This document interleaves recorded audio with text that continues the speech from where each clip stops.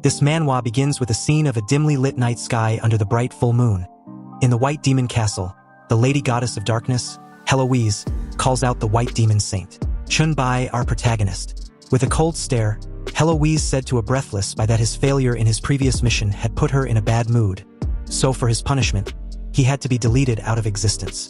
Maybe, if he ends up in hell, he will learn a thing or two about the consequences of failing a mighty being such as herself. Shocked at the unexpected and unforgiving turn of events, Bai, sweating profusely, begged for his life. He loudly asked Heloise to please consider his past accomplishments and give him another chance.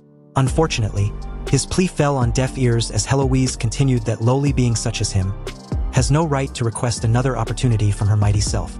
And as for Bai's white magic castle, well, it will face the same fate as him, obliterated with the darkness. So with that, endless darkness descends on the white magic castle, devouring everything in sight, including him. Seeing this, Bai struggles pointlessly to survive. However, moments later, he was plunged in the pit of the endless darkness. As he was being consumed, he thought of how he had completed nearly 100 quests for Heloise, to the point that it was basically the entire sum up of his life, and due to his dedication, he was still a virgin loser. But just because of one failure, he was being wiped out. On top of that, Heloise never considered him as nothing other than a lowly human trash. In that case, fuck this shit. He refused to accept it. He would never submit to this bitch. As the darkness consumed 80% of his body, leaving his head to his chest with one arm, Bai laughed menacingly about his fucked up situation. So with his remaining strength, he gave Heloise the middle finger, calling her an evil dark bitch as his final act of defiance. However, Heloise, with her cold and nonchalant demeanor, casually stepped on Bai's remaining body like squashing a disgusting bug under her feet into the sea of endless darkness. So as his remaining body finally deteriorate, leaving his hourglass necklace, Bai suddenly woke up from his bed, shouting on top of his lungs, still cursing and giving the middle finger to Heloise. Sweating bullets, he regained his bearings and wondered why he was not dead. Turning his head from left to right and right to left, he noticed that he was in his dorm from his college days. How did I get here? Wasn't I killed by that bitch? Bai questioned himself in complete shock. He then wondered if it was a dream, but the decades of trial he went through felt so real. Steeling his resolve, he concluded that it wasn't a dream. It was in that moment that he noticed his necklace, the hourglass. It was the item he obtained 20 years after the arrival of the Universal Will, and when the trial began, it was the most unique item he had ever seen. The hourglass can't display any attributes and can't be destroyed, so he always kept it with him. He also remembered that the sand was at the bottom, it wouldn't flow even if turned upside down, but now it's at the top. So with that, Bai believed that the sand flowing back meant time had reversed, and as he checked the current time he was in, June 5th, 2023, 10 days before the arrival of the Universal Will and the start of the trial. It is revealed that 10 days later, on the 15th of June, the Universal Will would officially arrive and the trial will begin. More than 90% of humanity will die, and the deceased humans will turn into various zombies and monsters. All conventional weapons will fail, and the world will witness its demise in just one night. However, along with the dangers of the Universal Will and the trial, came opportunities for those who survived. They awaken innate abilities, and many magical equipment and items from various copies were also descended onto Earth along with the Universal Will. These good things even attracted gods who control the rules of the universe, and these gods cannot directly intervene in the trial, so they attract humans under the guise of protection, attempting to gain benefits from it. In his previous life, he was not strong enough, and due to this, he paid a lot to just join under Heloise's command. Bai desperately completed every task Heloise assigned him, trying to enhance his status, but what he never expected was to be erased just for failing one mission. Moments later, Bai received series of notifications as he searched the news for any weird abnormality. He found what he was looking for, and the news made mention of a new type of rabies, something like zombies from the movies. Patients at Jiangcheng First Hospital are going crazy and biting people. Also, something unbelievable occurred at the hospital. Apparently a body in the middle of forensic dissection at the medical examiner's office woke up. Bai read everything and knew where to start his quest in getting stronger. This time, he plans on getting stronger enough that he wouldn't rely on anyone or any god. Scratch that. He wants to become strong enough to crush even the gods. To crush their narcissistic asses under his feet just like that bitch Heloise did to him. Also, he will make her pay for what she did to him, Bai vowed to himself. So with that, he made his way to the hospital, thinking that 10 years later after the trial began, someone claimed to have discovered the only way to upgrade innate abilities. The person said that 10 days before the trial began, a person's innate abilities actually became effective, and if one discovers and utilizes their innate abilities, they can upgrade them. Again, in his previous life, his innate ability was an E-rank virus resistance. According to that method, by thought of using it to upgrade his innate ability, he must use the virus to trigger and strengthen it in advance. Bai hides behind a wall as he listens to a doctor commenting on how such strange symptoms was truly unprecedented. The nurse replied, saying that she feels like the patient looks exactly like a zombie in the movies.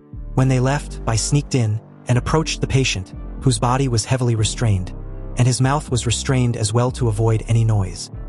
He stood directly beside the patient, silently confirming out loud that it was indeed a zombie. And as he plunged a syringe into the patient's arm for his blood, Bai commented that to utilize and train his virus resistance innate ability, he can only rely on this patient's blood. He drew some of his blood, commenting that it was enough to trigger his innate ability. A while later, he arrived at his dorm, noticing that his roommates were not present, indicating that they were going to stay up all night. He then took out the syringe with the zombie's blood, momentarily stared at it, thinking that if the theory was wrong, then he will die. Fuck it, he will take his chance. He plunged the syringe in his arm and injected the blood into his body. Before the time reset, Bai struggled for decades as a weakling, barely surviving until he finally made progress. So even if he awaked an E-rank innate ability again, this time, knowing the future, he would still miss opportunities due to being too weak. So as the blood seeps into his body, bulging his veins and eyes, Bai experienced an unimaginable pain. He willed himself, commenting that to start over and still be weak was equivalent to him begging for death. If that's the case, he might as well just die now. Seconds later, his wish was granted as he collapses on the floor, losing consciousness as everything fades into complete darkness. In the darkness, Heloise stood in front of his struggling, crouching form. She called out to him, telling him to just give up his futile resistance and embrace the darkness. As a lowly human as himself, he should just be part of the darkness, as that was his most fitting end. Seeing the hallucinated figure, Bai commented, "Oh please, not this bitch again. Seriously, Heloise. Even in my sea of consciousness you still want to torment me." Bai roared loudly with complete determination and hatred-filled expression. "Just you wait, you fucking bitch. Chen Bai will make you pay for everything." A while later, in his dormitory, Bai stood on his balcony, still in a zombie state. He heard the noise of his dorm's door opening, and as he turned around, his roommates stared at his appearance with an expression like their souls had left their bodies. They immediately took a defensive stance and asked him what was going on. Hearing his name snapped him back to his senses, and as they all stood there, momentarily silent and unmoving, Bai welcomed them back and told them he was going to the washroom to clean himself up. He dashes for the door, leaving them speechless. In the washroom, he stared in the mirror, ecstatic that the theory worked. The zombie virus didn't kill him, and his innate ability has upgraded successfully. He also wondered what level his innate ability will be after awakening. At that moment, the Universal Will appeared, congratulating Chen Bai on being selected as a pioneer, receiving the title of Pioneer and Awakening in advance. Bai heard the announcement in his head and immediately knew that it was the voice of the Universal Will. Also, he thought that if he had already awakened, then he can open his status window. He first opened the title interface with a joyful expression. As a pioneer, he was among those who had discovered, utilized, and trained their abilities before the trial began. Therefore, he can possess this title. All attributes increase by 5%. Experience gain also increases by 10%. So with that, he can open his attribute panel in advance. A sly grin formed on his face as he thought that a percentage boost was the perfect title. Bai then went on to check his innate ability panel. In excitement, his hand dented the tile he was resting his hands on. His innate ability was the Virus Monarch and SSS Awakened ability. The Virus Monarch was the most powerful ability in the virus element.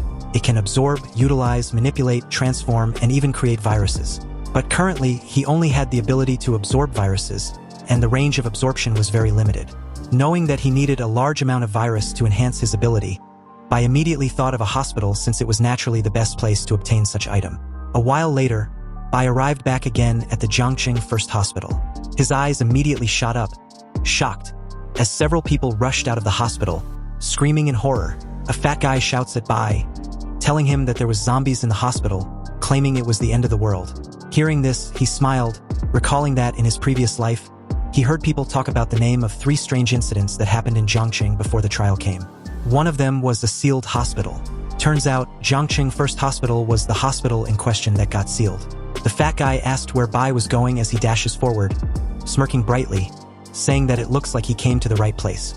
He launched towards an incoming zombie, grabs his head and pin him to the ground. The Virus Monarch's talent skill was virus absorption. As he placed his hand on the zombie's face, he absorbed the virus from the zombie's body and gained 1 virus point, used for strengthening his abilities. So, as the rest of the zombies outside rushed towards him, Bai excitedly told them that none of them will be able to escape. Meanwhile, in the hospital on the 4th floor's restroom, a few group of zombies were trapped with 2 people. The guy, Lu Feng, was sweating bullets, repeating to himself that it was over, and he didn't want to die. So as one of the zombies continuously hits on the stall he was hiding in, he turned to a pink short-haired girl, Suzin, who happens to be a nurse at the hospital. Crouching on the floor behind Lu Feng, Suzin asked what they should do now. Hearing this, Lu Feng was silent and started to shake uncontrollably, prompting Suzin to ask what was wrong with him. Lu Feng's expression turned malicious, and as he approached Suzin, he told her that he's been chasing her for so long, but she never agreed. Now that they were about to die, why don't they enjoy themselves before they do? Hearing this, Suzin shouts that Lu Feng was mad. How can he spout such nonsense? Hearing the noise, the zombie plunged his hand in the stall, reaching for them. A second later, the entire door was destroyed as Lu Feng frighteningly looked back, wondering how this situation could be happening. He reached and grabbed Suzin's hand, pulled her past himself, and pushed her towards the zombie, using her as a human meat shield. With Suzin and the zombie out of the way, Lu Feng rushed towards the window. A second later, the same zombie was hot on his heels in a flash. Lu Feng suddenly had a crazy idea. He thought of how it was merely the 4th floor, so there was the possibility of him surviving if he just makes the jump. However, before Lu Feng could take the plunge, the zombie launched for him from behind. Fortunately, the zombie missed, crushing through the window. Unfortunately, Lu Feng died from the sudden impact, hanging on the broken window. His eyes turned completely pale as fresh blood dripped from his nose, signifying his lifeless figure. Several minutes later, it is shown that several zombies were found dead in the lower floors. And as Bai reached the 4th floor, he came across Suzin still in the process of turning into a zombie. So after he dealt with the zombies in the restroom with her, he crouched down beside her and placed his hand on her forehead. Knowing that the military will soon arrive to seal off the hospital, he needed someone who knew the hospital's layout to lead the way. So with that thought, Bai activated his virus absorption and sucked out all the zombie virus inside her, canceling her transformation process. Suzin suddenly opened her eyes, sat up with a surprised realization of what happened to her, and turned to Bai, thanking him for saving her. Bai, however, was a little bit surprised that what he did actually worked. He grabbed her hand and asked her if she remembered what happened. Suzin replied that she does. With no time to waste, Bai then asked her that he needs her help with something in the hospital. However, Suzin, embarrassed with the state of her clothes, replied that she wants to change into something new first. Ignoring her insignificant request, Bai again grabbed her hand and told her that there was no time to waste. She just has to take him to the place where the hospital keeps their viruses. A while later, they were at the hospital's laboratory. Suzin then mentioned that this was where they kept their viruses, and all clinical samples from patients were tested here as well. Grabbing all the viruses he can find, Bai immediately started mixing them together, shocking Suzin to inquire what he planned to do with it. After mixing them, he used his virus absorption skill to siphon everything into his body as series of notification rang out. Bai gained several virus points, such as the initial acquisition of hepatitis of 10 virus points, influenza of 7 virus points, herpes of 9 virus points, and finally an HIV of 10 virus points. With all the viruses absorbed, next was strengthening of the zombie virus with the viruses he just acquired. Bai knew that there were several methods of enhancing his strength. They were the ancestor virus, the dark light virus, the decay virus, the coxy virus, and lastly the T virus. But it seems that the most beneficial method of enhancing his strength was the dark light virus. You see, zombies virus evolves into the dark light virus, and all attributes increase by 10. Self-healing ability also increases by 200%. Bai successfully obtained the core ability of the dark light virus to evolve and devour. He knew that the dark light virus was a virus primarily focused on devouring and evolving. Suddenly, Suzin shouted, telling Bai that a zombie was approaching from the door. Seeing this, Bai told her to stay where she was. Then, in a flash, he grabbed the zombie's neck in the other side of the room. He was amazed with his speed and strength, considering the zombie he's holding weighs about 150 pounds, and he doesn't feel any difficulty at all. He smirks, saying that it was a good opportunity to test his new ability.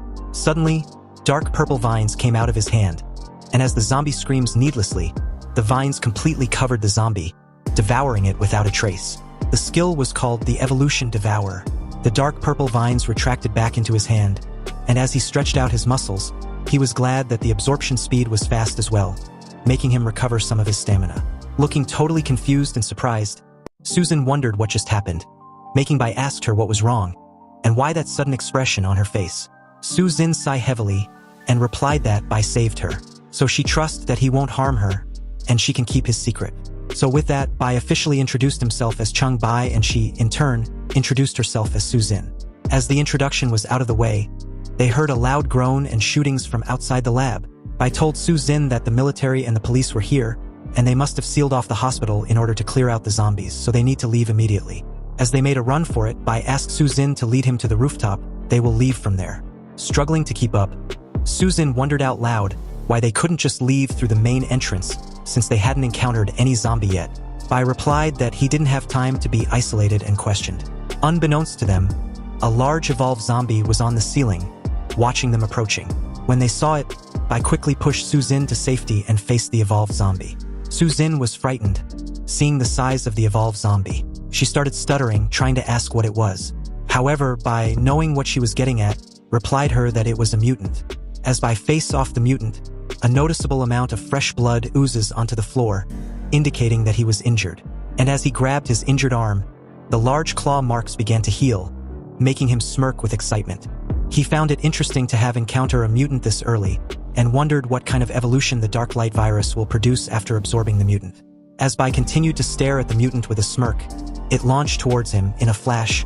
It was upon him with its arms raised, intending to rip him to pieces. Fortunately, Bai quickly noticed. He exerted a considerable amount of effort in his legs, and leaped upwards, dodging the mutant's strike as it broke the floor, denting it greatly. In the air, Bai stepped on the mutant's head, using it as a stepping stone to leap over it. However, with its fast reflexes, the mutant turned its body just enough to use its claws to slash the air, aiming for Bai. Fortunately, Bai angled himself in mid-air, again, dodging the mutant's lethal attack. After putting a significant distance between them, Bai grabbed a nearby zombie and absorbed the virus from its body. As he did, he commented on how the overall quality on the mutant were on par with his.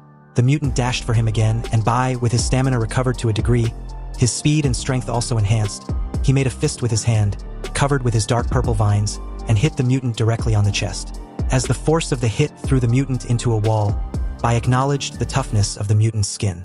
Again, he then immediately put a distance between himself and the mutant as the mutant fell on the ground. When it got up, its face darkens as it roared loudly with intense killing intent. It was in that moment that Bai's arm completely healed. He also noticed that his hit didn't make any effective damage, implying that it was going to take a lot of time to deal with this mutant. In that moment, Susan used her elbow to break the glass of a nearby fire hose cabinet and took out an axe. She quickly called out to Bai and threw the axe towards him. However, before the axe could reach him, the mutant made a mad dash forward for his neck. Bai, however, with his amazing reflexes, leaped backwards as the mutant claws narrowly missed him. In the air, he caught the axe, thanking Susan. Then, he landed on the mutant's shoulder, and the same as earlier, he used the mutant's shoulder as a stepping stone. But as he made another leap, he swung the axe as the mutant did the same with its claws. Fortunately, its claws merely nicked his stomach, marking his shirt. On the other hand, the axe sliced the mutant across the chest as it roared in pain. So with that, Bai and the mutant engage in a fierce battle as they fought to a draw, both parties momentarily gaining the upper hand. However, neither can seem to land a fatal blow. As the fight drags on, Bai intended to end it soon, so he threw the axe at the mutant. However, when the axe struck the mutant, it feigned indifference and again launched for him, intending to close the gap Bai keeps creating. As the axe bounced back after hitting the mutant, it became apparent that its stamina was wearing out, making it crouch down. Realizing this, Bai approached it, commenting on how he didn't expect the mutant to have held out for as long as it did. He leisurely rested his foot on the mutant's head, and teasingly told it that it should have gone for his head rather than his hand when it had the chance. However, he, on the other hand, would do no such thing. So with that, he raised the axe, intending to relieve the mutant of his head. Unfortunately, the mutant went berserk, veins bulging out on its head as it crashes by into the wall with a massive force. The sudden impact made him spurt out a mouth full of fresh blood. This scene shocked Susan greatly. She immediately calls out to Bai, asking if he was okay. Bai let go of the axe, thinking that there was no other way except devouring. The mutant, with his claws, reached into Bai's stomach, intending to rip him apart. Seeing this, Bai grinned excitedly, asking the mutant if it felt the same. Thus, the prospect of wanting to tear him apart. Hearing this, the mutant roared loudly. A second later, it was shocked to see several dark purple vines burst out of Bai's stomach and started covering every inch of its body. Bai activated his evolution Devour as the dark purple vines completely engulfed the mutant. Seeing this, Bai teased the mutant of being frightened now that it was caught in his web. He continued that it was too late for the mutant to do anything about it other than being his sustenance. Suzin watched the entire scene, and at that moment, she was confused and decided to give up on trying to make sense of what she just saw. Meanwhile, the system chimed in, notifying Bai that the devouring of a second-stage clawed zombie was complete, and his black light virus transformation was in processing. After the processing was complete, he obtained a clawed zombie ability called the Bone Claws. Witnessing this, Bai was ecstatic. He thought devouring and then evolution, it looks like choosing the black light virus was indeed correct. At that moment, multiple footsteps headed their way. Several military men, armed to the teeth, told Bai and Suzin to raise their hands. Simultaneously, they wondered if they were zombies. Bai fell silent for a moment, then turned to Suzin, indicating that he intended for them to make a run for it. As the military men told them that they had to the count of 3 to raise their hands or else they will shoot, Bai lifted Suzin into his arms, and as the countdown reached 0, they started shooting. Several bullets were fired at them as Bai made a run for it. Suzin directed him on the path he should take that leads to the rooftop. However, the continuous rapid firing made her worry, questioning Bai if he was okay. Bai replied, telling her to refrain from speaking and not move in his arms. The scene shifts to the rooftop. The quiet and clean scenery suddenly disappeared as Bai forcefully kicked open the door. He then asked where Susan's home was, to which she replied that it was in Rongfeng neighborhood, North 4th Road, Nanbai Street. Hearing this, Bai gave a bright smile and told her to hold on. Then, he made a mad dash on the rooftop and suddenly jumped, scaring the living daylight out of Suzin, who hugged Bai tightly by the neck.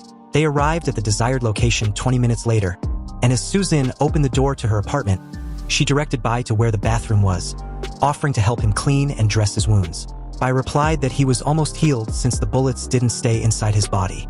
Hearing this, Suzin felt a little skeptical. This made Bai decide to show her, so he undressed, removing his shirts. Seeing this, Suzin pointed to the wound on Bai's hand, telling him that it wasn't fully healed, then his stomach, and finally, his chest. However, looking at how ripped Bai was, Suzin couldn't help but blush furiously. Reading the room, Bai teasingly said that if he eats her, he would surely make a full recovery. He then asked her what she thought. Will she want to sacrifice herself? Hearing this, Suzin answered, saying that if Bai was going to eat her, he would have already done so, since he had numerous opportunities. In that moment, Bai closed that distance between them, and seductively replied that she was wrong. He didn't eat her earlier because the environment wasn't quite suitable. And also, she misunderstood what type of eating he was referring to. So with that, he ripped out the remaining clothes on Susan's body, saying that the environment was good and more suitable now. He then asked again about what she thought about helping him recover. Will she willingly sacrifice herself? Hearing all this, Susan's face was all kinds of shades of red. She began stuttering, unable to form a sentence. So Bai took the plunge and kissed her on the mouth. Seconds later, they were in the bathroom, ensuring that his eating session was thoroughly enjoyed without any disturbances. Meanwhile, at the entrance of the bathroom, Bai's phone buzzed excessively. On his phone, series of messages rang out. It was his friend, Zhao Mu, who mentioned that their class beauty, Songgu, was looking for him. Immediately after, Songgu also messaged him, asking if Bai went to Jiangxing First Hospital like his friend told her, and if he was dead. If he wasn't, he should answer her immediately. The very next day, Bai was leisurely walking down on the street, a bag in hand, phone in the other, doing research on the 3 strange incidents that actually happened in Jiangxing before the trial. He found out that including the SEAL hospital, the other 2 were the suburban bombing and the monster slaughterhouse. Bai didn't know much about these 3 strange incidents. However, given the little information he could find about them before the trial's arrival was an absolute headache. And from the looks of it, nobody seemed to care much about it either. To everyone, it was just something unimportant that was occasionally mentioned in casual conversations. Just then, Susan called. Bai answered, telling her that he was on his way with their breakfast, but she quickly cut him off. Susan said that 2 men are at her apartment looking for him, and that's due to the fact that someone named Song Ziqiong wants to see him urgently. She continued that the men looking for him don't look like good people. Also, since they bluntly made mention of Song Zicheong wanting to see him, then it's highly probable that it's a scam. The reason being that Song Zicheong is basically the queen of Jiangcheng and doesn't openly invite anyone. Su Xin asked what she should do. Hearing this, Bai replied that they weren't lying, however. She should tell them to wait outside for him. It was at this moment that Bai checked his messages and found out that Song Gu had been trying to reach him non-stop. Song Gu is the daughter of Song Zicheong. Also, she was a classmate of his and they had some entanglement together in the past. After reading through the messages, Bai found it interesting that Song Gu went to see her mother. And since she could find her way to Su Xin's place meant that she must know something. Bai realized this and decided that it seemed necessary that he meets with Song Zicheong. A while later, at the suburban freezer warehouse, a car makes a sharp turn before coming to an expected stop. Bai got out of the car, and one of the men told him that Song Zicheong was waiting for him inside. From rags to riches, Song Zicheong became the richest person in Jiangxing by excelling in both legitimate and illegitimate endeavors. Also, after the trial's arrival, she was awakened as an A-level talent, swiftly building her power, and eventually, she unified the whole Jiangxing amidst the three-way competition, truly becoming someone deserving of the title Jiangxing's queen. In his past life, Bai could only look up to someone like that. However, things are different now. Bai thought that if she could recruit Song Zicheong to his side, then there will be much more he can do during the current interval before the trial begins. As they entered the warehouse's corridor, Bai was officially introduced to Song Zicheong. Song Zicheong apologizes for bringing him here on such short notice, but she couldn't have it any other way at the moment. Hearing this, Bai asked if there was something she wanted to talk to him about. Song Zicheong replied that she called Bai here because Xiao Go, her daughter, came home in panic, requesting that she save Bai since he went out of contact at Jiangcheng First Hospital. So the reason for this gathering was to see what kind of man could make her daughter so nervous. She continued that she was curious about what's so charming about Bai to capture her daughter's attention. Hearing this, Bai wasn't buying her bullshit. He bluntly stated that Song Zicheong should stop beating about the bush and just mention what's the real purpose for her meeting. Song Zicheong commended Bai for being quite straightforward. So due to this, she won't beat about the bush anymore. She replied that, to put things bluntly, she wants Bai to be her man. He can also have her daughter if he's interested in her, because being her son-in-law wasn't out of the question either. Bai replied, wondering out loud what could be the reason for Song Zicheong to want him so badly. Song Zicheong turned back slightly, and with a sly smile, she answered by that with his heroic performance at the hospital, who in their right mind wouldn't want him, or in her daughter's case, have feelings for him. Hearing Song Zicheong casually made mention of his deeds at the hospital shocked Bai greatly. He remembers destroying the hospital surveillance system and power supply, so how did Song Zicheong know about what he did at the hospital so quickly? Song Zicheong teasingly told him not to underestimate her capabilities. At least, during the time from the lobby to the monitoring room, her people could still trace him. Also, she was lucky to conveniently have someone in the hospital who was trapped at the ward. That person luckily saw everything and relayed everything Bai did at the hospital. Thanks to Bai killing all the zombies, she was safe and sound. Unfortunately for Bai, she took a video of his fight against the mutant. So as Song Zicheong showed by her proof, she was confident in how lucky she was that among the survivors brought out of isolation by the military troops the next morning, she found a colleague of Su Xin who was quite familiar with that bastard Lu Feng. Hearing Lu Feng's name, Bai recalled the night before where he shared with Su Xin. She made mention of Lu Feng. Su Xin said that Lu Feng was in the bathroom with her, and not only did he try to forcefully have his way with her, he also pushed her towards the zombies, using her as a human meat shield. So as Su Xin continued to tell Bai everything that happened to Lu Feng, from running to the window, to getting his head smashed through the window's glass. Finally realizing Lu Feng was the one hanging on the window, Bai questioned Su Xin if Lu Feng wasn't dead when he came in. Su Xin replied that she believed he was. However, she hates Lu Feng so much for what he did to her, and wants nothing to do with him. Anyway, she feels much better now, and she would like to continue what they started earlier. Bai cheekily stared at a blushing Su Xin with one eye, and replied that he really didn't expect her to be a first-timer. Also, Su Xin's screams from just moments earlier was quite tragic. Su Xin apologizes and Bai answered that it was okay since they had plenty of time in the future. However, Su Xin was not having it. She replied that she must satisfy her lifesaver at any cost. So with that, she got on top and the rest was a wild marathon throughout the night. Back at the suburban freezer warehouse at the corridor freight elevator's first floor, Bai asked Song Zicheong if she could tell him where the isolated survivors were.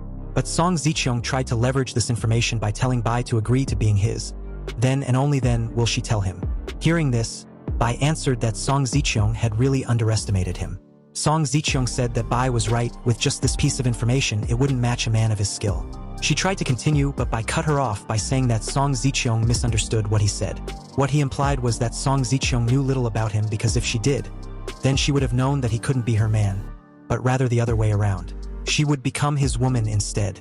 So with a sly grin, Bai activated his bone claws skill, trying to intimidate Song Zicheong, and also show her what she was up against by extension. Seeing this, Song Zicheong, with a visibly worried expression, asked if that was really a mutation of the zombie virus. Her bodyguard immediately got in front of her, alert and ready to fight Bai if it comes to it. However, Bai just casually waved his hand, deactivating the bone claw skill, continuing that if Song Zicheong agrees to be his woman, she will also tell her what it was that he just did. With both parties at a stalemate, Bai asked Song Zicheong what she thought about his offer. Song Zicheong just smiled and replied that Bai also underestimates her as well. With just those claws, did he think she could win her over? Moreover, Bai already has Suzin and she is pretty as well. Why will he be interested in an old lady such as herself? In a flash, Bai was delicately holding Song Zicheong's chin, and with a touch of his unlimited riz, he replied that who wouldn't be tempted by such a beautiful woman. He continued by purposefully saying that everyone has their strengths and weaknesses, and at least in these days before the apocalypse, there were much more Song Zicheong could do for him that Suzin can't. The word apocalypse didn't go unnoticed by Song Zicheong. She asked what just a few zombies could do. Zombies? They are not even worthy of being called a warm-up. Bai replied her with a devilish grin. Hearing this, Song Zicheong knew that Bai knew more than what he was willing to share. More than she could even imagine, Bai replied. At this point, Song Zicheong knew that they were both not the type that will submit to the other. So, she proposed a cooperation, her help for Bai's knowledge. Hearing this, Bai readily agreed as both parties shook on it. As they did, Bai commented on how conquering the Queen of Zhenqing was indeed not easy to do. Song Zicheong replied that it wasn't. However, she'd never come across any man who could conquer her, and she is actually looking forward to that person. However, she encourages Bai to keep up with his effort. As they were filling each other out, a loud bang rang across the entire warehouse. It was a gunshot, alerting them to wonder what was going on. As the shootings intensify, Song Zicheong explained to Bai that a night ago, Commander Huang of the Jiangcheng military region sent Captain Zhao to negotiate with her. They've requisitioned some refrigerated warehouses to store live zombies and survivors rescued from the isolated hospital. Confident that the rapid gunfire was from them, Song Zicheong wondered curiously what could have gone wrong there to cause such a ruckus, since there were only around 30 zombies locked in the cold storage. She was genuinely confused because the zombies captured were hardly capable of moving, and the military had also stationed half a platoon there with them. Bai listened carefully, and thought that he didn't expect the discovery of the zombies to happen so quickly. This is due to their sluggishness in low temperature, but since the military wouldn't know that extreme conditions increase the probability of zombie mutation. At this moment, Bai had a suddenly realization: the suburban cold storage and mutated zombies were too obvious and coincidental to ignore. That location was indeed the third location of the 3 strange incidents that actually happened in Jiangcheng before the trial, the suburban bombing. So with a wide grin, Bai was excited, wondering what kind of mutation the zombie will be. He then tells the 2 women behind him that they need to go check it out. Meanwhile, at that location, several military men struggle to fend off a mutated zombie. Aiming for its mouth, one of the men throws a hand grenade directly at the mutated zombie, causing it to roar loudly, wallowing in pain. The hit also made it falls backwards, dusting the area as it crushes into the cold storage building. As the smoke of the hand grenade, together with the dust, engulfed the mutant entire figure, encasing it, its figure hidden within the smoke, making the soldiers unable to see where the mutant was. Suddenly, a large figure grabbed a soldier and with a loud roar, the soldier was crushed to death. Seeing this, Supreme Commander, Captain Zhao, told his men that their weapons could not cause effective damage. So everyone should form a group with the people around them and spread out to attract the mutants' attention separately. They must hold out until reinforcements arrive. At that moment, Song Zicheong appeared behind Captain Zhao, and while approaching, she told him that he should tell his men to cease fire and retreat. Confused, Captain Zhao turned around and asked what she meant by that. What I meant was, you, Captain Zhao, including your soldiers, can't injure that meat mountain of a creature. She then questioned if Captain Zhao wants his men to plunge into their deaths in vain anyway. This time, Song Zicheong tells Captain Zhao to order his men to protect her cold storage employees and the survivors from the isolation hospital he brought from there, and he should hurry up about it. Hearing this, Captain Zhao replied that it was impossible.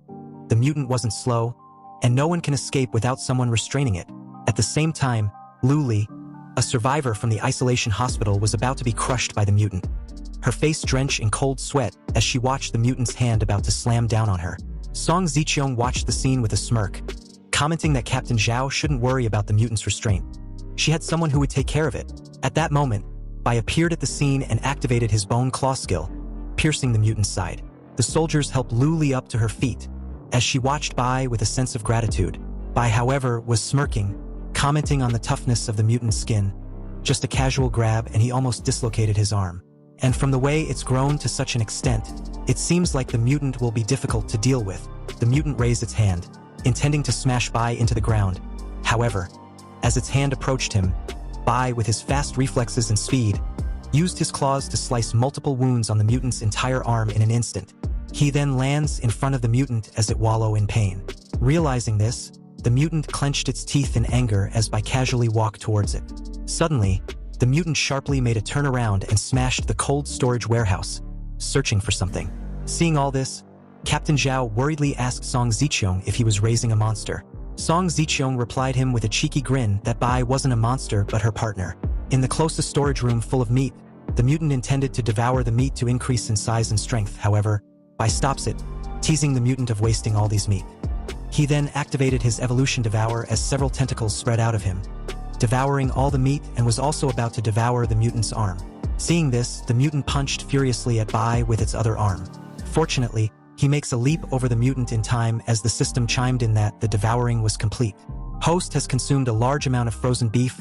Blacklight virus has evolved slightly, increasing host's strength and endurance. Seeing this, Bai smiled. This was truly a premium beef. Not only did it restore his energy but also made him level up. Realizing this, Bai knew that the mutant was trying to replenish its lost energy. The mutant looks exhausted, so it was time for it to die. Bai laughed menacingly at the mutant. Moments later, a massive beam of energy was shot at the mutant, shocking both Song Zicheong and Captain Zhao. And as the mutant was falling to the ground, Bai followed with a skull-crushing punch to the mutant's forehead. However, immediately after, he flinched when the mutant raised its hands intending to crush Bai. Bai saw this and smirked mockingly, activating his evolution devour again. And as the tentacles burst out and gradually wrap around the mutant's entire body, and also restraining its hands, Captain Zhao was horrified and sweating bullets seeing this. However, Bai continued with his teasing as the mutant screamed needlessly. Captain Zhao could no longer stand idle and watch the scene unfold. He commented that Bai was definitely not human. Then, his face suddenly morphed as a wicked idea occurred to him. He thought of how, with both monsters restrained, it was the perfect opportunity to blow them up. So with a loud shout into his walkie-talkie, he ordered to have his reinforcements launch a missile to his desired coordinates. Fortunately, before he could give out the coordinates, a tap on his shoulder made him halt his actions. He turned to look at Song Zicheong, who warned him to think carefully. Bai was helping them now, and he also saved his fucking ass a while ago. He doesn't need to do something stupid that will end badly for everyone. 10 minutes later, Bai had successfully devoured the mutant. However, the soldiers, under Captain Zhao's command, aimed their firearms at Bai, who looked unbothered by the threat. Captain Zhao told his men to be on high alert on Bai's every movements. Hearing this made Song Zicheong displeased, so she reminds the captain about what she said earlier. Captain Zhao replied that he hasn't forgotten. However, if her partner decides to attack, then he will retaliate in kind. Closing his eyes, Bai felt an overwhelming surge of energy as the system prompt notified him that the first obtainment of a zombie virus variant Flesh Mountain. His strength form is primary and gained 500 virus points. Also, he unlocked the Virus King talent called Virus Injection. Seconds later, he opened his eyes, took a deep breath as his gaze sharpens. At that moment, another notification chimed in, notifying Bai that he devoured a rare mutant, which was a first-stage strength-type Flesh Mountain zombie. Therefore, all abilities of the Black Light virus will be greatly enhanced. And with that, his Bone Claws ability has evolved, growing in size and increasing in efficiency. Also, the strength form of the Flesh Mountain decomposed, and as a result, he gained another ability called the Heavy Hammer. This basically makes his hand increase in size massively, along with a superhuman strength. As he examines both abilities, Bai was delighted. Indeed, a significant evolution with the Heavy Hammer. He can feel an incredibly powerful force. However, it was unfortunate that there was nothing he could test it on. Seconds later, his hand retracted to its original form, and as it did, he reached into his jacket pocket for something. Smirking about his biggest gain of the day, the Flesh Mountain Core. The Flesh Mountain Core was a very rare material which could be used to craft equipment. However, Bai wondered what gains he might receive if he finds a way to control it, and even use it to create a flesh that can grow infinitely. As he contemplate on whether or not he should feed the flesh mountain core with more virus, thereby growing another flesh mountain to test its strength. Just then, Song Ziqiong called out to him, ending his reverie. Bai hides the flesh mountain core back in his pocket. At the same time, Lu Lai walks up to him with a bright smile, and as she stretched her hand, introducing herself, Bai told Lu Lai that he heard of her. She is a well-known journalist in Jiangxing, and also a somewhat famous internet celebrity. Curious, Bai then asked if Lu Lai was the one who secretly filmed him at the hospital. Hearing this, she replied him with her nervous smile that indeed, she was the one. Also, she wants to personally thank Bai for saving her twice. Bai closed the space between them and said saving her both times was just a mere coincidence. However, did she film his fight with the Flesh Mountain mutant? Lu Lai replied nervously that it was a professional habit, but if Bai did not like being recorded, she could delete it if he prefers it. However, Lu Lai did not expect Bai to tell her to keep it because he had a use for it, and she shouldn't send it out. They were suddenly interrupted by Captain Zhao, who informed him that their military district commander, Commander Huang, hopes that Bai could explain everything about himself and what he knows to the military. Looking at the captain, Bai remembered Huang Xingqiu, commonly known as Commander Huang, all too well. It was a name he would never forget. After the trials came, he coerced the awakened who were weak and alone, using them like pigs and dogs. At first, they used patriotism and national righteousness to comfort everyone, but later it was just arbitrary bearings and insults. Bai was one of them, struggling and starving, unable to even have a proper meal. The most ridiculous thing was, anyone who tries to leave was accused of treason and hunted down. This forced Bai to leave Jiangxing. So with those thoughts, Bai coldly stared at Captain Zhao, asking Song Ziqiong if he should oblige. Of course not, I don't know anything yet either, so why should you do what he says? Song Ziqiong replied Bai, who smirked asking what he should do then. Song Ziqiong told Bai that he doesn't need to worry, she will handle the situation personally. Seeing Song Ziqiong approaching, Captain Zhao suspiciously told her that she should understand the duty of being a citizen of this country, especially this city. However, Song Ziqiong was not having any of it. She stomped her heels firmly on the ground, and replied Captain Zhao that he should stop spouting nonsense like an official. What fucking duty was he referring to? He was just a platoon leader, not qualified enough to demand anything. Furthermore, he should go tell his master that if he has any issues, he should come to her himself. Hearing this, Captain Zhao was speechless. At that moment, one of his men came up from behind him and informed him that the isolated personnel were causing trouble, making a ruckus. What should they do about it? Hearing this made Captain Zhao gritted his teeth in anger.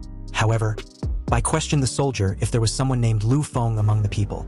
The soldier replied that there was, and from what he's seen, Lu Feng was the one causing the most trouble. Hearing that Lu Feng was alive, Bai asked Captain Zhao if he could see him. Captain Zhao readily obliged, knowing Lu Feng was the troublesome one among the lot.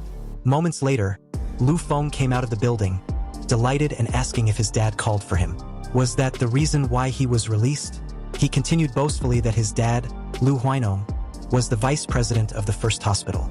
However, a tap on the shoulder shut him up, and as he looked worriedly at the person, Bai activated his skill, virus injection, and transmitted the zombie virus into Lu Feng's body. After that, he told Lu Feng that he had been looking for him because someone asked him to pass on a message to him. Lu Feng asked who Bai was, but Bai leaned closer to his ear, whispering that Su Zin told him everything that happened to her in his bed the night after. And from what Lu Feng did to her, Su Zin want him dead. Hearing this, Lu Feng began to sweat profusely, questioning Bai how Su Zin survived. It wasn't possible, and Bai was definitely lying. Suddenly, Bai stepped back, loudly telling everyone that Lin Feng was infected and was about to turn into a zombie. The sudden news made everyone alert, watching Lu Feng cautiously. Lu Feng was incredulous, saying Bai was just spouting nonsense. Was he playing him? He continued that Bai was the one about to turn into a zombie when he was done with him. Lu Feng then launched towards Bai, shouting that Su Zin was a bitch. How could she be with him? And this was a lie intending to trick him. Bai was going to die. At that moment, Lu Feng's anger clouded his reasoning. His eyes bulged out as the virus took over, transforming him into semi-mutated zombie. But before he could fully reach Bai, he activated his heavy hammer, punching Lu Feng.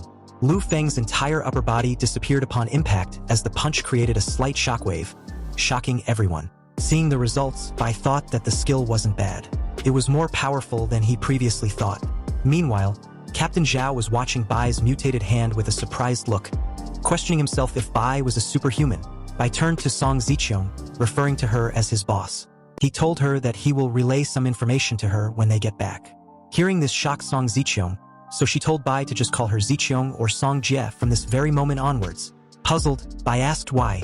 Song Zicheong grabbed Bai's hand and replied that she doesn't believe her partner should refer to her as boss. Besides, with this, it's still possible for her and those who also wants to be with him.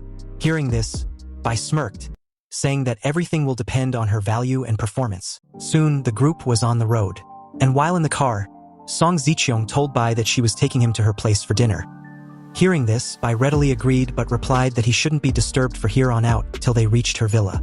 He had something to take care of. It was time for the lottery draw, and he wanted to see if there were any good rewards for defeating the Meat Mountain. So with that, he opened the inventory and from the looks of it, his luck wasn't that bad. Surprisingly, he obtained 2 skill books. One was an active F-class skill, Rampage Bloodlust, which increases all attributes by 3 for 10 minutes with a cooldown of a day.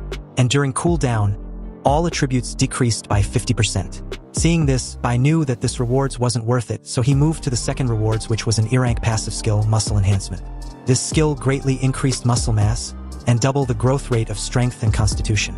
Yeah, this wouldn't work either. As a regressor, Bai knew that those who used this in his previous life all turn out to be muscle freaks, greatly reducing their flexibility. However, Bai thought that although they were not useful for him, these skill books were quite valuable in any of the trial. Whether it's for building a faction or rallying people, they were quite useful to have. Oh, and speaking of building a faction, Bai thought it was time he started planning. The other rewards for killing the Meat Mountain amounted his gold coins to 6, his silver coins to 35 and his copper coins to 6, just enough to establish his own chart group. He will use the chart group to gather pioneers and help them lay a solid foundation before the trial. They might be useful in the future. The faction in the latest stages of the trial in his previous life were complex, making the relationships established in the early stages of the trial crucial. So with that, Bai created a chat group, costing him 5 gold coins. The system notified him to name his chat group, but Bai decided against it for now, canceling the naming. Bai intends to rebuild his White Demon Castle and remake it into a divine kingdom. And as for Heloise, he will make sure to let that bitch crawl and beg, becoming the lowest dog at his feet when he is done with her. And that was a promise. The scene shifts to 3 hours later, at Song Zicheong's private villa. Song Zicheong, holding her chin, pondered. Based on what you said, in the cosmic trial, more than 90% of the population will become monsters and some will be gifted and become evolvers. Also, modern conventional means such as firearms and most electronic devices will be rendered useless. Upon hearing her analysis, Bai smirked, confidently saying that it was unfortunate, but that's all he can tell her at the moment. However, it should be enough for you to deal with the immediate challenges and gain an advantage, am I correct? No, not enough, Mr. Chen Bai. I will get straight to the point then. How can I become your person? Song Zicheong asked with a serious expression. Well, the first thing must be your ability. I don't need useless people. Second is loyalty. And I mean absolute loyalty, like a loyal dog to its master. As Song Zicheong continued to stare at Bai, she paused for a moment, her gaze exuding a confident decision. She replied that loyalty she can provide. And as for ability, she believed she was qualified. After all, influence, money and status were at her disposal in Jiangqing. No one can compare to her, but little did she know that the rules and values after the trial will be completely new.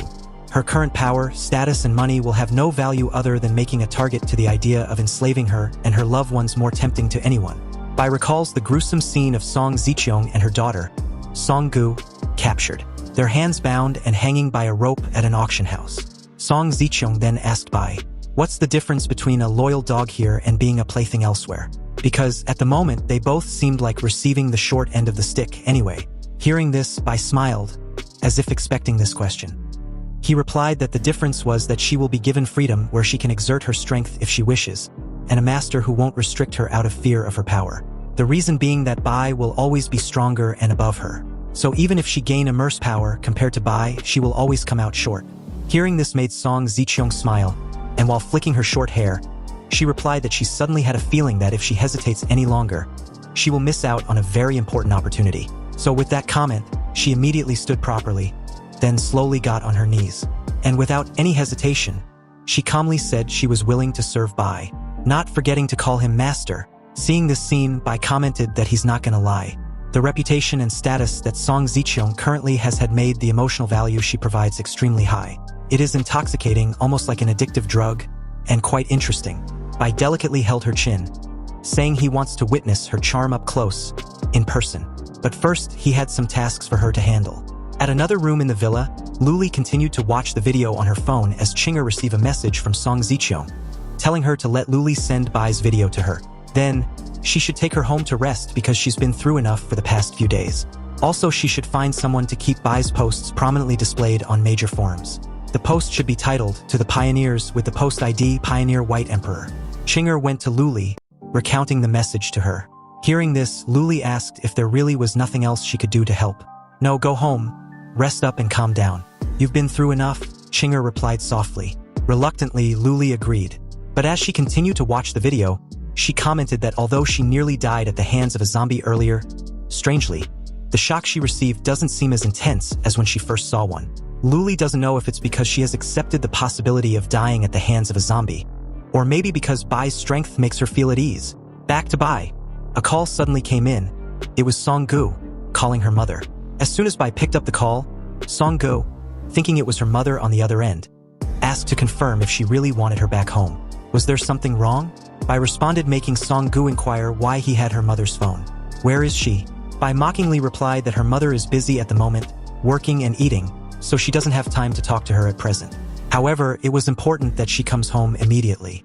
Song-gu didn't have the chance to give a reply before the call was cut, leaving her speechless. As she stares at her phone, enraged, Song-gu vowed to make Bai kneel under her feet sooner or later for what just happened. Like a pet, Bai patted Song Zicheong's head. She then asked if Bai can protect her daughter also. Bai replied that Song-gu lacks any ability, and her character has been spoiled by her mother's indulgence. However, if Song Zicheong works hard enough, he can guarantee that Song-gu will most likely not become a monster when the trial arrives. Hearing this, Song Zicheong's cheeks flushed red, blushing profusely. She thanked Bai for his consideration. The scene shifts to a secret warehouse at Suburban. In the car, Song-gu questioned her mother how she can believe something so absurd. Are you sure you're not being deceived by Chen Bai? I stopped you from looking for Chen Bai last night because of this. After we get off the car, don't speak and just observe quietly. Outside, Chinger told Bai that she visited all the places rumored to have zombies and monsters in the entire city the previous day. In the end, only this place was found. This place used to be an underground casino, but now all the gamblers inside have turned into zombies. There were about 160 of them, and I didn't find any special zombie like Meat Mountain. Hearing this, Bai thought of the zombie slaughterhouse. Could this be the place? Bai questioned himself in disbelief. No, it can't be. The hospital fit the description because they're indoors, and also it was the Meat Mountain because it's extremely difficult to kill. And this place is remote, so if something happens, it's hard for people to remember and spread it. He then asked Chinger, are you sure you went to all the places rumored to have zombies and monsters, but only found them here? Yes. Hearing her confirmation, Bai pondered. It seems that someone is still collecting zombies, and the place where he places them should be the zombie slaughterhouse. The military only contain a few dozen zombies at most, but this person wants to collect all the zombies and monsters. Is he a curious adventurer or a pioneer who knows some information? This is getting quite exciting. Bai then demanded for the door to be opened. So as the two guards begun to slowly creak open the massive gate in terror, the bloodthirsty zombies started to rush out with creepy sounds and terrifying noises. Their hungry eyes fixed on the person in front of them. They look like they haven't eaten in 1,000 years. The guard panicked as he himself didn't expect the horde of zombies to be in such frenzy. Then the horde of bloodthirsty zombies dashed towards Bai, screaming, and Bai stood there, preparing himself. Some jumped towards him while others crawled at him at an unbelievable pace. Bai, as cool as ever without breaking a sweat, in a flash, kicked the immediate zombie in the stomach, and used that momentum to launch himself in the air. In the air, he grabbed two zombies and smashed them on the ground. Su Xin took her phone and immediately started recording while Song-gu watched in horror, sweat dripping down her face like she'd been exercising the whole day. A while later, the fight was over as Bai, using his virus absorption, sucked the virus from over 100 zombies. He stood on top of a pile of their corpses, the virus radiating off his body in waves. The system congratulated Bai on obtaining the title Zombie Hunter by killing over 300 zombies. With this new title came with an E-rank skill Zombie Slayer, which boosts all attributes of +5 and also increases damage to a zombie by 5%. The system also informed him that he had collected 500 samples of zombie-class viruses, which could be used to exchange for the zombie virus serum formula. This was achieved using his virus points in the talent tree zombie virus entry. Bai was surprised seeing this. A devilish smirk formed on his lips as he thought of the possibilities. A zombie virus serum formula? This is a valuable item. Even awakened talents can sometimes be troubled by the zombie viruses. The system then asked if Bai wants to unlock the zombie formula, which would cost him 300 virus points. So as he chose yes, he thought that after all, not everyone has talents immune to viruses and ultra-strong physique. Bai then came outside and called Song Ziqiong and everyone to come inside. He asked Song Ziqiong if she remembered what he told her before they set off. Of course, holding a bat, Song Ziqiong replied with a knowing grin. Behind her was the three girls. So as Chinger and Su Zin confidently stare ahead with a stern face, Song Go covered her mouth, trying not to throw up. She finds the entire scene disgusting. As they entered the warehouse, Song Ziqiong commented that fighting zombies with cold weapons would greatly reduce the chance of turning into a monster when the trial comes. But killing zombies unharmed was a definite way of not turning into a monster when the trial arrives.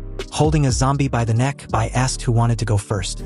It had to be one after the other since Bai wants to examine their strength and skills up close. Chinger stepped forward, saying she'd like to be the first. Hearing this, Bai let loose of the zombie, who dashes forward at Chinger. Chinger did the same as well, and as she got close enough, she grabbed hold of the zombie's arm, swiftly turned around, then with great force, body slammed the zombie to the ground, breaking its neck in the process.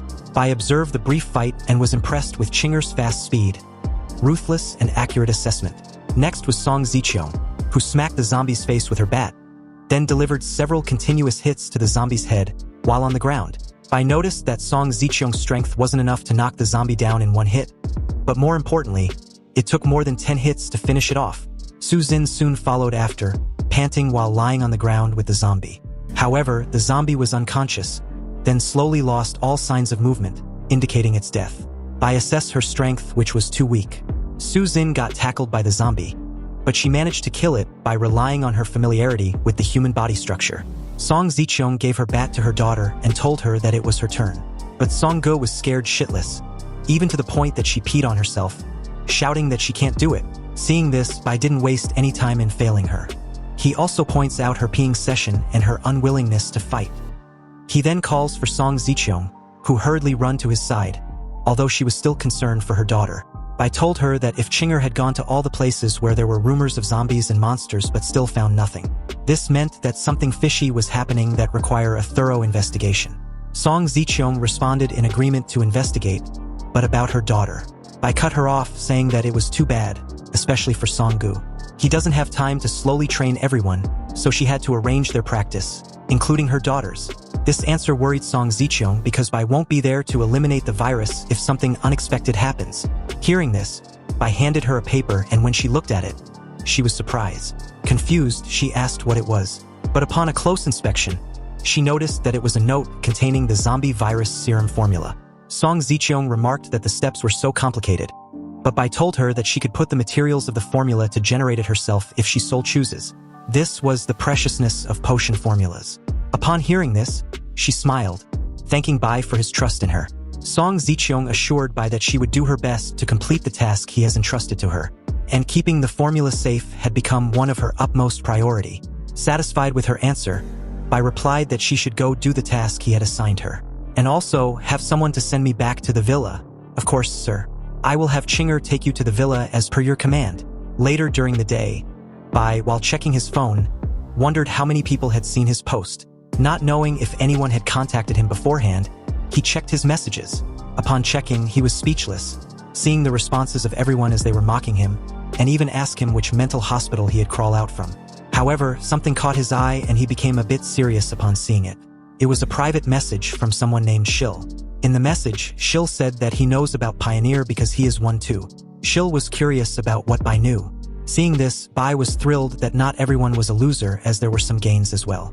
So he asked Shil about his talent, to which Shil responded that he had an S-level talent, mental control. Bai then tells Shil that he could find a communication channel on the panel. It was unlocked to Pioneer in advance, so he should search for a nameless group chat group 001, as some basic things had been explained by him in that group. Bai then continued that if Shil had any problems after reading them, then he could directly come to him. At that moment, he saw that a person named Han Xiao had just joined the chat group. Han Xiao then asked if he could invite a person named Shui Chuan. Upon hearing the name, Bai was stunned. He pondered if this Shui Chuan is the emperor-level powerhouse in his previous life who also goes by that name. It must be him. Bai got excited about him joining the group, so he responded to Han Xiao that he could, and if he noticed any other pioneers, he could invite them all. Immediately after, a mischievous laugh rang in the air as Bai saw that Shui Chuan had just joined his chat group. Meanwhile, in an alleyway during the next day, Luli was on the phone with Song Ziqiong, who asked her if there were any results in her investigation of collecting zombies. Luli responded that there was, and it was the forces of the Jiangxing Lord. They had sent all the collected zombies to a Mankai container yard near the Jiangxing Wharf. Luli also mentioned that she had sent someone to gather more information, and it was time for her to meet them as agreed. However, they hadn't returned, so she didn't see the need to wait any longer. At that moment, to her horror, two people fell in front of her. Both pretty much dead. She was terrified by the sight. The culprit was at the window, laughing while staring at her. Seeing this, Luli was stunned and scared, shaking uncontrollably. Still in a panicked state, she told Song Ziqiong on the line that she had been discovered. The scene shifted back to the villa. Inside, Bai was having a chat with a person named Lu Huai, who just recently joined the group. Lu Huai told Bai that his talent instructions were a bit obscure, so he hoped if Bai can help him understand it. Bai asked him to send it, and as he did, it was a Yin Wood body of rank SS. Bai searched for it on his panel, and it showed that Yin Wood body was the most Yin of woods. The source of life was endless. And with Yin's soul entering the body, it was the land of eternal life for activating the wood body. It costs 1 spirit to activate, and for Yin's soul it costs 1 constitution to also activate. It was a talent of SS level, so Bai told Lu Huai that the cost of activating the ability was quite high, and if his spirit was more than 3 then he could activate the Yin Wood body. Lu Huai said he had 5 spirits, so he is fortunate then. He thanked Bai for providing that information. Suddenly, Song Ziqiong came in, rushing towards Bai. Seeing her urgency, Bai asked her why she was in such a hurry. What was going on? Song Ziqiong responded that Luli had found out that all the zombies had been sent to the Mankai container yard, but she was caught in the process. Song Ziqiong also mentioned that the opposing party was asking her to negotiate. Upon hearing this, Bai stood up and asked surprisingly whether they really contacted her, and if Luli had given her up. Song Ziqiong was stunned hearing this. Song Ziqiong bowed down in front of Bai, stating that she raised Luli herself, so there was no way she would betray her. Moreover, she was discovered due to the people she was commanding from behind, so the fault lies with those people she sent out to investigate. After hearing her out, Bai decided that if that was the case, then he would save her. Song Ziqiong thanked Bai for this, and as the scene shifts back to the Mankai container yard, to be specific, in Zone B, we see that Luli was seriously tied to a chair by the same guy from earlier, Xingmeng. Xingmeng was also a pioneer, and as he poured himself a glass of wine, he commented that Luli was a bit ignorant in the situation she was in. He also hadn't touched her yet out of respect she has for Song Ziqiong. If Song Ziqiong chooses to submit to him after she arrives, then Luli would be her subordinate. However, if she chooses not to, well then, she and Song Ziqiong would just unwillingly be his playthings. Luli felt uncomfortable hearing this as she tries desperately to loosen the rope. Seeing her discomfort, Xingmeng got close to her, and with a mocking smile, he told her that they should toast to their possible upcoming cooperation. Also, Luli should be mindful not to spit the wine out recklessly after consumption. Xingmeng seemed to be delighted in seeing the fear in Luli's eyes when he made mention of punishing her. "What? Do you not agree with my toasting?" Suddenly, Bai's voice rang out from the other side of the room, where he seems to be cutting a steak leisurely at the table that was prepared to invite Song Ziqiong. He commented that there was no grace in his toasting, so why should he punish the girl for his poor manners? Or maybe the girl doesn't like drinking. Seeing Bai, Xingmeng was shocked. He wondered when Bai came in without his knowledge. Bai then stood up with a steak in hand, and as he approached Luli, he asked her if she was hungry. He continued that he had tried the steak and it wasn't that bad. Seeing this, Xingmeng was getting annoyed with Bai, who dismissed his presence like he was a joke to him. Bai then fed Luli and coolly told her that he was here to take her home. Luli's cheeks flushed bright red as she stared at Bai in admiration. Xingmeng then asked if Song Ziqiong sent him, but soon he denied it himself. Realizing that if Bai could get this close to him without him noticing, then Bai must be a pioneer too. This made perfect sense to Xingmeng. So as Bai untied Luli from her restraints, Xingmeng did nothing and leisurely waited while sipping his wine. Bai then tells Luli to wait outside in the car with Song Ziqiong. He will be there soon. Hearing this, Luli agreed and left. With Luli gone, Xingmeng asked to confirm if Song Ziqiong was already under Bai's control. "That's right," Bai answered with a confident smile. Xingmeng found it interesting. He knows it's unlikely that the Queen of Jiangxing would surrender so easily, right? So Bai must have a lot of interesting methods. Maybe we can exchange ideas.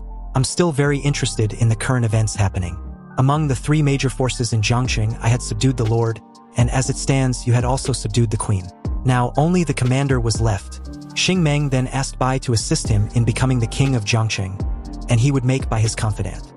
He offered Bai a toast, already ahead of himself, thinking that Bai wouldn't refuse. And that's exactly what he just did after that. Xing Meng was shocked hearing this. He then got angry and threw the glass of wine on the floor. He then tells Bai not to worry as his talent was an S level, the highest level there was. Curious, he asked Bai if he would like to drink the punishment wine. Bai then shared that before he came there, he looked around and he found out that not only was Xing Meng collecting zombies, but he was also creating zombies with living people. Having such a powerful ability like yours is harmful and useless, so it was better for you to die early. Also, you're not worthy of my assistance because my talent was an SSS level. Xing Meng laughed upon hearing this. He took out his weapon and told Bai that his talent was called Slaughter Progression. He explains that it could permanently transfer parts of the attributes of the killed target to himself, so with this, he could grow indefinitely. This invincible top-level ability was only of S level. However, yours is SSS level. Are you afraid that you will instantly become a god?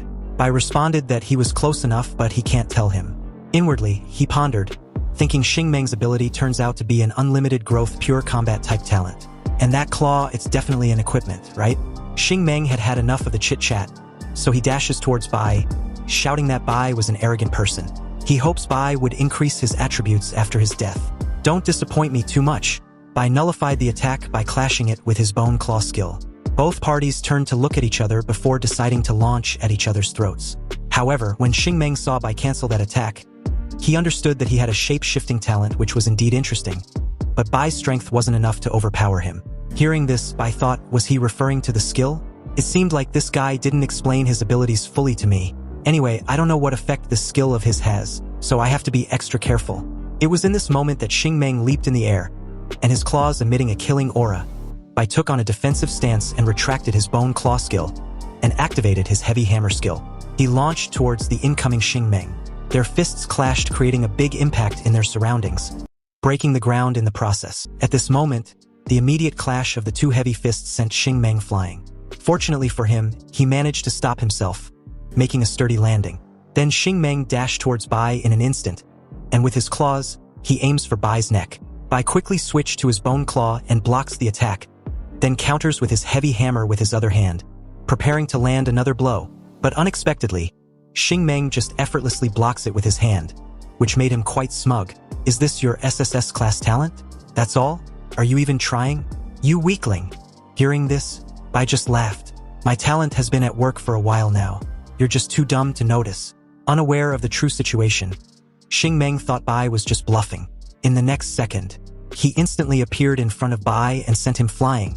Clearly, all your attributes are weaker than mine. Stop pretending. In the face of absolute power, you're just a...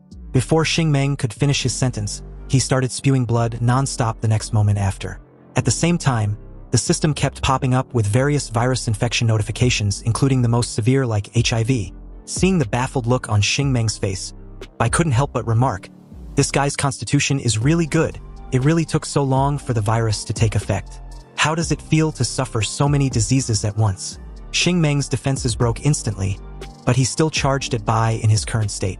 In this situation, how could he be a match for Bai? So with a single strike, Bai pierced through his body, and at the same time, his devouring skill was activated. I hope your talent won't disappoint me. Sure enough, the system not only notified that the black light virus had completed its initial awakening, but also gained the ability to access some memories of the devoured targets, and a chance to acquire any skills they had mastered. This left Bai very satisfied. Bai then picked up the equipment dropped by Xing Meng to identify it, and it was clear he had killed more than just one mutated zombie, as he even had a C-grade crafting blueprint. This meant his luck attribute was quite high, but now all these are Bai's. After handling the matter, Bai recalled his experiences from the day he returned to the past until now. It has been a rewarding journey, and Bai even successfully subdued the once high and mighty queen of Jiangqing. Boss, please get in the car. In these last few days, we need to properly plan and prepare for the developments after the descent. Back at the villa, Bai confirmed that all the tasks he had assigned to Song Ziqiong and the others were completed. Luli had collected a population data from the area around the villa, so they could start cleaning up as soon as the apocalypse begins. Su Xin had also finished purchasing all the supplies necessary.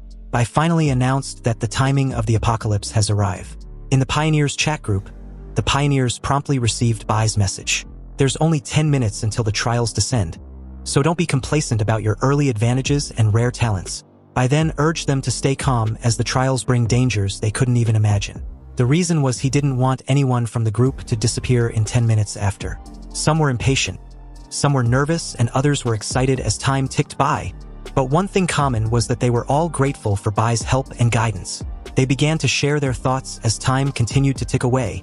Bai hurriedly asked Song Ziqiang and the others to come to the window to see because soon, this peaceful and tranquil scene would disappear completely.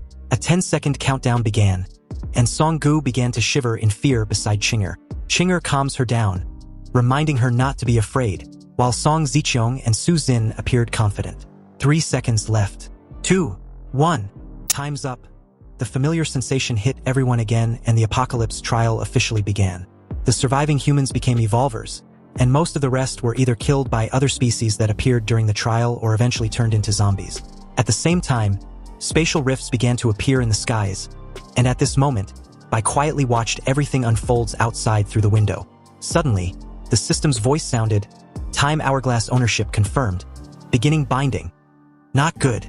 Song Ziqiang and the others were still there, and Bai couldn't let anyone know about the hourglass. But just as he was about to speak, he was surprised to find that time seemed to have stopped for everyone but him.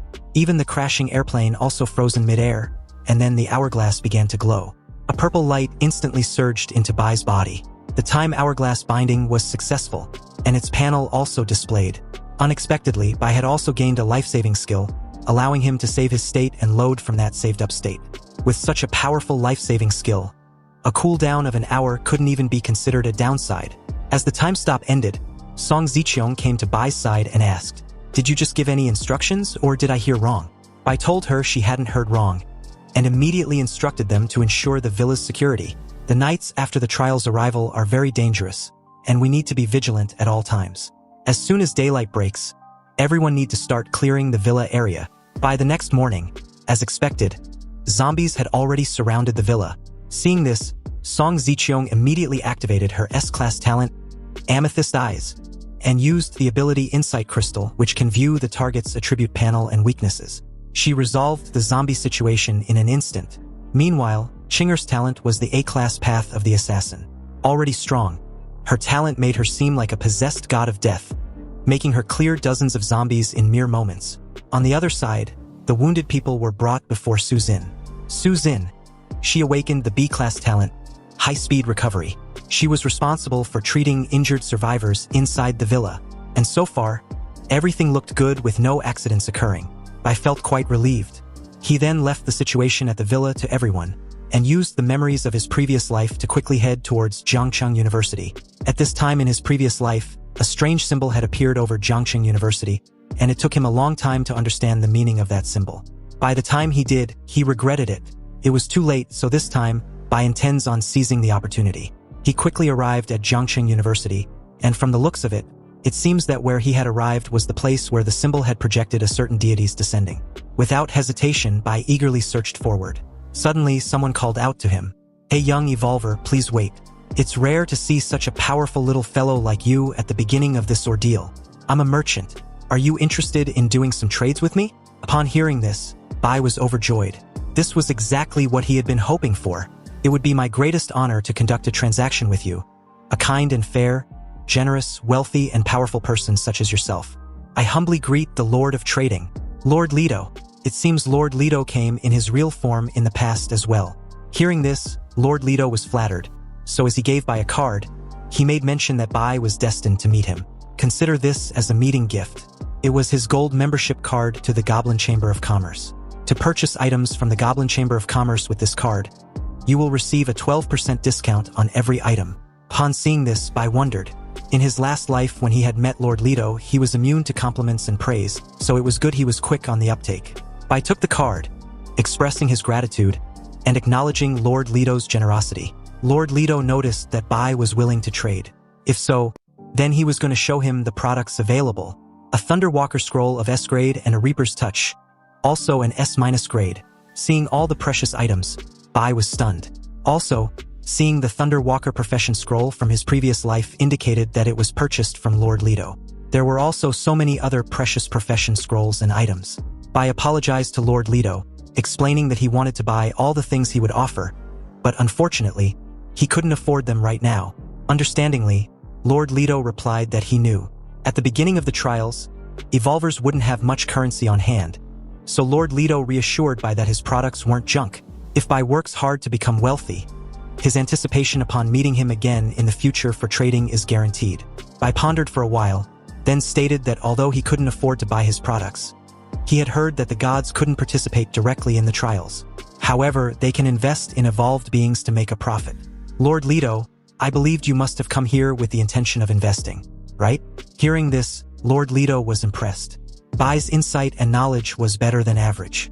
You want my investment, don't you? Yes. Yes, I do, Lord Leto. But I also heard you possessed a treasure that's highly regarded by all the gods and no evolver could refuse it. I ask you to invest that treasure in me, and I promise you that you won't regret it. Indeed, I do have such treasure, but such investment must be profitable, and this treasure was something that all the gods would covet. What makes you think that you could offer more than it's worth? Even if you're my admirer, doing a business that would lead to a loss isn't in me. Hearing this made Bai transform, showcasing his bone claw and heavy hammer skill. Bai activated his full power, demonstrating what his SSS-level talent was capable of. Seeing this, Lord Leto was fascinated. This is indeed a peculiar talent unlike any I had ever seen. It seems Blue Star Trial will be quite interesting. Okay. I will admit that your offer is tempting, but I never had any plans on investing this much early in the trial. However, I have decided to make an exception and give you a chance. Cherish this opportunity, kid. If it weren't for the fact that you don't have the aura of another god and gifted, I wouldn't have agreed. Hearing this, Bai was delighted, so he promptly asked Lord Leto if he could have the precious investment. No, not quite. A demonstration is not enough. Your talent doesn't necessarily represent your future. Even among the gods, there were those with less than an A-level talent. So to receive my highest level of investment, you need to prove your worth through your own strength and growth.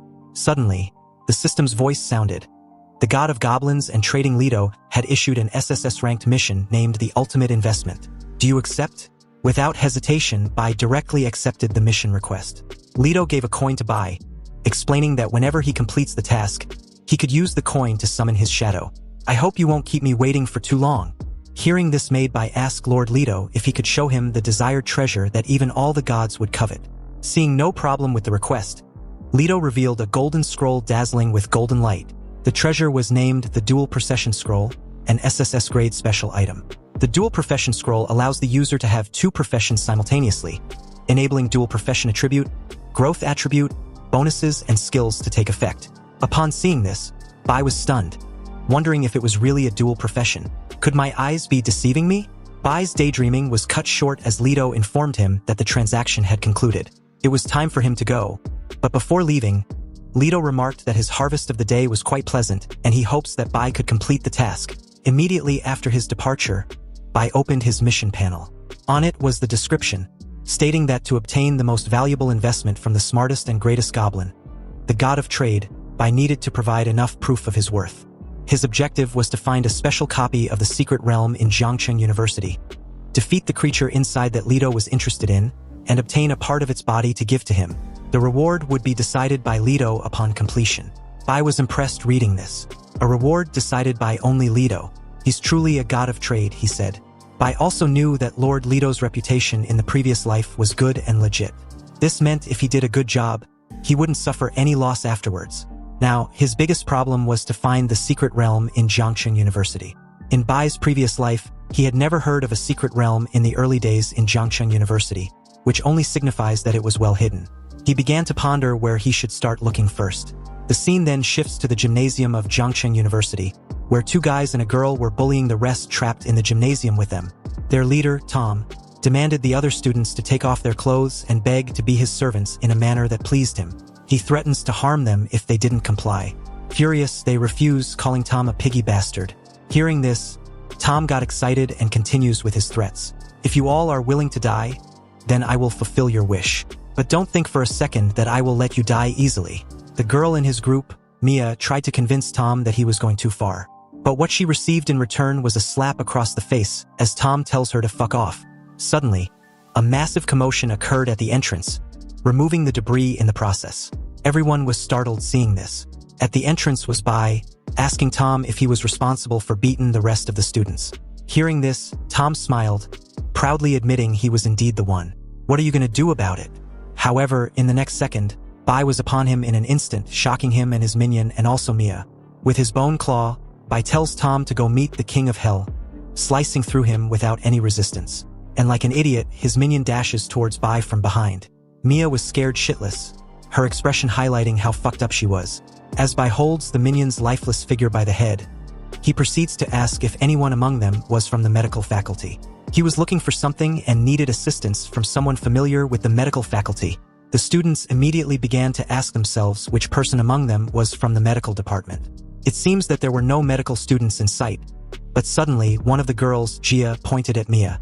So as Mia laid on the floor in panic, Gia continues that she remembers Mia was from the medical department. Upon hearing this, Bai turned to Mia, who was still on the floor. Mia immediately started pleading, begging Bai not to kill her. She didn't hit anyone, and although she may be white, she believes in her heart that she's one of them. Upon hearing this, the guys behind her laugh hysterically, while Gia turned her head away in embarrassment at Mia's audacity. Mia continued that if Bai was to spare her life, she'll do anything in return. Gia reiterated that Mia didn't participate in any wrongdoing, and had even tried to stop the two guys. Bai replied that he understands. The very next day, outside the university's gymnasium, Bai informs everyone that Mia will stay with him, but everyone must leave. When they leave, they should follow the trail of zombie corpses to the Jiang City East Mountain Villa area.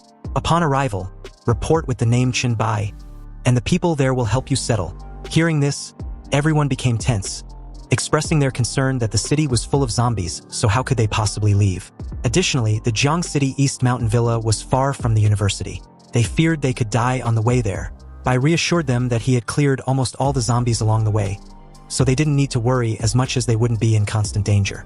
He points out that they were all survivors, which means they were gifted evolvers as well. If they are too scared to face the zombies now, what would they do when the zombies and monsters start growing in numbers and evolve as well? If they don't start now, one thing is certain, they would be as good as dead in the near future. Upon hearing this, everyone was stunned, their expression highlighting the gruesome reality that awaits them if they refuse to level up their abilities. Gia was the first to speak up, thanking Bai and promising to set off with everyone immediately as soon as they can. As everyone leave, Mia asked Bai why she couldn't leave with them. Why would you keep me here? Then, a salacious thought sprouted in Mia's mind, making her blush profusely. She concluded that since all the native students in Jiangcheng University happens to like foreign beauties, Bai wasn't any exception. Why else would Bai keep her by his side? Mia proceeds to tell Bai not to use violence against her. She was willing to be his wildest horse. Hearing this, Bai smiled and told her she misunderstood him. He wasn't interested in a horse ridden by thousands. Did you forget? I remember mentioning that I needed someone to help me find something in the medical department. Hearing this, Mia felt embarrassed and apologized, admitting that she was so scared before that she hadn't heard anything. And as she got over her brief embarrassment, Mia furiously shouted, telling Bai to not insult her like that. She hadn't been ridden by anyone, let alone thousands of people, and she can prove it. Hearing this made Bai reply that he got it. However, he couldn't help but smile at how quickly she got riled up. A while later, they left the university's gymnasium. Mai was visibly tired, so she started to complain, saying she was very tired from walking so much. Can they take a break and rest for a bit? Of course not. I'm in a hurry, so we have to go now. And with those words, Bai held Mia's waist, pulling her along for the run as she whines about her shirt. A few minutes later, they reached the medical department research building, where Mia was a little frustrated, accusing Bai of being too pushy. She explains that if her foot hadn't caught her shirt at that last second, it would have been troublesome to be dressed in only her undergarment. Looking at the building, Bai asked Mia if this was really the research lab. Yes, it is. There is a research room on the third floor that only professors could enter. It is said to contain many samples and information about bacteria and viruses. Also, the passageway that leads to the underground basement isn't a garage, but the home of the anatomy teacher and the incinerator. So if there was anything hidden in the medical department that no one knows about, this was the only place she can think of. Hearing Mia's explanation, Bai nodded in understanding. The two then proceed to the virus research laboratory of the university, where there were numerous types of viruses. Seeing this, Bai was impressed and delighted. He remarked that he didn't expect the university to have such a treasure trove. Bai didn't need any invitation as he began to absorb all the viruses he could find. And along with his virus absorption came with several notifications, further elevating his power. However, during the process, the system notified him that he had gained enough influenza virus. The number of points needed to upgrade the influenza virus to a skill has been met, but doing so will reduce his points once again. With a surprised smile, Bai chose to upgrade. The upgrade was successful as he obtained the skill Epidemic Influenza. This skill releases a flu virus that infects a target within its range, reducing all of the target's attributes and adding a negative condition. Additionally, it has a feature called sneezing, which interrupts all chanting, accumulation, charging, and aiming when triggered. A wide smile crept on Bai's lips as he reads the notification. This is indeed a strong skill, capable of causing interruptions and offer a powerful control, especially with the addition of the sneeze effect. It was in that moment that Bai realized that when he was going through the virus tree, he hadn't paid enough attention to the reality of the viruses. It seems that he needed to pay more attention to this aspect when upgrading in the future. Knowing this, Bai also finally realized how terrifying an SSS-level talent really is. He still had some virus points left, and considering that the trial of the Goblin God will definitely not be simple, he decided to use them to increase his strength first. Bai then proceeds to open the Blacklight virus skill tree. He unlocked 2 passive skills, the first being the Flying Eaves and Walking Walls. With this skill, he could cling to any surface, and with the Blacklight virus greatly aiding in enhancing his balance and sense of direction. The second was Combat Focus, which focus on mind concentration. It greatly enhances dynamic vision and reflexes, doubling the ability to control all muscles in the body. He then moves towards a nearby wall, and as he stretched his fisted hand, Bai slowly aim at hitting it. However, the wall shuddered upon impact. This scene shocked Mia greatly. She wondered how it was possible for Bai to shudder an entire wall with just a touch of a fist. Luckily, he didn't use it on me, otherwise I'll be dead by now, she thought. On the other hand, Bai was delighted in his new strength. He thought that if he could control all his muscles, not to mention exerting force between their sizes, then, even within a hair's breadth, he could throw a full force punch. As he turned around, Bai noticed that Mia was blushing profusely. But when he asked, Mia replied that it was nothing. Hearing this, Bai told Mia to lead the way to the anatomy teacher's place because he was done with the research laboratory. Soon, they were in the corridor of the Virus Research Institute basement, and up ahead of them was the entrance to the incineration room. However, due to the lack of electricity in the basement, the corridor was dark. This scared Mia greatly, so as she complained about it to Bai simply told her to stop walking. They've reached their destination. He could feel it, but at the same time as Mia heard this, she crashed headfirst into Bai. Opening the door, Bai warned Mia for the second time to wait in the corridor and under no circumstance should she enter. And although she was scared, she reluctantly agreed. As Bai entered the room, the system immediately notified him. The system asked Bai to confirm his entry into the Dungeon of Instants, the cooling incinerator. There was also a recommended level ranging from 5 to 10. So with a confident smile, Bai's response was a yes. Upon confirmation, the system then notified Bai that a successful clearance of the Instance Dungeon will make the dungeon exist permanently. But if it isn't cleared within 2 days, it will permanently disappear. Seeing this, Bai realized that this was the reason why he'd never heard of this dungeon before in his previous life. Suddenly, the corpses there began to move. Seeing this, Bai readied himself, activating his bone claw skill. Immediately after, the dead bodies suddenly woke up, with one even crawling on the ceiling. It seems that the corpses had mutate, making them stronger and more agile. Bai took on a defensive stance, his gaze moving back and forth between the 2 mutated corpses. Surprising enough, the 2 didn't attack simultaneously. The one on the ground was the first to launch towards Bai, but as soon as it got within an attacking distance, Bai, without hesitation, slashed its chest with his bone claws. The attack was so fast and fierce that the mutated corpse died instantly. The system notified him that he'd gained 400 experience points for killing a level 5 resurrected body. Seeing this, the other on the ceiling opened its mouth and sucked in a considerable amount of air, then released it in a thunderstorm-like attack on Bai. But due to Bai's fast movements, he effortlessly moved to the side, dodging the assault with ease. He now understands why they didn't attack together earlier. It seems the attack just now requires some time to be activated. And although the attack might be too slow, Bai had no intention of playing around first.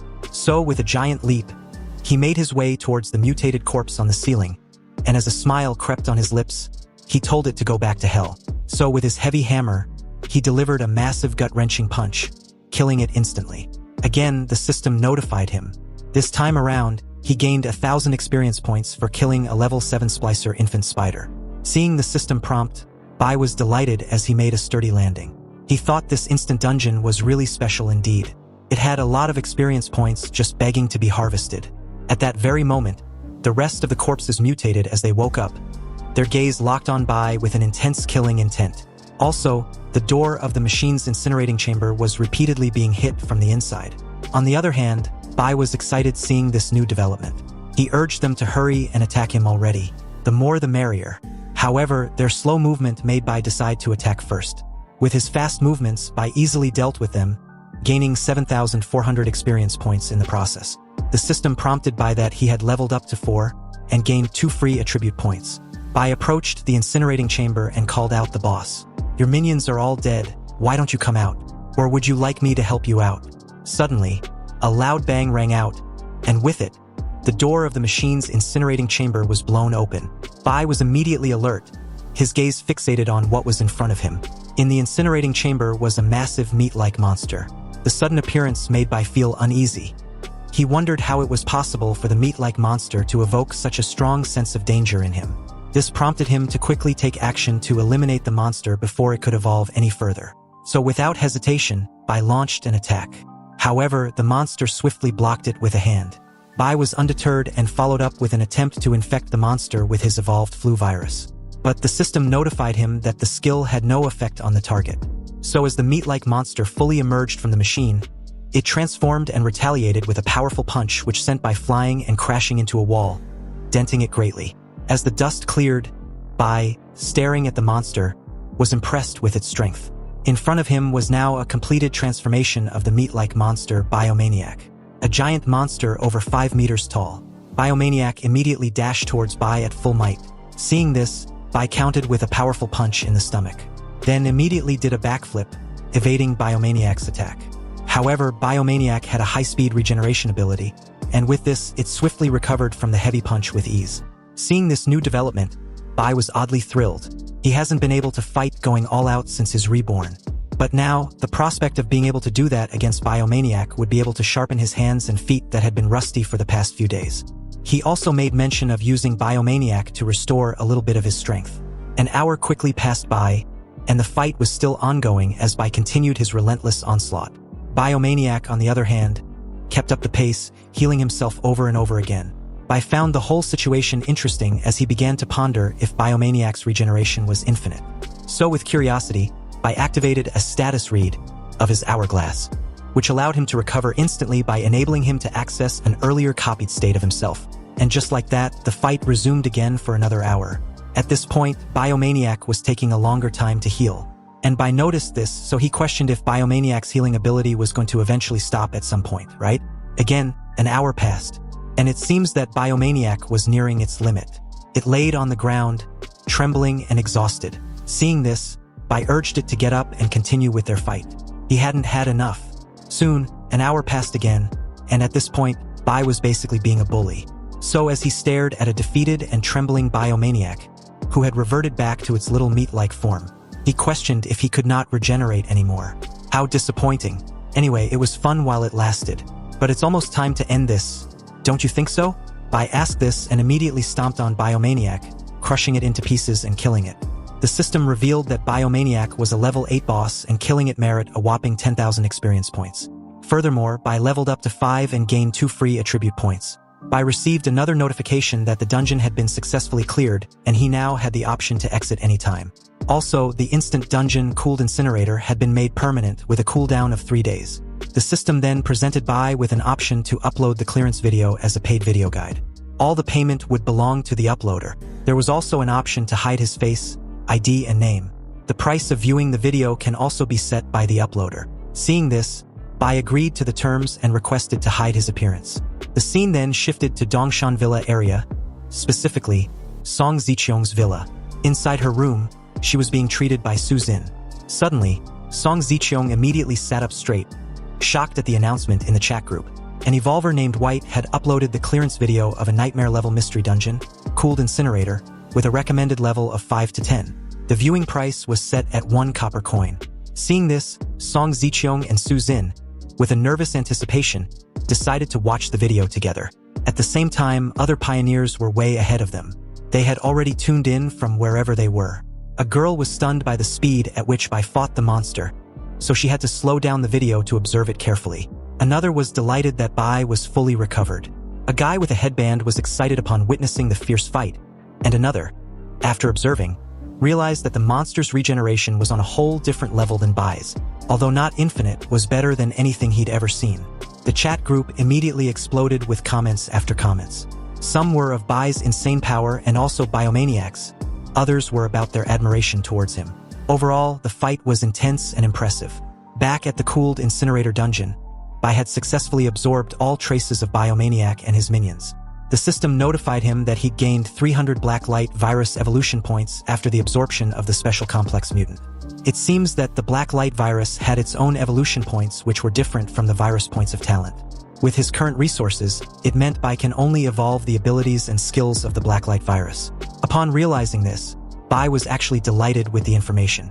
The system showed that with his evolution of his black light virus, his recovery speed had increased by 300%. He also acquired Biomaniac's Grade A passive ability skill, Cell Regeneration, and this was triggered by his black light virus. This skill allowed him to use a certain amount of his stamina or other energy to regenerate as quickly as possible, including a severed limb. The skill can also be turned on or off. Knowing there was a low probability of getting a passive skill, let alone an A-level skill at that, Bai was delighted with himself. Then, finally, it was time for him to check what the nightmare level boss dropped. In front of Bai were 3 golden rewards that dropped. The first reward Bai picked up was a scroll, a unique A-level biodemon professional scroll. It was an evil profession that absorbs other living beings to improve itself, and has the ability to stimulate its own cells to greatly enhance its strength and recovery capabilities. There was also a caution that excessive absorption may cause gene disintegration or mutation, and the consequences were unknown. The evolver had to be of level 10 with a physique greater than 15 to be able to use the item. A unique A-level profession with both risk and benefits. But I already have the black light virus, so this won't do. Bai commented after a considerable thought. He then moved on to the second reward, which was a potion. A grade C genetic essence which had a perfect genetic essence that can be used to greatly improve one's physical condition. However, each evolver can only take it once. Seeing this, Bai immediately uncorked it, then drank the content without a second thought. His strength, physique and agility permanently increased by 2, 6 and 3 respectively. Then, the last of the 3 was a cloth named the Faceless Skin. Curious, Bai picked it up, and upon doing so, he realized that it was a D-grade special defense item. A special skin product with an excellent defense, multiple genes, and can alleviate the problem of a sagging skin. It adds a plus 10 each to an evolver's agility, physique and defense. Also, it had 2 effects on the body. The first was called body shaping, which could improve body shape when worn for a long term. However, this was recommended for women because it had a better effect on them. The second was called dynamic skin. After wearing it, an evolver can change the color and shape of any part of their body according to their own ideas. Seeing this, Bai was a little taken aback. The description of the dynamic skin was a little ambiguous. Is it a body change or is it an equipment item? Alright. I also managed to pick up some of the monsters dropped. Bai said this as he opened his system's inventory. And upon doing so, he realized that the other dropped items were all ordinary equipment that could be worn as inner armor. Although it wasn't the best quality, Bai was fine with it. But at that moment, a D-rank active skill book, the active cells, caught his eye. It increases cell activity for a short period of time. Thus, an evolver's recovery ability rises dramatically as a result. Its cooldown time is 10 hours. However, there was a note that states if an evolver already had the advanced version of this skill, which was the cell regeneration, then this skill book would be invalid. Seeing this, Bai commented that it didn't matter. After all, these life-saving skill books can be traded for other things in the system's chat room. Also, it was almost time for Bai to leave. And as long as he hands over the part of Biomaniac's body to Lord Leto, then the mission will be completed. Bai wondered if Lord Leto would even imagined that he'd be able to complete the task this quickly. And as he thought about Lord Leto's actions some more, Bai hesitated on leaving the dungeon. Then, he suddenly chose not to exit the dungeon. According to Bai, something wasn't adding up. Lord Leto wasn't a wandering trader in the game who moved aimlessly. He must have come to Blue Star for a reason. And as Bai remembers Lord Leto's departing words, about his day being an unexpected harvest because Bai was an unexpected bonus, then Lord Leto's original purpose was most likely this special dungeon. Bai became resolve in his decision after this thought. However, the amount of rewards that he was getting in the dungeon wasn't adding up. There was no need for a divine avatar to come to Blue Star for these rewards. Could it be that his purpose had nothing to do with this dungeon? Or am I missing something? His attention immediately shifted to the dungeon's incineration chamber. Upon close inspection, Bai realized that if there was anything he hadn't seen in the dungeon, then it must be inside the incineration chamber. As he entered the incineration chamber, he noticed that the walls of the iron sheets, which was the fire outlets for the incineration bodies, was covered with oil and grease. And that was it. There was nothing special about it either. Looking at the pipe system, he wondered, could it be inside the pipe? Bai decided to go inside the pipe above to have a look. If he didn't investigate thoroughly, he might miss something. So with a light leap, Bai moved above the incineration chamber into the pipe system at a considerable pace. After a brief moment inside the pipe, he noticed that it was quite long and had far exceeded the height of the room. Then, looking ahead of him, his eyes widened in surprise. To his shock, it was a dead end. It can't be. Can it? Is there really nothing? Bai questioned himself as his elbow involuntarily hit the iron sheet. Immediately after, a golden mask emerged from the iron sheet with a burst of golden light. Bai's reflexes kicked in as he punched the mask without any consideration. However, the system's notification alerted him soon after. What he'd found was a mask with an unknown name and grade. But the main cause of the incinerator's phenomenon was this unknown thing, and the appearance of the mask, which seems to have miraculous functions and effects. Amazed that his hunch was right, and there was actually an item, Bai, with curiosity and caution, picked up the mask. Although the mask had an unspecified name with some question marks, Bai had a gut feeling that it was most likely a fragment of an SSS class item or an item related to a god. This was amazing, he said. This was definitely what Lord Leto was aiming for, but fortunately, it's in my hands now, and I've got to find a way to keep it. Outside the building of the university's underground incinerator, nightfall descends. Inside, Bai came out of the incineration chamber, then the dungeon soon after, and upon seeing Bai, Mia, with enthusiasm, shouted excitedly that she'd watched Bai's video. He was way too strong than what she initially thought, and that she was in love with him now. Hearing this, Bai just asked her if she had copper coins. Oh, I do. When the others were fighting zombies, I contributed with a last-ditch attack.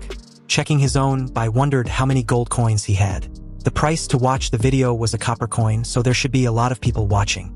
He found out that he had a total of 912 gold coins, 75 silver coins, and 32 copper coins, which was not enough. He needed 1,000 gold coins to unlock a spatial storage feature. The spatial storage was protected by the universal will from all intruders in every dimension or place, so it was the safest way to leave the item undetected. Due to this, he decided to wait before he turned in his mission. Soon, Bai and Mia exit the university's medical faculty, specifically, its main building. Mia asked Bai if he was heading back to Dongshin Villa mentioned earlier. No, not at this moment. There are many unknown dangers at night, so we should find a place to spend the night first. Hearing this, Mia was delighted. She made mention that there were a few high-class hotels not far from the university. And it was not a holiday either, so there won't be many people. Also, they were extremely tall, so it should be safer, right? Bai had no objections hearing this, so she told Mia to lead the way. They made their way to the Love Couple Hotel. Inside a room named Hundreds of Temptations, Mia, dressed in a nurse uniform, asked Bai if the uniform was to his liking. No, I don't like this one. Hearing this, Mia apologized. She thought Bai picked this hotel specifically for this purpose. Indeed, I did pick this hotel for this purpose, but I simply don't like what you're wearing right now. Mia suggested she'll go find another uniform then. Soon, she came out from the changing room, dressed in a too revealing cop uniform. Again, Bai told her to change into something else. She did just that immediately. Her next uniform was that of a teacher.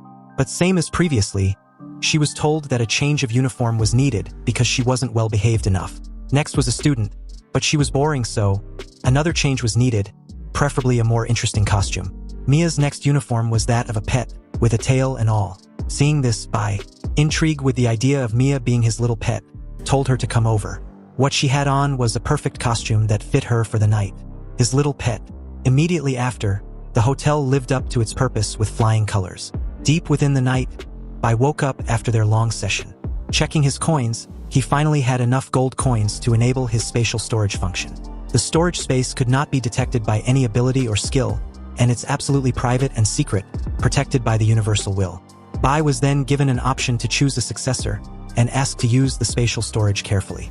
His first action was the golden mask. Bai successfully stored it in the storage space. The next step was to proceed to summon Lord Leto. Bai, with a smile, took out the coin and tossed it, summoning the god of goblin and trade. At an undisclosed location near Love Hotel, Bai waited patiently for Lord Leto's arrival. And as he was waiting, he remembered a saying in his previous life that was widely circulated. It was that when trading with Lord Leto, emotions were part of the bargaining chip. This meant that Lord Leto would adjust the rewards in order to take care of the emotions of the transaction or task object. However, the premise was that the evolver had to have enough value in Lord Leto's eyes. Soon, Bai took out the piece of Biomaniac's body from his pocket when Lord Leto arrived. Lord Leto, who was in his usual mood, greeted Bai. He admitted that he didn't expect Bai to summon him so soon. "Have you completed the task to proof yourself?" he asked. "Yes, and here's the proof. A part of the creature's body from the dungeon required for the task." Bai replied and tossed a part of Biomaniac's body over. The piece fell near Lord Leto's feet. Looking at the wizened flesh, it was obviously not fresh. And Lord Leto noticed this immediately with a hint of surprise. He deduced that Bai must have completed the task last night, right? "Why didn't you call me right away? Or is it that you suddenly didn't want the scroll anymore?" Lord Leto summoned his walking stick as he questioned Bai. Hearing this, Bai replied in a cold tone that he couldn't figure it out earlier. The person whom he respects and admires so much actually hid a crucial information from him. "Why did you hide the difficulty of the dungeon from me? It wasn't until I entered the dungeon that I realized that it was a nightmare level. And if I hadn't had some tricks up on me, I would have died in there." Considering Bai's accusations, Lord Leto replied after a brief moment that he understands Bai's frustration, but he can explain. In fact, it was part of the test if he's being honest. There was no way he would hand over such a treasure to someone who couldn't handle the unexpected. So with this realization, Lord Leto hopes Bai understands. Bai, still maintaining his cold demeanor, replied that he got it. "Anyway, what's the reward and the next task?" First, Lord Leto admitted that it was wrong of him to hide the information from Bai in the first place. Second, since Bai had proven himself, he had to reward him. However, this time around, the reward was of Bai's choosing.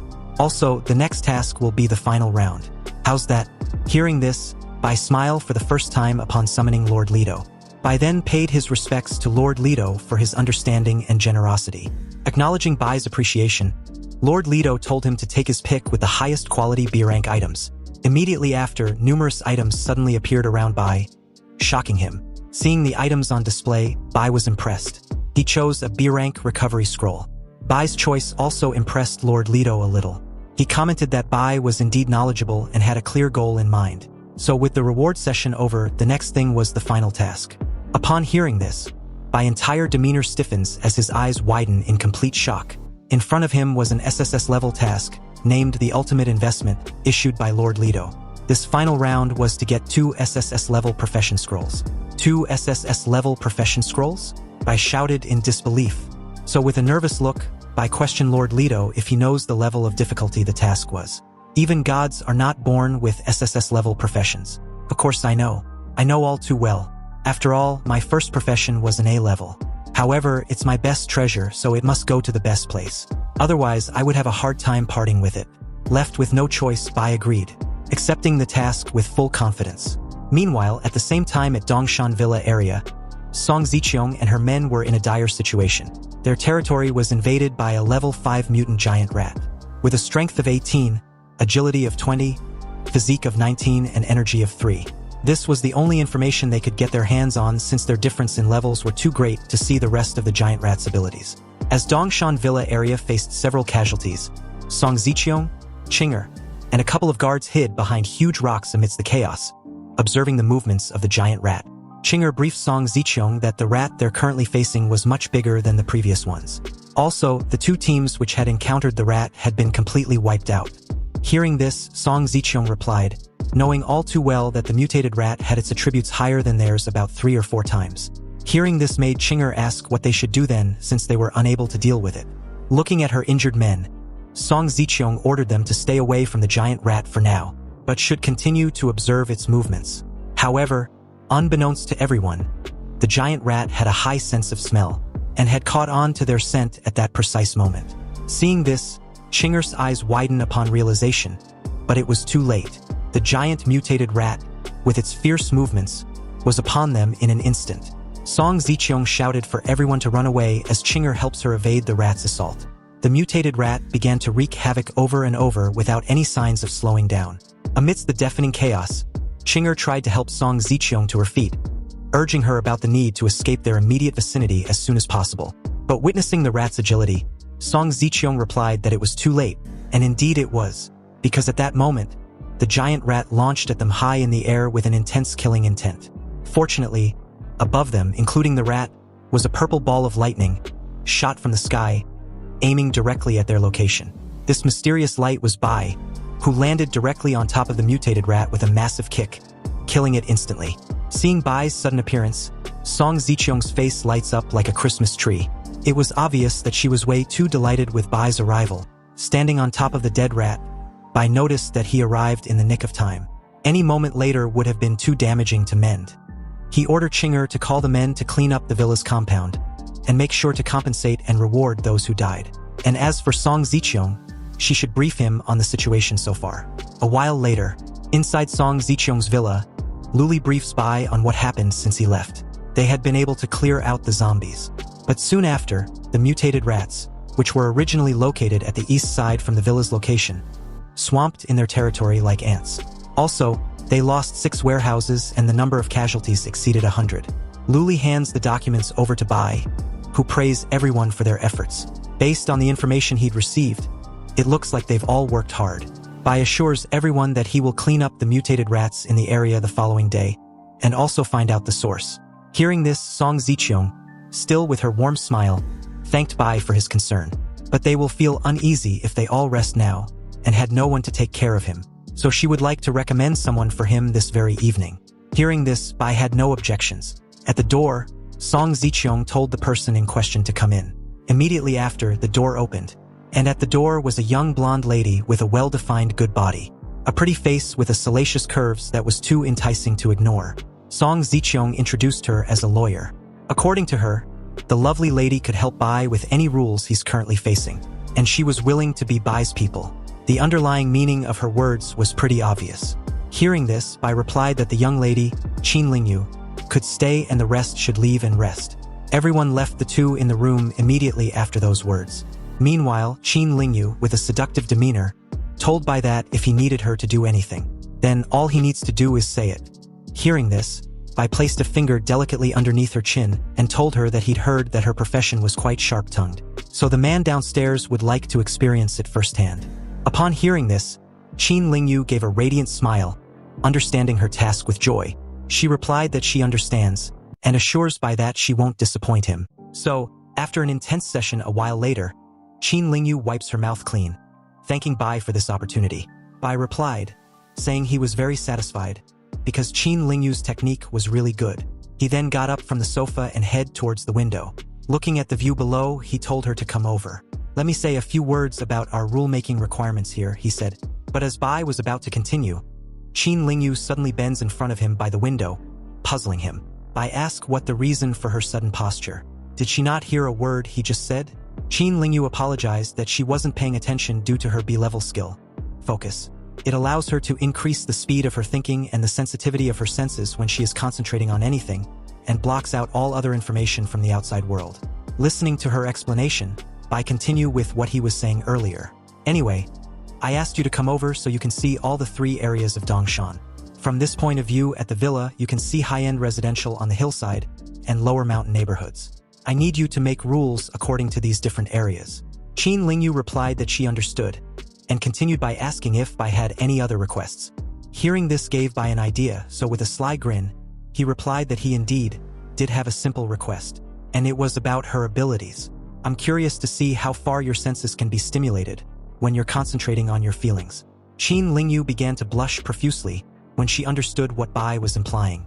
She then turns to face the window, activating her focus skill. And what followed after was another intense session throughout the night. The next morning, Bai led a team to the sewerage outlet within the area. He explained to everyone present that he found this place through the architectural drawing and traces of mutated rats. And after a brief exploration, he noticed that it was the lair of those mutated rats. Bai also decided against cleaning the place up by himself. And this was the reason why he brought everyone here. He wants to quickly train strong individuals who were reliable and could be trusted to protect everyone within their community when he's not around. Everyone present was picked and brought here by him to level up. When they become strong and capable, they would be the backbone of the community. Bai turned to face them and ask if they were ready for such a task. In unison, everyone half knelt and replied that they were ready, calling him master. Being called master sounded cringed and awkward, so Bai addressed it, telling them to simply call him brother Bai instead of master. It was weird for a bunch of grown men to be calling him master. This pleased everyone and also squashed the awkwardness from earlier. Bai approached the entrance of the sewerage outlet, and with just a casual movements of his hand, he destroyed the iron bars blocking the tunnel. Immediately upon doing this, the system issued a notification that a special mission, sewer hosts, has been triggered. Seeing this, Bai asked the rest if they also received the same notification. After receiving an affirmative reply, Chinger reads aloud that the mission requires them to kill all the mutated rats, the Rat King, and investigate the source of the mutation of the rats. The reward depended entirely on the rate of completion. They all head inside with Bai leading the charge. Due to the tunnel being so dark, Bai was pleased that he took the initiative to ask everyone to bring torches along. However, what surprised him was how clean the sewerage tunnel was. At that very second, a loud rustling sound could be heard approaching. Bai immediately warned everyone to be on alert. The rats were coming. And just like that, within a few distance, a mischief of mutated rats swarmed the entire tunnel. Seeing this, Bai activated his bone claw skill with one hand and the heavy hammer skill with the other. There were a lot of them, so he told everyone to be careful. They soon engage in a one-sided battle as the rats were being eliminated without difficulty. Bai instructed them to be mindful of the injured but not dead rats, since they could pose a threat if they become complacent. A while later, the group successfully managed to kill all the mutated rats, with some of them gaining some equipment. Song Zicheong gave Bai a brief assessment of their progress so far. They had almost cleared the section of this pipe, and 16 long and short sections of the pipeline as well. But at that moment, another rat approached them, causing one of the men to loudly notify everyone. Seeing this, Song Zicheong just smiled and said she will personally take care of it since it was only one mutated rat. So as the rat approached them from the shadows, Bai instructed her to use her scouting skill first. When she did, she immediately froze on the spot when she realized that it was the boss. A level 7 boss, the Rat King. She couldn't see his specific attributes, but the strength and agility were 30 and 40 respectively. The Rat King launched at Song Zicheong with evident killing intent, but before it could get any closer to her, Bai leaped forward, deciding to face it head-on. Worried, she told Bai to be careful, but what she saw right after left her speechless. In one clean strike, Bai had swiftly killed the Rat King. He received a Grade E set of Defense Plague Boots. It gives an additional 5 agility points to the user. It also had a poison protection function which reduces the effects of poisonous debuffs. The boots worn by the Plague Bearer will spread fear and death wherever he steps. The disease spreads also. Bai was surprised upon receiving a piece of a full set equipment for killing the Rat King. He immediately puts it on, and although it was a lower grade item, if he were to collect all of them, 5 in total, then they would be several times stronger than that of normal equipment of the same grade. With the Rat King killed, the remaining task was to investigate the cause of the mutation. A while later, after exploring all the remaining 5 pipelines, everyone was puzzled that there weren't that many rats to deal with. When they try approaching Bai, he told them, including Song Zicheong, to stop. They shouldn't approach any further. Bai took a couple steps forward, and as he did, the system notified him that he had absorbed a spore plague for the first time and gained 10 plus virus points. Then, a bone spur plague also for the first time and gained 23 plus virus points. A rotting plague, a mutant dark green spore plague, and a black death plague for 15, 14, and 20 plus virus points respectively. Bai was surprised with this new development. It was normal to absorb viruses and some germs in the sewers, but the viruses he just absorbed were something that didn't exist on Earth before the trials. Moreover, the type, quality, and quantity could even harm evolvers. It seems the source of the mutation was not far ahead either. So Bai told Song Zicheong and the others that they couldn't go any further. They should return immediately. Song Zicheong agreed without hesitation. And as Bai continued further, he noticed that with each step he took, the virus points grew faster, which he found interesting. He wondered what the growth rate will be when he finds the source. As Bai approached the source, he felt the virus points growing more and more intense. And as for a virus monarch such as himself, this place was heaven for him. Bai found the source, and it turns out to be a corpse with several web-like structure attached to its back. It was emitting a green glow and suspending the corpse in the air. A corpse? So this is the source of the mutation and plague virus, he said. According to the concentration of the plague virus, the source should be this scroll. Bai walked up to the corpse and took out the scroll. Upon opening the content without any preparations and instructions, he found out that it was just some sort of letter, addressed by Lilian Zhao, the plague cult, a name and a cult he never heard of even in his previous life. But that was of no importance to him because after absorbing all the viruses there, he would be able to make a breakthrough in strength. He then used his virus absorption on the scroll. But what happened immediately after almost tore his arm off? An unknown power entered through his arm, nearly tearing it apart. And seconds after, he received a notification that the special mission, Sewer Host, was completed. 2,000 experience points were gained with a random reward being drawn also. Then the system congratulates him on obtaining the item Wall of Flesh. The corpse immediately fell over as Bai received another notification. He had received the Seal of Plague, and this was proof that he had become a core member of the plague cult. The seal, which was condensed from countless number of horrific plagues, will change if another plague seal is within a certain radius. What? Seal of Plague? Bai murmured to himself, a little taken aback. Also, by obtaining the Seal of Plague without being corrupted by it, the requirement was achieved to trigger subsequent missions. The system issued another mission, Plague Cult, with difficulty level of SSS. And this shocked Bai greatly. The description of the SSS mission states that the Plague Cult has sacrificed the old gods and brought countless treasures to this world in order to welcome the true god of their prophecy. If you have the Seal of Plague, you are qualified to become the true god of prophecy. You need to find the members of the Plague sect and take their test. So the objective of the mission is to find a plague bringer, and the mission rewards are unknown. When he finished reading, he knew the mission was related to acquiring a god's authority, and if he acquires that and becomes the god of plague, he will be qualified to fight Heloise head-on. This made him excited on finding this plague bringer. At that moment, a dungeon started generating in front of him, and as he got closer, a notification popped up. A hell difficulty dungeon plague sewer was being generated, and the remaining time until it's completely generated was 29 days, 23 hours, 58 minutes, and 59 seconds. This level was harder than the cold incinerator's nightmare level. Knowing it will take a month to generate, Bai cautioned himself to not take the hell difficulty of this dungeon lightly when he comes back in a month's time. He will be well prepared. Meanwhile, Song Ziqiong and the rest had found another dungeon in the sewer area, and this one had been generated completely. Moreover, it was of normal difficulty with recommended levels ranging from 1 to 10. The limit was 3 entries per day, so it was pretty convenient for everyone. Bai happens to arrive at that moment, commenting that level 1 to level 10 was just about right for everyone, especially Song Ziqiong, to level up. Song Ziqiong smiled when Bai returned. She told him that she'd sent someone to notify every evolver. They had to come in groups to level up in this new dungeon. And with 3 entries a day, it was pretty convenient and the opportunity shouldn't be wasted. Bai agreed, telling her that she'd done well. 20 minutes later, everyone gathered at the entrance of the dungeon area as Bai explained the situation. The sewer dungeon didn't have a large space, so it's best to enter in groups of 4 to 8. But keep in mind that your life are more important. Life first, profit second, in that order. Hearing this, everyone replied in unison that they understood. Bai turned to Song Ziqiong, Luli, and Chinger. You 3 will enter the dungeon with me, but you're on your own once we're inside. I will only interfere when it's necessary, he said. Bai told them to team up and join a chat group he sent them. An invitation immediately popped up, displaying that the evolver number 001 has invited them to join his White Emperor Palace chat group. Song Ziqiong was shocked greatly when she saw Bai's number. The numbering was just the order in which everyone became an evolver, so there's no need to be so surprised. Bai said this with a smug. But Song Gu, at this moment, was confused as to why she didn't receive any invitation. Bai replied that she didn't receive any invitation because he never sent her one. His harem were for only loyal and capable people, not for a little girl who apparently was scared shitless of a zombie that she wet herself. Song Gu shouted, saying that Bai shouldn't underestimate her too much. She had grown a lot since then. Really? Are you sure? Then pick up an equipment and get in the dungeon. Show me how much you have grown then. Immediately after, Bai displayed an array of weapons in front of her to choose from.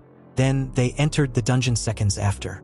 Inside the sewer dungeon infested with several mutated rats, the group was not far from the entrance when they encountered some of them. Song Gu, with a dagger in hand, took on a stance and readied herself. I will handle these giant rats ahead by myself, she said. At this moment, Bai remembered that he still had no idea what Luli and Song Gu talents were. Luli explained that hers was a B-level talent, illusion, which allows her to create disembodied phantoms based on her imagination. This obviously plays a minor role in combat. And as for Song-gu, her talent was a C-ranked natural aptitude, which accelerates the growth of experience and proficiency by 50%. A growth accelerator, It seems that it's not as helpful in combat as your phantom skill. Bai commented on this, to which Luli agreed.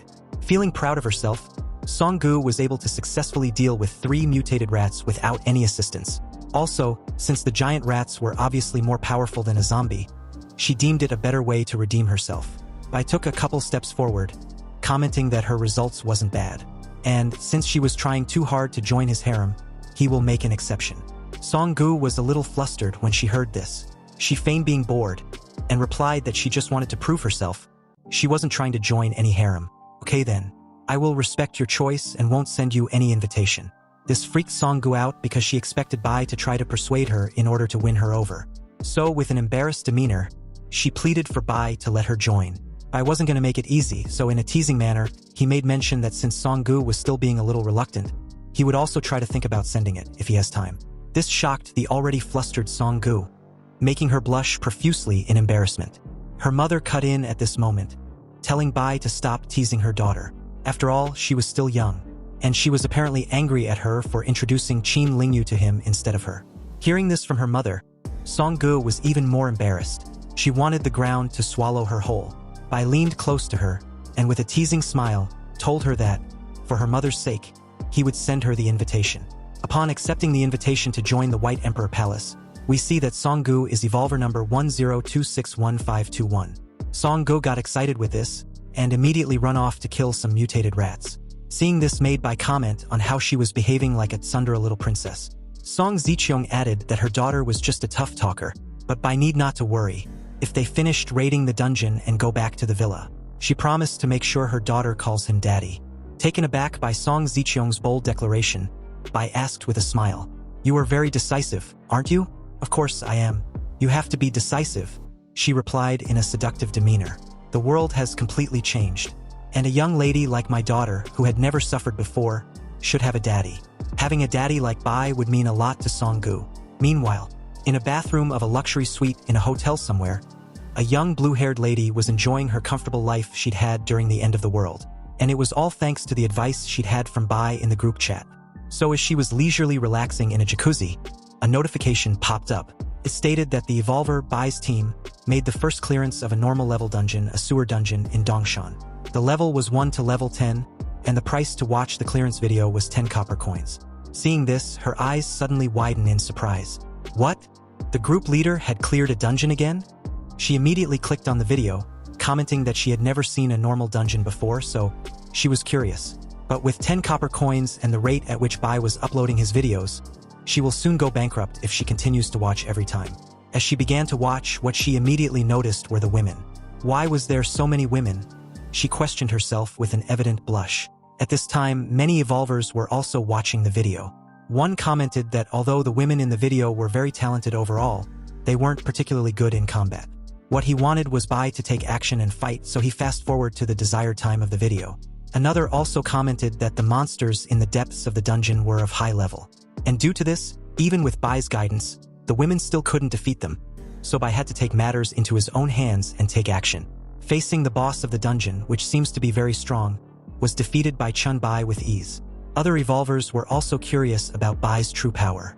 And whatever it might be, one of them argued that it wouldn't be as powerful as their S-rank leader, Tom, so it was fine. They had just been unlucky, and hadn't encountered any dungeons so far. Their conversation was cut short by Tom, who corrected them that Bai killed the boss of the dungeon in one shot. And based on what he's seen, Bai was stronger than him. Meanwhile, back to the blue-haired lady, she was having an exotic fantasy about Bai. A level 10 boss. The group leader is really strong, and the fighting methods he taught those women were also very strong, she said. If only I was in the group leader's city too. I really envy those women, since they were being personally instructed by Bai and all. The scene then shifts to Song Ziqiong's villa. In her study room, Bai called for her, and as Song Ziqiong came over, Bai told her he had a task for her. After everyone had gone through the sewer dungeon, they would probably receive a lot of low-grade equipment. Song Ziqiong's task was to work with Qin Lingyu and Luli to create rules for the economy of the base and equipment trade as soon as possible. Song Ziqiong was on board when she heard this. Then Bai took out some items from his inventory. Anyway, I have something for you, he said. Bai then proceeds to take out the wall of flesh, the faceless skin, and a scroll. When Song Ziqiang saw this, she was speechless. You should be able to see the importance of these items, right? Bai questioned with a smug look. First, Song Ziqiang picked up the wall of flesh, and upon checking its status, she found out that it was a wall material that could grow by devouring flesh and blood. It was also stronger than any wall they could ever build, and could also be a powerful barrier if utilized properly. The second item she picked up was the scroll, which contained some sort of instructions in creating something.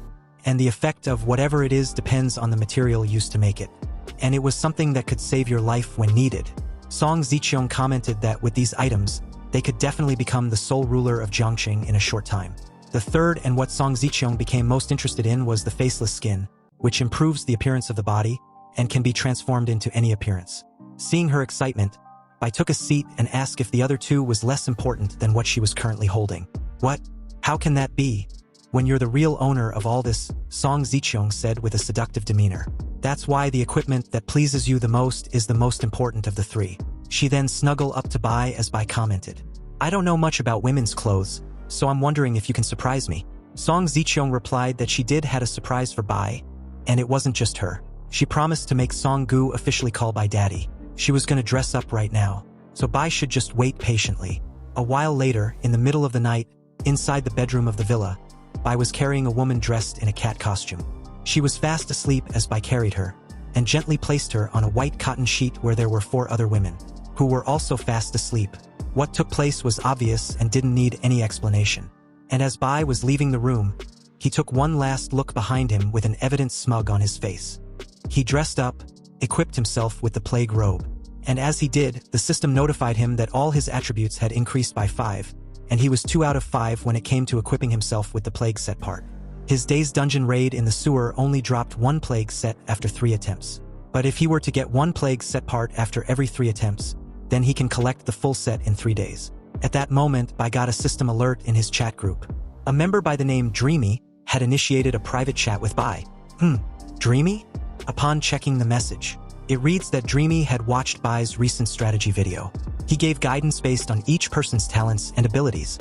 Dreamy, on the other hand, was not good at combat, so contacting Bai at this moment was to get his guidance. Is that okay? Realizing it was just a person looking for guidance, Bai replied, Guidance requires me to have a certain understanding of your talent. If you trust me, then send me your talent details and I can help you after taking a look. If you don't want to reveal your talent details, your attributes details are fine too. But with just that, I won't be able to help you much. Dreamy answered immediately after reading the reply. No, if it depends on talent details, I will give it to you right now, she said. Bai was puzzled.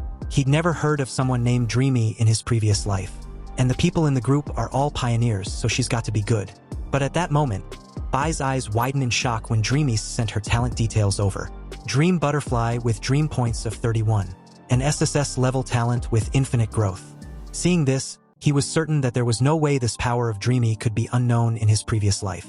So this meant that she died in his previous life. Bai replied, saying that SSS-level talents were very complicated. Can you tell me the effects of your talents and skills? He asked. Dreamy agreed and replied that her dream butterfly was the ability to enter the dream world, which was the same as the real world. And it can also be used to enter other people's dream world. She continued that some things could be taken out of the dream world. And with that, she had been dream weaving. Dream weaving was about adjusting anything in the dream world, however, there was very little she could adjust at the moment. Also, to dream with her, she had to invite the person into her dream world by creating a dream totem. Bai read the message with a smile. He knew that the talent was practically invincible as long as no one finds her true body. Dreamy sent him another message, saying that she wanted to send Bai a dream totem in the form of a picture. Then Bai could enter the dream world and guide her. Bai wasn't on board with that idea because, if he were to enter in her dream world, he wouldn't have any protection. Dreamy pleaded for Bai to not refuse her. She could sign an Evolver's contract with him, promising not to do anything harmful to Bai. An Evolver's contract? Bai's eyes widened in surprise when he read this. A bit unsure, Bai asked Dreamy if she meant an Evolver's contract, recognized by the Universal Will, which also cost at least 10 gold coins. This made Bai question why she needed his combat advice anyway. She was willing to sacrifice 10 gold coins, Also, if she's that weak in combat, how come she has 10 gold coins to begin with? The monsters I kill in the dream world die in real life as well, she said. And I can adjust the explosion rate of the monsters in the dream world through dreamweaving, so I have just enough gold coins. Dreamy also made mention that she could give Bai other rewards which he would be interested in. They were 2 skill books. The first skill is Spiritual Perception D-level skill book. Bai knew it was a powerful ability, and it could be said that it was no worse than Bai's Virus King. The second skill is City Building Order, a grade F special item. At this moment, Dreamy pleaded again, telling Bai that although she might be strong in her dreams, she is the exact opposite in reality. And on top of this, she had a strong gut feeling that if she didn't improve her combat skills, she would die sooner or later. Upon reading this, Bai immediately thought that her instincts were accurate. After all, her abilities had no physical improvements whatsoever. It was an incredible weakness. Alright then, send me the Evolver's contract. Bai agreed to teach her. Since Dreamy was willing to sign the contract, he would help her. After all, such a powerful talent must be recruited for his use. Seconds later, the Evolver's contract was sent, which was valid for 24 hours. And Bai, without hesitation, agreed and signed the contract. It was nightfall, and in the second bedroom of the villa, Bai was leisurely resting on his bed. The dream totem needs Bai to relax and focus for 3 minutes to activate. But it takes significantly longer if a person has a guarded personality. And Bai happens to fall in this situation. He knew that if Dreamy's ability evolves to the point where it was possible to be awake and dream at same time, then it would be terrifying. The contract was eventually activated as Bai fell under, and slowly woke up in Dreamy's apartment in the dream world. He got up, took a couple steps when he saw Dreamy for the first time. Dreamy turned out to be a little pink-haired girl. "Hello, group leader. Welcome to the dream world," she said nervously. "My given name is Meng Meng, as in dream, and I've just signed a contract with you, Brother Bai." Bai also introduced himself as Chen Bai. "So, this is the world of your dreams?" he asked. "It's not suitable for combat training." "Oh, not here. I cleaned up a gym not far from here." And as Meng Meng said this, she opened a portal from her apartment to the outside world of the dream. Seeing this, Bai was surprised and impressed. The layout outside was identical to the city before the arrival of the Universal Will. "Is this the gym?" he asked. "It seems that your dream world is very big." Hearing this, Meng Meng, with a bright smile, decided to clarify something. She explained that the dream world was independent and does not belong to her. However, she, as a dream traveler, could only enter and modify it. And based on her exploration ever since she dream traveled, it seems that the dream world was a reflection of the real world. Bai understood and told Meng Meng that they should get started. They had no time to waste. "Let's go to the gym right now and start your training." Meng Meng agreed and led Bai through the portal as they walked above the city. A while later, they arrived at a basketball court inside the dream world. Meng Meng, who had a direct authority in the dream space, just simply snapped her fingers. "Let there be light," she said. Then, immediately upon saying this, the entire court was illuminated. I took a look around, then back at Meng Meng, and commented that she looks like a middle school girl after all, so this place suits her. Meng Meng retorted that she was a novelist before the apocalypse. I took a seat and said to Meng Meng, "So, what you want is to strengthen your abilities in the real world. Then the best way to do that is by learning how to fight." He continued, telling her not to use her dream world abilities against him. She should just use her fighting strength at her current level. Meng Meng explained that all her attributes are boosted to the level of her mental strength in the dream world. And her current mental strength is 48, so Bai should be careful. Bai got up and told her not to worry. She should just attack him with all she has. Hearing this, Meng Meng took on a fighting posture, and with a loud shout, she launched at Bai with a close fist. Bai simply stepped aside with minimal effort as Meng Meng took a swing and missed, knocking herself off balance in the process. Bai assessed the situation and commented that her weight is unbalanced. She can't hit the target and also can't retreat either. Again, upon hearing this, Meng Meng tried again. Only this time, she was throwing punches everywhere with her eyes closed. The scene was so childish that Bai, with a teasing smile, asked, "Is this the turtle punch in a children's martial arts school or something?" "Well, first you must control your balance. A punch that cannot be recovered is the weakest." The second was that Meng Meng needed to determine her target, expose where she wants to hit instead of hitting randomly. The third was that she needed to watch her opponent and not be obsessed with her own attack. Now that Bai had an understanding of Meng Meng's current level, he told her to remember these 3 points he just said, and she will be fine. Just now, as Bai tried to attack her, the speed of his punches was about 20, and she couldn't handle it. Meng apologized for her inadequacies. Hearing this, Bai told her that there was no need to apologize. She should just work hard in training. Being close to Bai made Meng a bit flustered. She promised to do as she has been told, and work hard. The scene shifts to the villa, and 7 days had passed. It was nightfall and inside at the lounging hall. Song Ziqiong reported to Bai that all the laws had been established and had been posted in the community. There were also people in front of each billboard who were responsible for any explanation needed. Hearing that the state of Dongshan area was already on the right track, Bai informed Song Ziqiong that he would be leaving early the next day. He had been cleaning up Dongshan area in the past few days, but now that the area is stable, the management of the entire area would be left in her hands. Surprised, Song Ziqiong asked why Bai was leaving so soon. She initially thought Bai would stay for a while longer. After all, the plague group was missing one piece. Checking the status window of the plague group, which was now 4 out of 5. Bai replied that he didn't have the time to wait for an E-grade group anymore. There were numerous opportunities and precious treasures out there, and he needed to go out there and grab what he can, before it's too late to do so. Hearing Bai's reason, Song Ziqiong leaned in close and placed her arms around his shoulders, reminding him to also think about them too. He needed to return to them safely. Otherwise, if Emperor Bai's palace get flooded with more harem, no one will be able to control it. "Oh? Is there a flood on my land?" he questioned in a flirtatious manner. "If there is, then go summon them all. We will have a good discussion today about how to close the water outlet to avoid the flood." Song Ziqiong was on board, agreeing to carry out the orders immediately. Late in the night, an intense discussion took place, and the entire villa were filled with echoing moans from Bai's harem. This lasted throughout the night to the next morning. So early the next morning, the entire harem had passed out from exhaustion. Bai got dressed and left the room, closing the door behind him. Chinger, who happens to be looking for someone, appeared right after. Upon seeing Chinger, Bai asked her if she is looking for someone inside his room because no one had woken up yet. She replied that she was actually looking for him. Hearing this, Bai asked what the matter was. Chinger reported that there is someone causing trouble in the settlement at the foot of the mountain. Bai was a bit puzzled as to why she was looking for him for this kind of matter. Haven't the community rules already been posted? He turned to face her and continued, wondering why she wasn't resolving whatever the issue was according to the rules. Chinger apologized for bothering Bai and said that they had already controlled the situation. But there's someone among them instigating a commotion, and also claims to be Bai's classmate. Hearing enough of this, Bai told Chinger to take him there. They soon arrived at the foot of the mountain in the villa area, where this classmate in question started shouting for everyone to take a look when he saw Bai. Chinger gave Bai an update on the situation down there. These were the people who are dissatisfied with our daily fee of 1 copper coin, and they want to get free security and stability without paying the price. As Bai descends the stairs, the guy loudly called out to him, stating that his name is Li Chun. "Li Chun?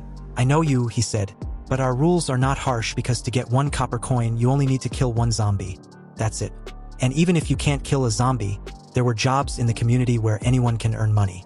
So why are you causing trouble?" Li Chun replied that it wasn't a matter of how much money was being collected. Bai was wrong because in the end times, everyone must be careful and help each other out. Now that Bai has resources, he should help everyone overcome their difficulties. Li Chun said this was his advice to Bai as the student council president.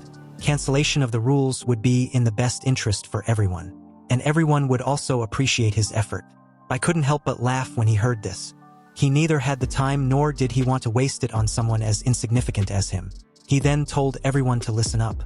There are rules here, and anyone who disagrees or refuses to accept it can leave. Anyone who doesn't leave after 3 minutes will be shot without any mercy. That's right. These are the rules here, and anyone who doesn't accept them should leave immediately. If anyone refuses to leave after 3 minutes, they will be shot mercilessly. Then he tells Chinger to start counting. However, this threat neither intimidated Li Chun nor his followers. He told Bai that there was no need for the countdown because he wasn't going to leave at all. What he was trying to do was to save money for everyone. So all the protesters present will support and thank him. A guard, having enough of Li Chun's actions, loudly shouted for Li Chun to stop with his nonsense. 1 copper coin wasn't a burden on anyone here.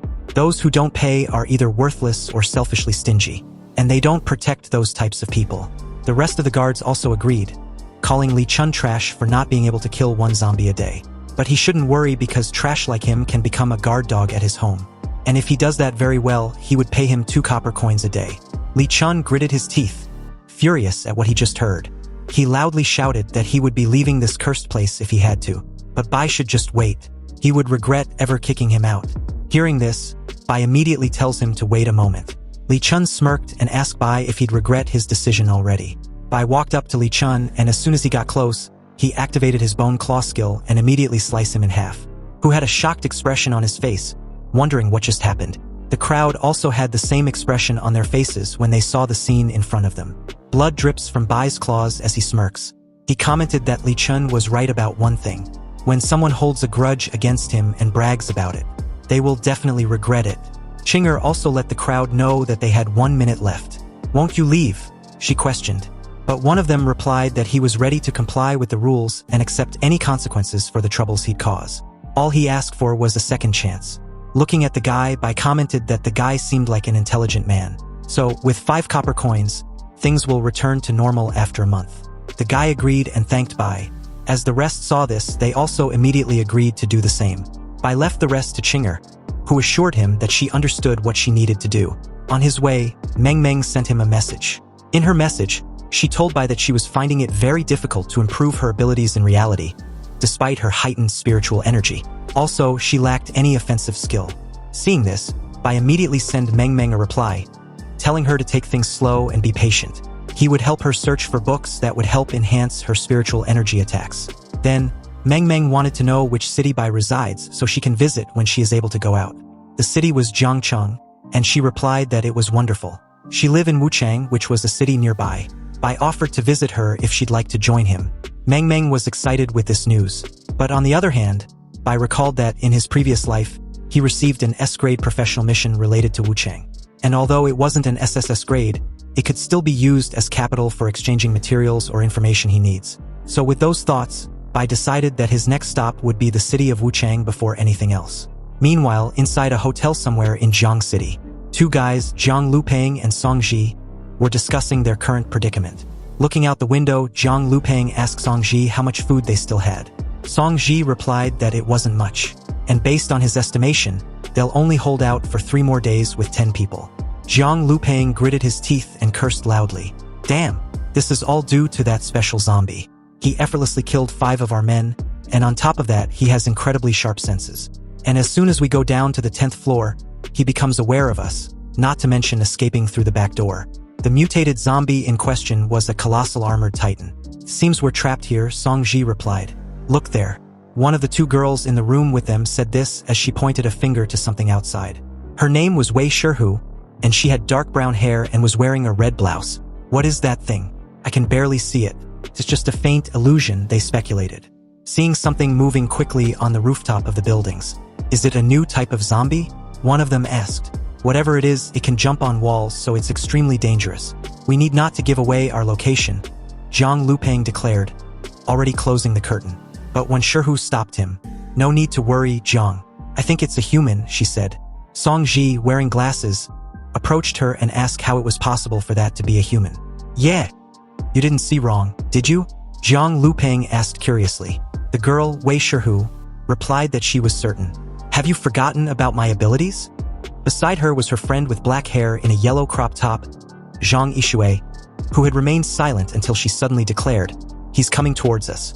Jumping across the buildings, Bai moved through the city until he noticed the enormous titan emitting a red cloud and said, "A tyrant?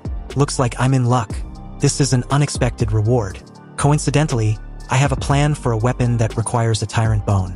Bai decided to not use his heavy hammer skill, because it might damage the tyrant zombie bone. Therefore, effectively dropping the rate and its safety as well. It's better to decapitate it. Then in an instant, Bai activated his bone claw and leaped, using his momentum to freefall towards the titan. The group of young evolvers hidden had closed the curtains to avoid being noticed. "I can't see clearly, Wei. What's the situation now?" Song Ji asked. "It's better not to look. It's extremely dangerous," Zhang Yishui replied, stepping away from the window, while the rest gathered around the curtain gap. "The battle has begun." That man's hand turned into claws. Wei Shihu informed them of what was happening.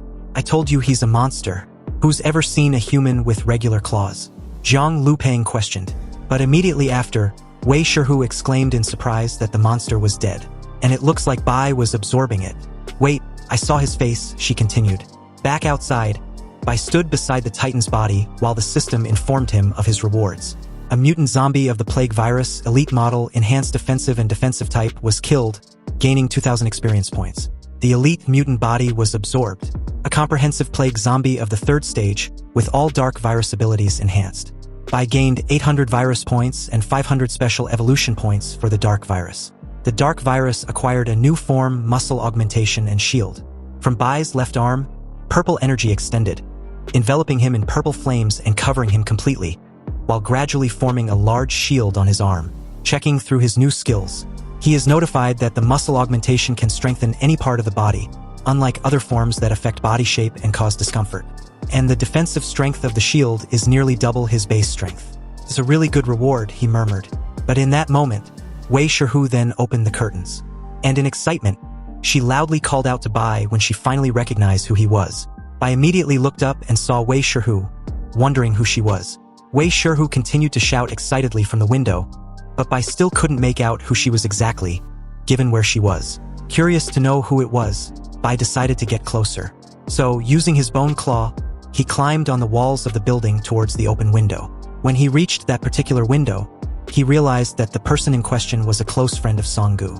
I was wondering who it was. Wei Shihu looked at him happily and asked, Chen Bai, do you know how Songgu is? Is she okay? Later, somewhere within that hotel, Bai was sitting at the table with these 4 people. I've established a settlement in the Dongshan village area, and now about a few hundred people are living there. Song Ziqiong is helping me manage the settlement, so Songgu is very safe, he explained to the people at the table. Really? Wei Shihu exclaimed, impressed. Zhang Yishui also looked at him in amazement, while the 2 guys doubted, questioning if Bai really established a settlement with hundreds of people. Jiang Lupeng asked sarcastically while Song Ji reinforced. The queen of Jiangcheng is helping you Chen Bai manage it? You must be joking, right? Bai simply crossed his legs casually and replied, you'll understand as soon as you get there. I wouldn't lie about something so easy to uncover. Suddenly, someone opened the door, and a guy in a blue shirt walked in with an excited demeanor, calling Bai's name. Bai turned to the door, a bit taken aback. Qi Zheng, he said. Then 2 other guys, Li Feng and Zhao Mu, his classmates and roommates before the end of the world, also walked in. I knew I heard someone calling your name just now, Qi Zheng declared with a smile. Chen Bai, you're really here, Zhao Mu also declared with the same demeanor. Bai got up with a smile and asked what they were all doing here. When his classmates entered the room, Zhang placed his hand on Bai's shoulder. He narrated what they experienced since the end of the world. He even tried to find him, but it was for naught. This made Bai ask if there are many of their classmates from Jiang University.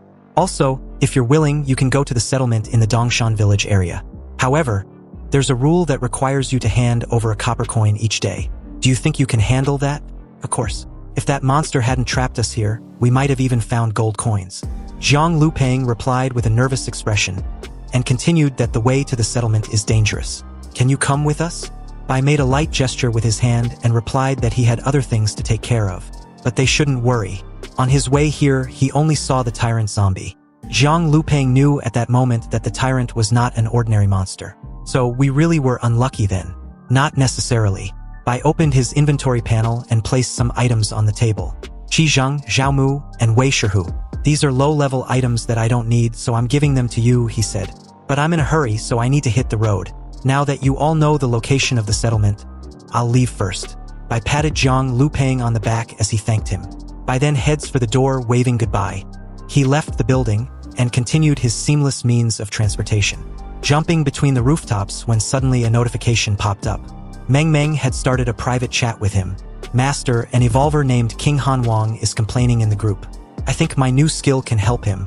Bai replied that there were too many people in the group, so she should just tell him directly what the situation is.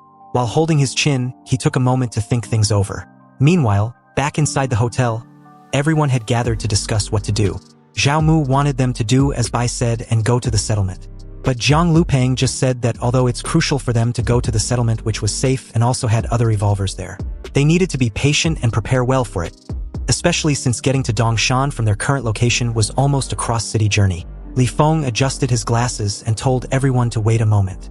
He thinks, but before he could continue, Wei Shihu said something that surprised everyone. Confused, Wei Shihu questioned why Bai had returned. Approaching Bai at the window, she asked if something was wrong. Well, yes, I suddenly need a room to deal with something, Bai replied. And as Zhao Mu heard this, He offered his and Qi Zheng's room. Bai was delighted with this news. He placed his arms around their shoulders and said he need to be alone in the room. Are you guys okay with that? No worries, Qi Zheng said. You can stay in the room and we can keep an eye on you in the living room. Wei Shihu looked at him silently for a few moments and finally decided to join them. He shouted for them to wait for her. In the hotel corridor, Wei Shihu caught up to them, and as she leaned on her knees, she remembered a question she needed to ask of Bai. Do you know Song Gu Evolver's ID number? I want to add her as a friend. Oh, it's 990225. Hearing this made Qi Zheng also ask Bai for his number. He wanted to add it along with Zhao Mu's number. Bai turned to him and answered that it was 001. Qi Zheng looked at him incredulously, then suddenly burst out laughing. We're all evolvers now, but your dry humor hasn't evolved at all, he said. Behind him, Zhao Mu opened the friend request window, walked up to his friend and tapped him on the shoulder. Qi Zheng, you'll find out when you add him. Qi Zheng was a bit confused with this response. So when the notification came through, notifying him that the evolved number 001 had accepted his friend request, he freaked out, screaming. Bai, who was already used to this kind of reaction, just smiled and told him not to just stand there. He should hurry and catch up. 10 minutes later, the three were in the living room. And as Wei Shihu was busy, fiddling with her system window in the armchair, Zhao Mu and Qi Zheng were sprawled on the sofa, chatting. Qi Zheng was still surprised with Bai's identification number, saying that it was really impressive. Indeed, Zhao Mu agreed with him, and continued that Bai made mention that it was the sequence to become an evolved one. So that means he was the first to become one. Zhao replied, resting his head in his hands. Zhou Mu then turned towards him, and questioned if Qi Zheng remembers what Bai posted in the dorm group before the end of the world. There was something about the school changing the date of the physical test to mid-June. Of course I remember, Qi Zheng replied. We ended up exercising for more than a week because of that. He then suddenly sat up, asking what Zhou Mu was going with this. Wait, did Bai already know about the end of the world back then? Smiling, Zhao Mu declared that it might just be a coincidence. But they benefited from that exercise, didn't they? Indeed, we really did benefit from the information Bai provided. It was at this moment that Qi Zheng noticed Wei Shihu's silence. She was totally immersed in whatever she was watching on her system window. She was also blushing. Qi Zheng questioned why her face was red all of a sudden. Hearing this, she got up and left the room, saying that it was nothing. Anyway, I'm going back to my room, so don't forget Chen Bai's instructions, she said. Whatever you do, don't go into his room. Wei Shihu closed the door and thought of Bai with an evident blush. She recalled the messages she had with Song Gu, and in the conversation she had with her, Song Gu alluded to bisexual escapades. She even suggested that she might not be the only one calling Bai with the name Daddy in the future. Wei Shihu, with a flushed face, couldn't help but have those kind of thoughts about Bai. It can't be what I'm thinking, right? How could it be? She questioned herself. Seriously, Brother Bai and Song Gu, and everyone together? Unexpectedly, she heard something not far from her that drew her attention. It was a conversation between Jiang Lupeng and Li Feng. Listen to me, Brother Jiang, Li Feng said. This isn't a simple matter. Bai is definitely lying to us. There are too many loopholes in what he said. Li Feng was speaking alongside Jiang, leaning against the wall side by side. I also feel it's a bit false. Song Ziqiong, the queen of Jiangcheng, being some sort of an assistant for Bai is just too outrageous to believe. No matter how you look at it, it just seems like a show-off.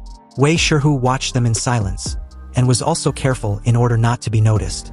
Back in the dream space, in the magical city, at Han Zhao's house, Bai arrived through the pink butterfly totem, and upon arrival, he greeted everyone with a warm smile, and added that he made some arrangements in the real world, hence the reason why he's a bit late. Looks like I'm the last one here.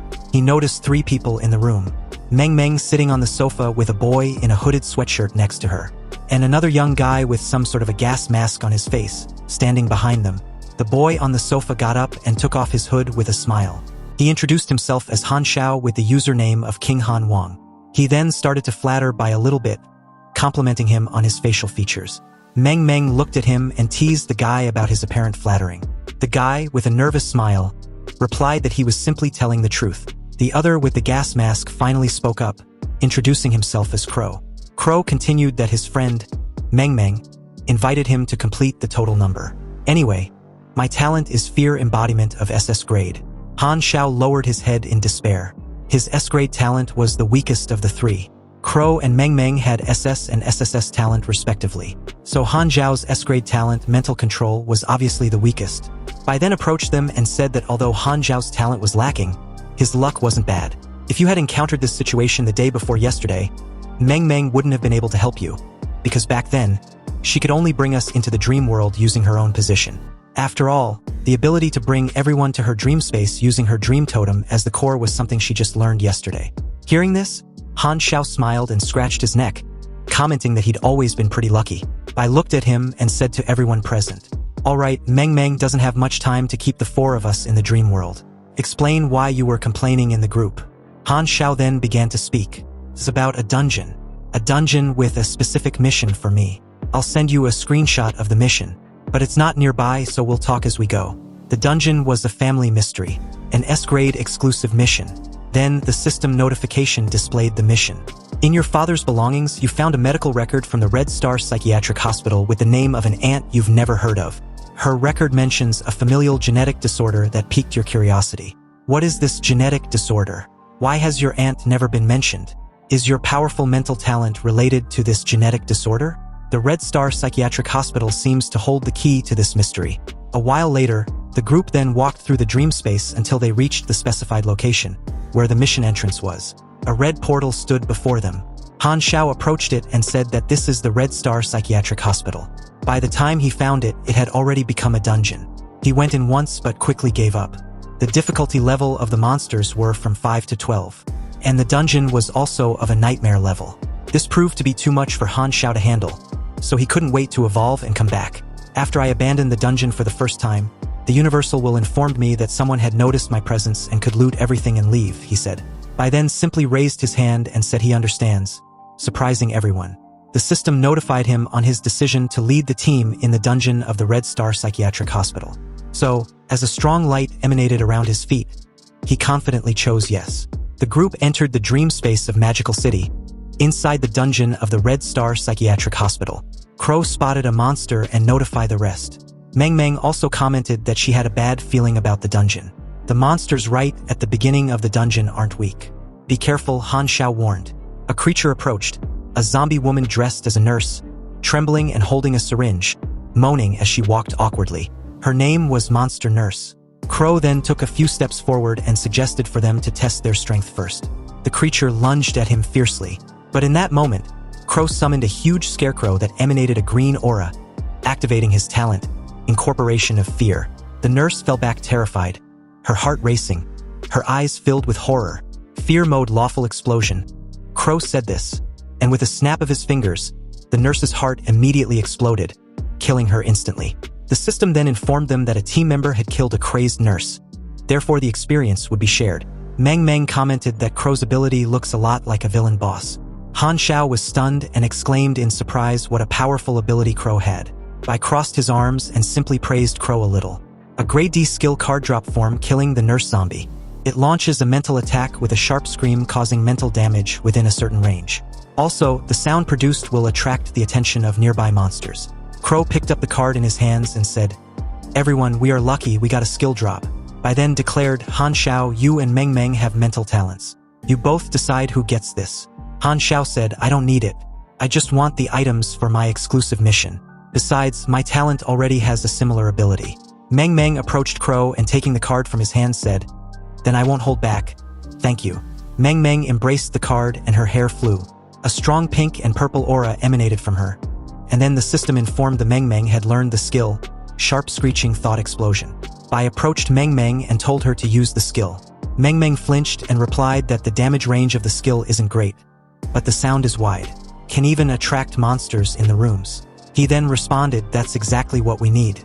Searching room by room is too much trouble. But don't worry, it will be fine." Hearing this, Meng Meng agreed with an evident blush. Meng Meng levitated and let out a sharp scream, followed by a strong explosion of pink aura that expanded throughout the place, attracting monsters from all the rooms. "This monster attracting effect is really good," Bai declared, watching the monsters approach. "There are many monsters in this place," Han Zhao declared apprehensively, seeing the zombies crowding around the group. "Everyone, be careful, don't get distracted," Crow said. "Master, are you sure we can handle so many?" Meng Meng asked fearfully, turning to Bai, who replied with his hands in his pockets, relaxed. "Of course, no problem. This is a great opportunity to test my newly updated abilities." He then scratched his neck, stretching.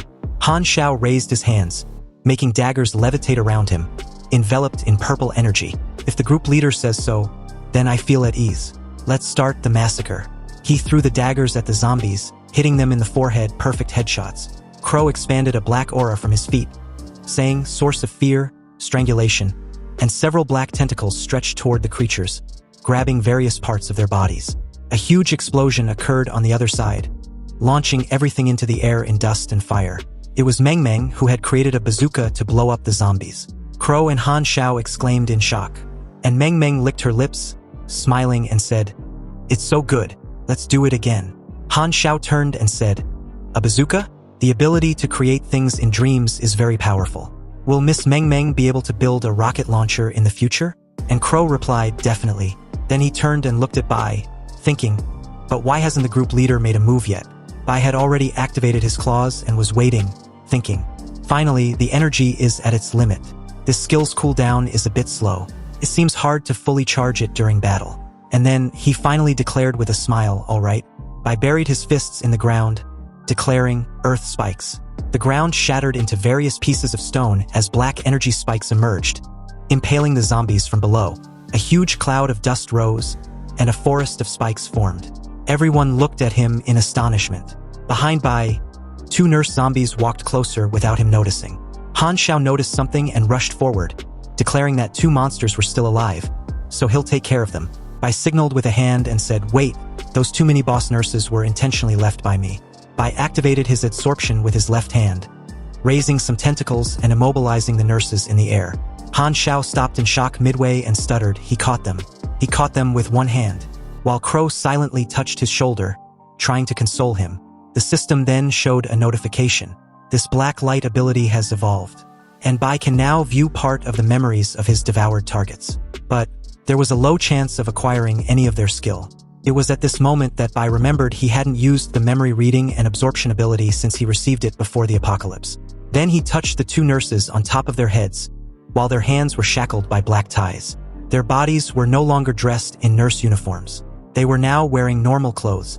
Bai then saw a woman in her undergarment crawling with inscriptions carved into her body, wondering, "What is this?" Other women were trapped on crosses with inscriptions on their bellies and barbed wire restraining their bodies. As one woman trembled on the floor, dragging herself, and a man in a blood-stained lab coat in the middle of the room said smiling, "Nurse Kong, calm down." And then another scream in horror, another memory. The same man with glasses was fixing a nurse's hair, saying, "Have you lost your mind? How can your mental strength be so weak? I was planning to offer you to the master. What a pity. This crazy woman can only be the sacrifice for next month." A red-haired nurse turned near a counter and said, "Nurse Wang, don't be so sad. Everyone is avoiding you because of Nurse Kang's situation." A black-haired nurse then replied, "I know, I also like Nurse Kong." Tied to the hospital bed, Nurse Kong was struggling, repeating the word 16 over and over again. Meanwhile, Nurse Wang lamented, "Such a good and beautiful person. How did she go crazy all of a sudden?" Bai held the two nurse zombies by the head, thinking, 16? Demon formation? I remember now. In my previous life as a demon hunter, I heard about a psychiatric hospital in the magical capital related to demons, where you could even summon demons. Unfortunately, my level at the time far exceeded the limits of the place, so I only glanced at some posts on the Evolvers forum and didn't pay much attention afterward. Bai released the nurses and addressed the group. He told them that it was time to go find clues for Han Zhao's exclusive mission. Everyone be careful and don't spread out. There may be very powerful creatures here. Half an hour later, the group continued searching the hospital. All the monsters in this building should have been eliminated by now. We haven't seen any for a while. We've searched 3 floors and found no clues. Han Xiao commented as the group climbed a staircase. "We're not completely without clues," Meng Meng replied. "The number 16 appears frequently here," Crow added while climbing ahead, and then as they reached the next floor behind Bai, he said, "Who cares if it's 16 or 18? I just want to know why the instance boss hasn't made a move yet. Is he afraid of Emperor Bai and doesn't dare to show himself?" It was then that a strong aura emerged with murderous intent, and a frightening voice said, "Young man, you are very arrogant." Everyone activated their powers instantly. Crow summoned his scarecrow. Han Xiao levitated the daggers, and Meng Meng created double swords. Bai began to release a bit of his aura and question who was there. Immediately after, a huge creature with bloodied paws slowly emerged from the darkness. a demon with long horns, glasses, and an elongated chin. The creature then spoke, "I am the director of the Red Star Mental Hospital and also an envoy of the 16th demon of the 72 Pillars of Solomon Jia." Meng Meng remained silent with an angry expression. Han Xiao looked surprised and exclaimed, "He is a demon?" Crow repeated, "Envoy of the demon god." The demon declared, "Pretending to be calm is useless. Being a sacrifice for my master is your only fate. This girl, if she is willing to serve my master loyally and bear his children, I can spare her life." Meng Meng immediately reacted, shouting that the demon can suck it and go bear children for his master himself. Bai then spoke up in a mocking tone. "A low-level demon transformed from a human, you are very arrogant. If you have the courage, show us your power. Stop spouting nonsense to make us laugh." Immediately upon hearing this, the demon unleashed his claws, emanating an intense aura. "Ignorant people who do not know the vastness of the sky and the earth, let me show you the power my master has granted me," the demon declared, roaring with its arms raised. A huge, terrifying aura spread across the room, and gradually Crow and Han Xiao began to bow. "What is this terrible feeling?" Han Xiao wondered, holding his head. Meng Meng called out to Bai as she felt an intense pain on her psyche. Bai adjusted his posture and thought anxiously, "Damn, this is the psychic-type demon I hate the most. The one that can exert psychic pressure continuously. Although my psychic power is not weak, I have no psychic abilities, so prolonging this would be very disadvantageous. I need to end this quickly." Bai rushed toward the demon, exuding an oppressive aura. He then buried his claws in the demon's abdomen, which bent over and congratulates him. "Well done," it said. The creature then exhaled a red and dark flames which immediately engulfed the entire corridor. Bai quickly activated his shield to protect himself and was pushed back. "You really have some strength to endure this, but in the end you won't be able to break through my hellfire. And if this drags on, the result will be you collapsing under my psychic pressure," the demon declared, as Bai's vision became increasingly shaken by the pressure. The demon then shouted with hatred and fury, "There's no way to advance and there's no way to go back either. Fight and scream in despair, and entertain me with it." Suddenly, Han Xiao laughed and stood up, touching his temple. The psychic pressure suddenly disappeared, and everyone noticed this immediately as a blue energy emanated from Han Xiao. "If you had this ability, why didn't you use it before, Han Xiao?" Meng Meng asked. Han Xiao scratched his head and smiled shyly, saying, "Although I'm not sure what's happening, it seems that if I release a bit of my psychic power, I can resist his pressure." On the other side of the corridor, the demon spoke, a bit taken aback. "Han Xiao, so you are a descendant of the Han family, a descendant of the master's blood. Don't think that just because you are resisting the psychic pressure with your blood, you are safe. The hellfire can still turn you to ashes." Han Xiao stepped forward and with a mocking smile said, "Hey, aren't you the master's dog? Why are you trying to kill a descendant of the master's blood? Be careful, the master might kill you." The demon laughed and replied, "Just a family trying to betray the master. Killing you might even reward me. Now, I'm going to turn you into ashes with my hellfire." The demon leaned back and gathered a flame in its chest. At the same time, the group rushed forward, led by Crow, who told the two behind him about the need to not let the demon finish summoning his hellfire. They needed to interrupt him. However, before they could reach him, the demon suddenly sneezed. "Old man, did you catch a cold?" Crow teased curiously, as he and the rest stopped mid-stride. Han Xiao also asked if it was a new technique. Seeing this new development, Bai, in a mocking tone, commented that what's happening took a bit longer to take effect than he expected. "Seems like your constitution isn't so bad among the lower demons." The demon began to cough uncontrollably and asked what Bai did. Bai approached him and replied that it was just a skill that can make an enemy sneeze constantly, but he recently upgraded it. This skill is called flu and lung infection. The system description of the skill popped up. This evolutional skill was a flu infection, specifically the pulmonary infection. After releasing it on the target, depending on the difference in constitution, it takes 1 second to 10 minutes to enter the first phase.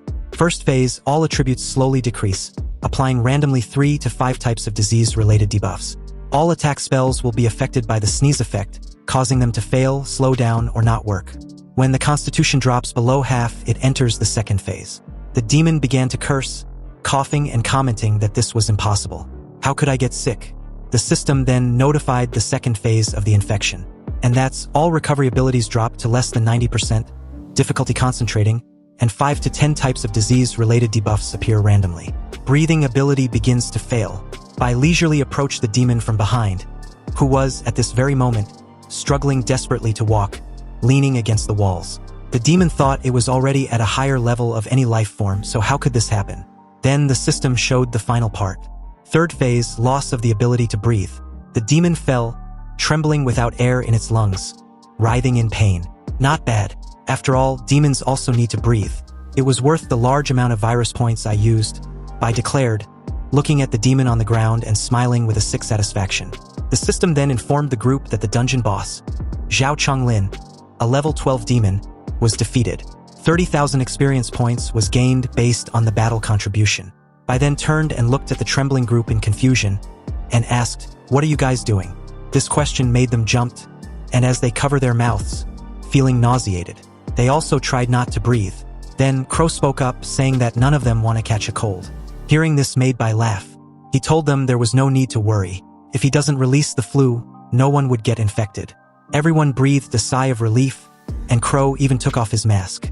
Meng Meng sat down and commented that Bai's abilities were way too strong. They were simply unmatched. Han Xiao also shared the same sentiment. Bai turned to his system window and told them to stop flattering him. After all, the flu skill only works on demons with weak physiques, and there were plenty of monsters that didn't need to breathe. Bai then looked at Han Xiao and said he had received the notice of the dungeon raid and the notification to post the strategy video. "How's your task going?" he asked. Han Xiao turned to his notification window and wondered how his mission wasn't over yet. Bai told him that the situation meant that the clue of his mission must be hidden somewhere in the dungeon, so he should hurry up and look for it. "By the way, I plan to release the dungeon cleanup video. No one wants to show their face and get famous, right?" He turned to the rest and asked. Crow put his mask back on and told Bai to hide their appearance in the video. Meng Meng agreed, and Han Xiao even commented that being low-key was the best way to survive. "Anyway, let's see what the boss dropped first, and then you guys can help me find the clue of my mission quickly." Not long after, the video about the dungeon was published with their usernames. The viewing price was 5 copper coins. Back at the villa in Dongshan, Song Ziqiong and Qinger saw the notification about the video and was surprised. And it wasn't just the two, but several evolvers as well. Even the Emperor-level powerhouse, Shui Chuan, saw the video and a smile crept on his lips. Meanwhile, back inside the hotel in Jiangqing on the 15th floor, the group watched Bai's video of the hospital dungeon. Zhang Yishui stood behind Wei Shihu, and immediately after they finished watching the video, she commented that although Bai's face was hidden, she can clearly see and remember those claws. "The white figure of the emperor in the video was definitely Bai," she said.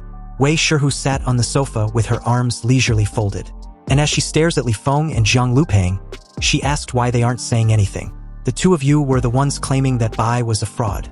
Li Feng, with a confused expression, wondered how Bai was able to raid a dungeon when he was still in the hotel. He continued to say that the video only proved that Bai has a strong combat ability, but it doesn't prove that the settlement he mentioned is indeed real. Zhang Lupeng got up from the sofa, agreeing with Li Feng. "That's right," he said. "This makes everything we know so far even more terrifying. Has it occurred to you that Bai might be exploiting all the evolvers at his settlement to sustain himself? That's definitely the reason why he is so strong." Wei Shihu immediately got up and replied that it's obvious to everyone that Bai and Li Feng don't get along. Also, he didn't give you any equipment. And as for you, Zhang, why are you still being stubborn? Watch the video I'm about to send you. In the video, a wall of flesh was shown devouring various corpses. Seeing this, Zhang Yishui was shocked and exclaimed in wonder. "What kind of monster is that?" "Wei Shihu, what did you send?" Wei Shihu then replied that Song Gu sent her this recorded video. The two then watched the video together. On the other hand, Li Feng tried to protest immediately upon seeing the wall of flesh. In the video, Song Gu explained that the red wall behind her was called the Wall of Flesh. It was the settlement defense system on the outside, and it only devours corpses. Song Gu continued, asking if Wei Shihu was scared. "Anyway, you wanted to see the settlement, right?" Song Gu proceeded to say that recording videos with the Universal Will wasn't cheap, so she only bought 10 minutes. It should be enough to see from the foot to the top of the mountain. The foot of the mountain is the most populated area. Anyone can enter for a bronze coin a day, but causing trouble will cost you your life. The slope is where many of our relatives live. We plan to expand many recreational areas. Here is the area of the villas at the top of the mountain. I still live at home. You know my house, right? There aren't many people at the top, but it's absolutely safe. Not everyone can enter, but you could end up living here as soon as you arrive, even though you said Bai hasn't made a move on you yet. It's just a matter of time. That big pervert has an insatiable desire. Anyway, Come soon because I have a lot to tell you. I need to go farm instances and also improve my physique. Otherwise, even all of us together won't be able to handle him. When the video ended, Zhang Yishui leaned closer to Wei Shihu and whispered, "Together? Did you ask Songgu how many women Bai has?" Wei Shihu blushed and bowed her head in embarrassment, replying that it wasn't the point. She continued to blush profusely, thinking that she should have watched the video before sending it to the others. Li Feng then spoke up. "Well, it's not a problem now. I didn't expect Bai to be so strong. Actually, I was just suggesting some possibilities for discussion." However, Jiang Lupeng interrupted him, pushing him away and spoke in a desperate tone. "Wei Shihu, you can't become Bai's woman." Hearing this, Wei Shihu turned around and questioned what Jiang Lupeng meant. "When did I say I wanted to be his woman?" Jiang Lupeng continued to say that Bai was too flirtatious and had many women. "You definitely won't like that, right? But I'm different. I want only you." Wei Shihu then raised her hand and said in a serious tone, "Stop. Don't come any closer. Jiang, whether you want one or several, it has nothing to do with me," she said. "Let me reaffirm that I rejected you many times before the apocalypse. I have no feelings for you. I don't like you." Meanwhile, in the dream space in the Magic City, at the instance of the Red Star Psychiatric Hospital on the 4th floor, Bai was checking the drops from the boss he had defeated, while the three accompanying him waited at a distance, fearful. Suddenly, a notification appeared as Bai absorbed the creature's corpse. It states that the organism contains special bloodline factors, and Bai can choose to continue devouring or expel them. Absorbing the lineage factors will affect the black light virus and the host. When he was done devouring the demon corpse, he gained 500 blacklight virus exclusive evolution points. He also received a red potion, which was the bloodline factor, the blood essence of the demon of an A class. A coagulation of the demon's blood can be devoured to gain away demon lineage. When Bai noticed this, he wondered curiously if it was really the lineage factor. Anyway, it actually formed an item, he continued with a knowing smile. "I thought it would just disappear." He then turned and asked the group if the boss dropped any good item. Han Xiao pulled out 2 scrolls with a smile and said he got a great drop. An A-class Hell Messenger job scroll and an A-class Hell Black Flame skill book.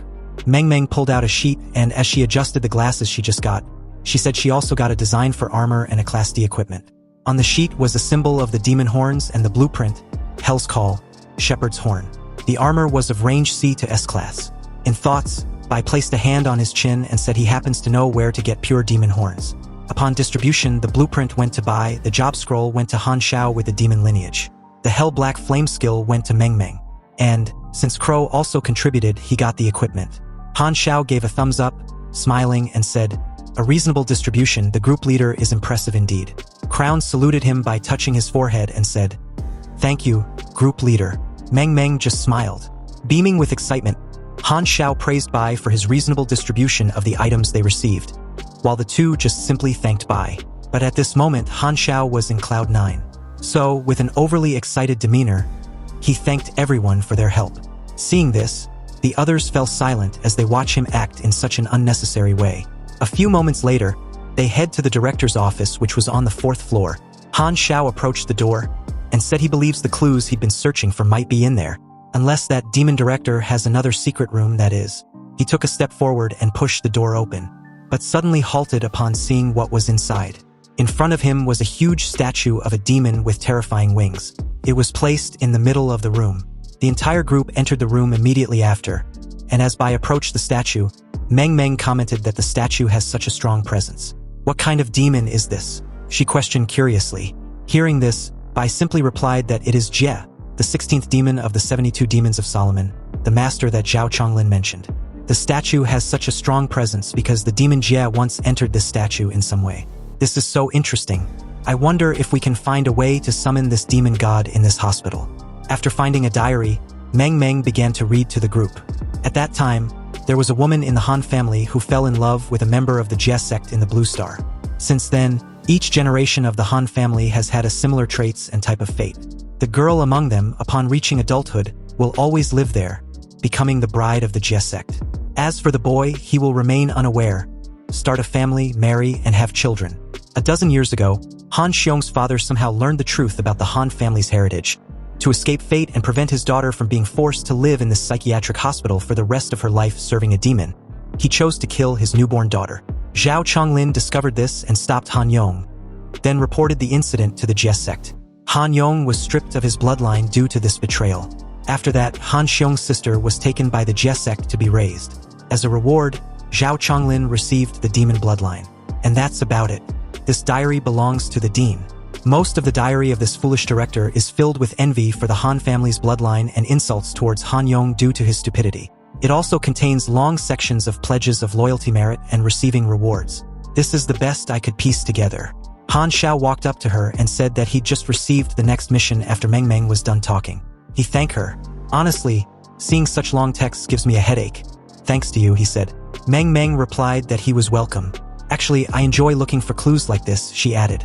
As Bai continued to analyze the statue closely, Meng Meng turned in his direction and asked, "Group leader, you've been studying that statue since the beginning. Is there something wrong with it?" Touching a pointed section of the statue, Bai replied, "Of course there is." He then pulled that section of the statue, revealing a secret door. The room trembled a little as the door opens. Everyone with the exception of Bai had a surprised look on their faces. Bai, on the other hand, just smiled at the discovery and led the group inside. Inside the secret room, the group descends a flight of stairs. Bai commented that given the height, they've probably gone from the 4th floor to the basement, right?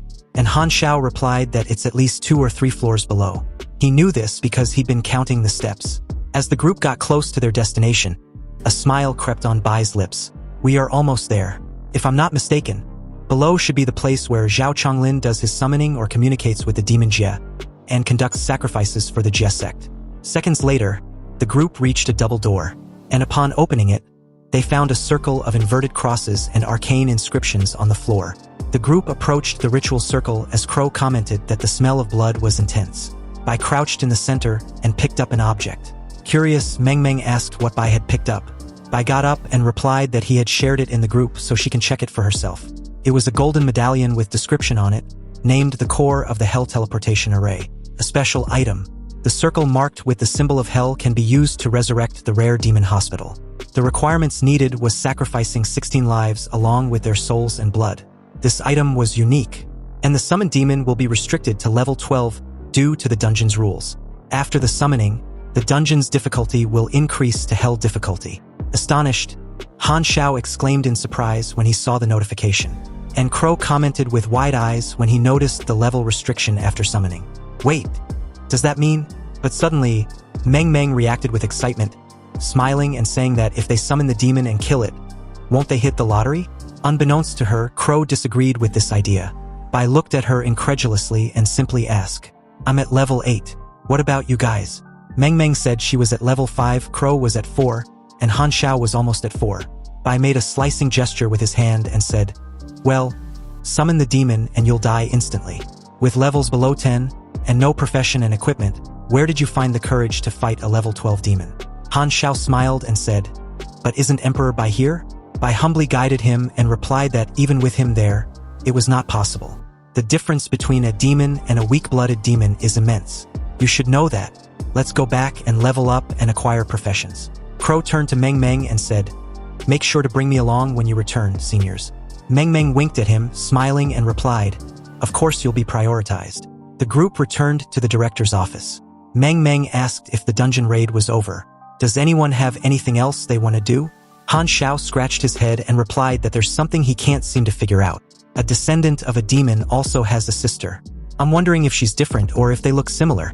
I'm not sure if it could be a coincidence, but it definitely exists now. Bai touched his shoulder and asked why was he thinking about this all of a sudden. "Did your father act strange before the apocalypse?" Han Xiao replied with a no. "Our relationship wasn't close. To me, he was just an ordinary man. My father lived an unremarkable life. The most extraordinary thing about him is that he turned into a different type of zombie than the others." In Crow's mind, he imagined a red zombie with horns and white hair and exclaimed, "A demon zombie? That's so cool." But Han Xiao gestured with a tense expression and replied, "No, it has nothing to do with demons. He turned into a plague zombie covered in purple and green fungal spots. Those spots gave me a strong sense of danger. I didn't dare to touch him. Because of that, I was forced to quickly master telepathy with my psychic power. My father's last lesson." Bai was intrigued, and as he turned in Han Xiao's direction, he asked, "Plague zombie?" Han Xiao replied it must have something to do with the Chinese plague disease he studied himself. His neighbors also had spots. Bai paused for a moment and thought this is really linked to that SSS level of the plague sect mission. Then he turned to Han Xiao and said, I'm really interested in that chemical plant. When I get to Shanghai, please take me there. Han Xiao replied, sure, no problem. Crow raised his hand and said, Emperor Bai, I have some questions about my abilities. Bai smiled and replied, of course, everyone can discuss any questions or share information now. At the same time, he thought that his harvest was great. I even got some clues about the Plague Lord's mission. Later, back inside room 1503 of the hotel in Zhangcheng, Bai woke up from his sleep. But he was surprised to hear the sounds of people coughing continuously. He looked around and was startled to see Zhang Lupeng, Qi Zhang, and Xiaomu sprawled on the floor, coughing around his bed. He exclaimed, questioned what was wrong with them. One of them tried to call out to him, but his voice came out weak. I helped two of them outside and said, what's going on? I told you not to enter the room. I released several viruses to prevent accidents.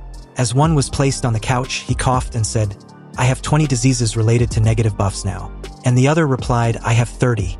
All my attributes are at 0. I'm going to die. Bai, do you have any antidote? Bai got up and replied, I've already removed the viruses from you. Your abilities will recover soon. Rest here, I'll go get that guy, Jiang or whatever he's called. Wei Shihu then approached Bai with a sense of urgency in her voice. She told Bai that Zhang Lupeng was actually there to kill him. Bai's eyes immediately widened, so he asked what Zhang Lupeng's reason was. Why does he want to kill me? Wei Shihu then began to explain. It started because he didn't believe that the settlement you mentioned was real. So to verify it, I asked Song Gu to record a video and send it. But I didn't expect Song Gu to be very detailed. A while later, Wei Shihu finished explaining the exact reason for Zhang Lupeng's actions, including her refusal to date him. The thing is, after I refused, he shouted your name and said he would kill you, claiming that all the problems arose after you arrived and that killing you would solve everything. The two sat at a table, and as Bai leaned back in his chair, he commented that Zhang Lupeng was an idiot. What kind of logic is that? Hearing this, Wei Shihu agreed and said Zhang Lupeng was really an idiot. He would threaten any girl she interacted with, even forcing her childhood friend to drop out of school. If Song Gu hadn't protected me, he would have used the same tactics he used on other girls to force me. I would have been hurt by him a long time ago. Being stuck in the hotel with him made it felt like hell each day. Luckily, his talent wasn't strong enough to force me. Otherwise, he would have ruined me long ago. Seeing how strong you are now and knowing that Song Gu is still alive, I'm really very happy. After some time, while Zhang Lupeng was coughing violently in the room, the two stood up and walked toward the door. Wei Shihu turned and asked, Zhang Lupeng has been caught in your trap for a while. Is he already dead? Bai replied with a no. Common viruses weaken a person's attributes quickly, but it should take a bit longer to be fatal. Wei Shihu then said she had an idea. This made Bai ask what she wanted to do. She leaned in towards Bai and said, I hate that guy so much. I want to make him die with regrets. The two opened the door and saw Zhang Lupeng leaning against the bed, coughing. It was then that the last thing Zhang Lupeng's red and irritated eyes saw was a kiss between Bai and Wei Shihu. Bai quickly took the opportunity to ask, to irritate him, would a kiss be enough? And Wei Shihu replied that it was. What else do you want to do? This is my first kiss, you know? 2 days later, in the mountainous forests outside the city of Wuchang, Bai was seamlessly jumping between the branches of the trees when Song Ziqiong initiated a voice call. Answering the call, Bai asked what the matter was. Song Ziqiong replied from the other end that she'd received a report of the situation concerning Wei Shihu. Our people have already picked up Wei Shihu and the others along the river road and are on their way back, she said. Hearing this, Bai praised her for a job well done. Song Ziqiong added that there was one more thing. Recently, many people on the Evolvers Forum have been discussing a mysterious chat group full of experts. Rumors say that you are the owner of this group and that the members are all pioneers who awaken their abilities before the apocalypse. Is that true? Staring at a nearby city, Bai replied that it was chat group 001. Did she forget the post he asked her to promote before the apocalypse? The sudden realization hit Song Ziqiong like a bullet. A bit taken aback, she asked that with so many experts, won't they become a great asset for them in the future? Also, how should they handle the posts on the Evolvers Forum about the discussions concerning the chat group? Bai quickly made his way to the ground and replied that Song Ziqiong didn't need to worry about that for now. He'll check the posts first and then make a decision later. Just send me the titles of the posts with the most discussions. Song Ziqiong responded, agreeing to this and reassuring Bai that she will do that right away. Seconds after, she sent Bai a message containing all the titles with the most discussions in the group chat. Bai read through and thought that it was time to make his chat group famous. This will not only give us great influence and deterrent power, but it will also allow the members of the group to have a sense of unity. making it easier to recruit the specialists of the group in the future, he thought. Suddenly, after taking a few more steps, the green and vibrant landscape around him slowly began to die away until the forest was completely changed to a desolate place with skulls and skeletons scattered everywhere. The environment around him had completely shifted, and as a notification appeared, Bai was notified that he had entered the secret dungeon named the Village of the Demon Worshippers. Seeing this, he smiled, and as he clenched his fist tightly in excitement, he commented that he'd finally found it. The secret dungeon where he received the S-rank class transformation to Demon Hunter in his previous life. Next, the system issued his missions. The first task had a D-level difficulty, and it was to stop the villagers' ritual from summoning the demon. The second was to kill all the polluted villagers. The difficulty was C.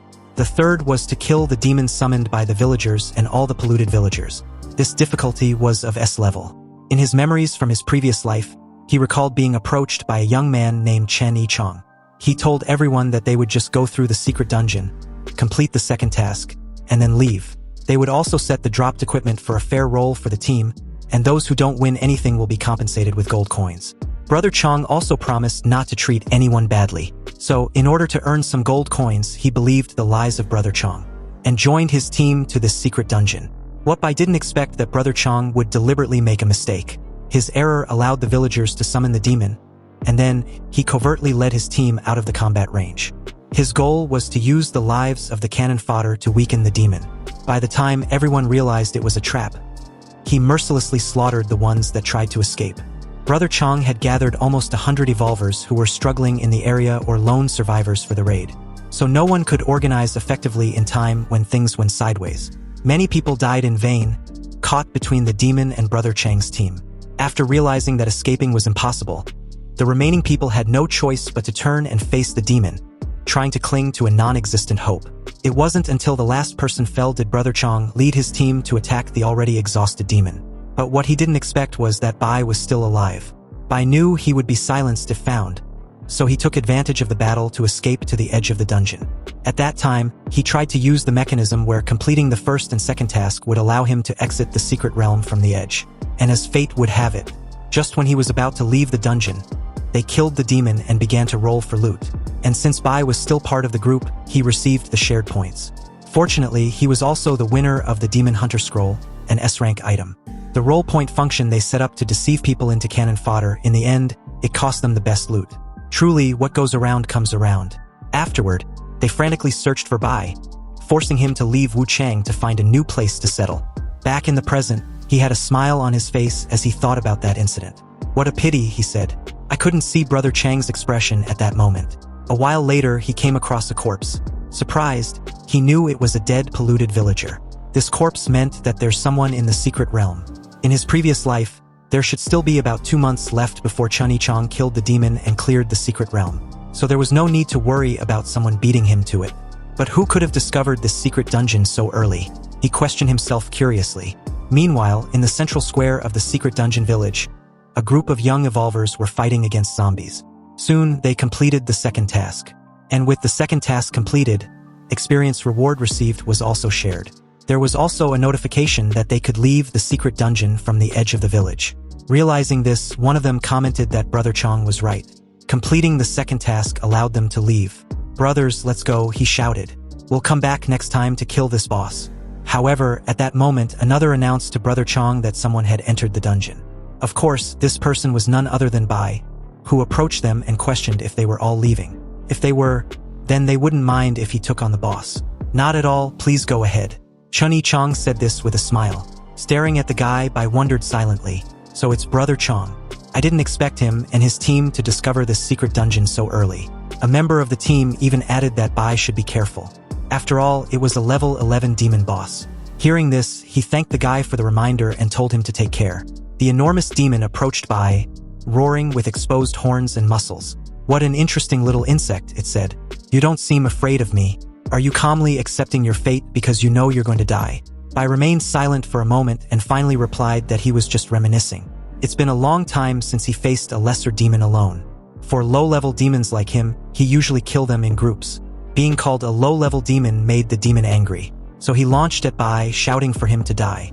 However, the creature was immediately sliced into multiple parts before it barely registered the assault. Bai commented that after decades as a demon hunter in his previous life, he doesn't know how many lesser demons he killed. Every movement of a lesser demon, every weakness, every direction of every muscle fiber, he knows them. He knows them all like the back of his hand. The demon was defeated as Bai declared with a grin that his skills haven't deteriorated. At that moment, Brother Chang's group, who hadn't exited the dungeon, erupted in shock, commenting on the experience points they got. Everyone, including Brother Chang, was stunned with the instant kill of the demon. They were unable to believe what they just witnessed. One of them approached Brother Chang and questioned if Bai just absorbed the boss's body. Chen Chang told everyone that they should go take a look. The group approached Bai, who noticed them immediately. "Why did you come back? Don't tell me you want a share of the loot." Hearing this, Chen Chang just laughed. "You must be joking," he said. "You single-handedly defeated the final boss. So how could I dare to take a share of the loot?" With a serious expression, Bai thought that Chen Chang really knows how to handle the situation. Unfortunately, he'd already seen his true intentions. Showing the group what items the boss dropped, he commented, "This boss dropped quite a lot of good stuff. Look, there's a lower B-level inferior demon lineage potion, an A-level demon lineage potion, and even an exclusive mission scroll for S-level demon hunters. Aren't you even a little tempted?" One of Chen Chang's subordinates handed over a handful of demon lineage potion. All this lineage potions that everyone just received. "It would be a lie to say I don't want them," Chen Chang confessed. "But we're not irrational people," he continued, handing them over to Bai. "The rewards from the task you completed should rightfully belong to you." Bai accepted the potions, commenting that it sounds nice and reasonable. "However, you came back, so you certainly didn't come just to congratulate me. If you have something to say, just say it." Chen Chang gestured and said that actually, it's nothing much. He just wanted to make friends and ask where Bai lives, because he'd recently been clearing the area in the western suburbs of Wuchang. "It would be bad if I accidentally encroached on your territory." With a serious expression, Bai thought of the western suburbs. It seems that Meng Meng lives in a neighborhood near the sports complex in the western suburbs. He's being polite on the surface, but he's actually trying to find out what I'm doing in his territory. So, with his hands leisurely in his pockets, he told Chen Chang not to worry. His settlement was in Jiangcheng. As for the western suburbs of Wuchang, I only know there's a sports complex there. Inwardly, Bai wanted to see if he could find out more about Chen Chang and his people's influence near where Meng Meng resides. Upon hearing the question, Chen Chang responded that they just took the sports complex in the western suburbs a few days ago, and would be clearing the surrounding area there as of now. "With your strength, you must have quite a bit of influence in Jiangcheng. We could become friends and help each other out." Bai stared at Chen Chang skeptically, wondering if the sports complex has already been cleared. He knew that these evolvers' so-called clearing was just a euphemism for conquest and slaughter. "No wonder no one was there to help Meng Meng in my previous life," he said. "She was probably cleared by these people." Suddenly, at that moment, Bai received a message from none other than Meng Meng, so he told Chen Chang to wait for a moment. And by some coincidence, Meng Meng's message was a warning. She noticed too many evolvers had suddenly arrived in her neighborhood. It seems they are searching house by house. Meng Meng believes they will find her soon. After reading the message, Bai simply replied that the group of evolvers were probably just clearing zombies and evolved ones. So all she needed to do was not to let them enter her apartment. He will be there soon. Immediately as the chat ended, Bai, releasing a deadly aura as several tentacles emerged from him, was actually looking for a personal reason to deal with these bastards. When Chen Chang saw this, he took a few steps back, questioning what Bai was going to do. Cursing, Bai spared no words and launched his tentacles at Chen Chang, who tried desperately to flee. Activating his evolution devour and memory reading, Bai frantically explored Chen Chang's memories. But due to the memories being fragmented, he couldn't determine the exact location of Meng Meng. But seeing the other evolvers of Chen Chang's team trying to run away, Bai smirked mischievously. "It seems I will need to keep one of them alive to lead the way." Meanwhile, in Wuchang, specifically in the western suburbs, in Meng Meng's room at Building 16, at this moment inside her room, she was clinging to a baseball bat with all her strength, while someone pounded on the door continuously. "Is anyone there? Open the door, I'll count to 3. If no one answers, we're coming in." Trembling, Meng Meng told the group outside that they were not welcome and should leave immediately. If they forced their way in, then they shouldn't blame her for being ruthless. Hearing this, the 3 guys laughed like madmen. "Hey brothers," one of them said, "there's really a girl here." The 2 others accompanying him joined in, teasing Meng Meng about her sudden threat. Meng Meng wasted no time and shouted for them to get lost. She used her sharp screeching skill and her voice suddenly echoed with a pulsating energy through the entire room, and head straight to the ears of the three guys outside her door. They screamed as blood gushed out from their ears, eyes, and mouth. Inside, Meng Meng dropped her bat and fell to the floor, coughing violently. As a bit of blood trickled from her mouth, she realized that the skill still requires a certain level of physical support. She used it for just a little over a second, but her throat is ruined and most of her energy has been drained. But at the very least, there's no more noise outside. With her mental strength, they should all be unconscious now. Outside, the three were lying unconscious in a pool of blood.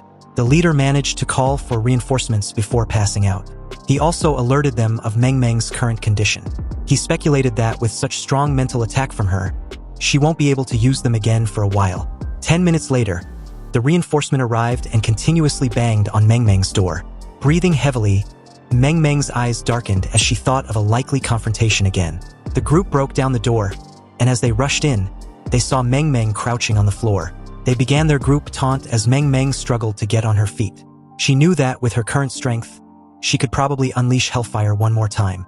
And that's what she did seconds after as she invoked her Hellfire ability, enveloping the group in purple flames.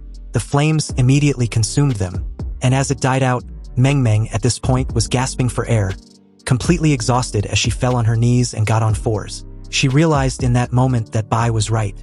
The four attributes she had obviously complement each other, and having one of them being too high is not a good thing. Unexpectedly, another group entered the room, and upon seeing Meng Meng's sorry state, they knew she was completely done for. One of them suggested she kneel and beg or die. The choice was hers. Meng Meng's head was spinning, but she tried desperately to drag herself to escape. With this futile effort, she begged for someone to save her. The group began to approach her with malicious intent, intending to have some fun first before they kill her. They reached and restrained her with little effort, pulling her by the hair and arms in the process. As she struggled, Meng Meng still silently begged for someone to save her. Luckily, at the last moment, Bai was seen approaching the massive window through the air. Then, seconds after, he entered the room in a dramatic fashion, crashing through the huge window with a serious expression. In an instant, he made light work on the two who were restraining Meng Meng by kicking them in the face. Bai caught her before she could fall, and at this point, Meng Meng was close to passing out. Bai safely held her close as she apologized for her inadequacies. But upon hearing this, he reassures her that it wasn't her fault, so she should rest now. Now, with a murderous intent, he stared at the dead men walking and questioned which of them dared to harm his disciple. They shouldn't think about leaving this room alive. Bai laid Meng Meng down on the sofa, and as more guys, armed with their melee weapons, rolled in. They comment arrogantly that it didn't matter whether Meng Meng suddenly has help, because her helper will die together with her anyway. They approached Bai in their obvious number. Within a split second, one of them was flung back with a kick, and while another attacked Bai with his sword. Activating his shield with one left hand and the bone claw skill with the other, he blocked the sword strike and forced the attacker into a wall. With the two taken care of, he knowingly asked if there was anyone left. Bai suddenly heard Meng Meng's trembling voice calling out to him, and with her eyes close, she looked to be in pain. Meng Meng started murmuring incoherent words. Bai crouched down beside her and seemed to know what she was going through. Her exhaustion and excessive mental strain have caused headaches and hallucinations. Bai grabbed hold on her raised hand, insisting she hang in there. He was here now and no one was going to harm her. He gently stroked her head, trying to calm her. But in that moment, a guy appeared with an axe ready to strike Bai down.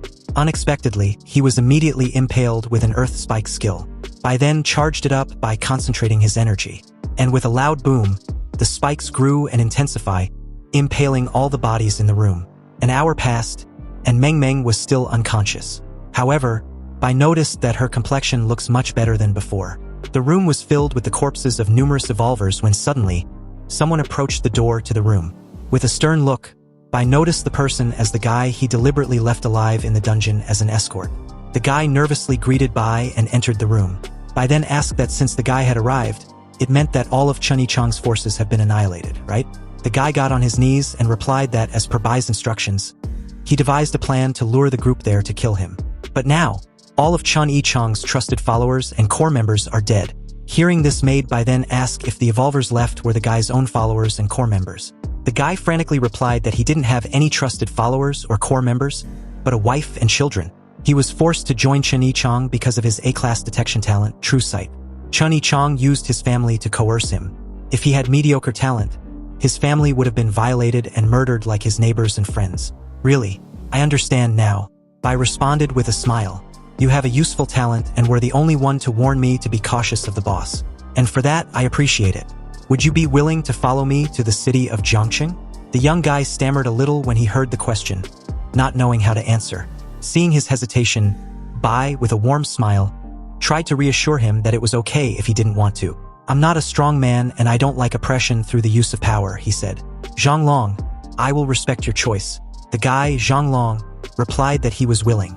The reason he was hesitating was because there are still many people enslaved by Chen Yichang and his stronghold, just like his family. Bai replied that he could take them along too. But if there are too many people, it won't be easy to take them directly to Jiangqing. So how about this? You stay in Wuchang for now and stabilize the situation first. As he said this, he took out a potion from his inventory and handed it over to Zhang Long, who happily accepted it. He told Zhang Long to improve his strength with the potion. He'd also sent him a friend request. So once things are stable here, he should contact him again. Then he can decide whether to develop in Wuchang or come with them to Jiangqing, based on the situation. After Zhang Long left, Meng Meng was still fast asleep on the sofa while Bai, on the other hand, was browsing through his system window. Inside his inventory, he noticed that the mask had a different expression ever since he took out the demon lineage potions for Zhang Long. It seemed that the mask back then hadn't mutated. But now, with the profession transformation scroll and those demonic bloodlines placed in his inventory, the mask had changed. Bai decided to move the items around in his inventory. Soon, he realized that it was the demonic bloodline potion.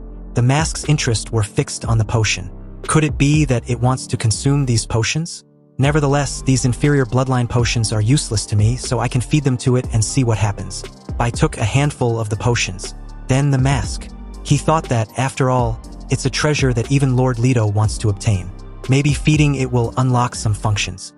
He began to pour the potions into the mouth of the mask, which gulped everything with a smile. 5 minutes later, the mask, still with a wide smile on its face, let out a burp. Bai expressed his disappointment, wondering aloud if the burp sound was it. This wasteful thing. I used so many bloodline potions just for a full burp? But isn't it something that had managed to consume so many high-level treasures? Suddenly, the mask vomited a purple meatball-like item. Wondering what it is, he picked it up with a cloth. A notification immediately popped up, and it turned out to be an ordinary demonic bloodline essence. A purified essence of demonic bloodline with stronger effects but higher usage requirements. Smiling from ear to ear, Bai realized that the mask can really purify demonic bloodlines. Also, combining it with the demonic bloodlines he intends to farm, he could have an endless supply of high-level demonic bloodline essence. A while later, as Bai holds the job change scroll, he recalled not being able to take a look before because he was distracted and in a hurry to save Meng Meng. It was an S-level job transfer mission scroll for a demon hunter. This was a special and unique scroll that can only be unlocked when the first pure demonic creature is killed. Completing this objective will transform it into the Demon Hunter job scroll. The mission requirements was to use the scroll to enter the first level of the Abyss, kill 100 lesser demons and 100 fallen demons in the Abyss to complete the mission and leave the Abyss. The Abyss was the demon's home base full of dangers and opportunities.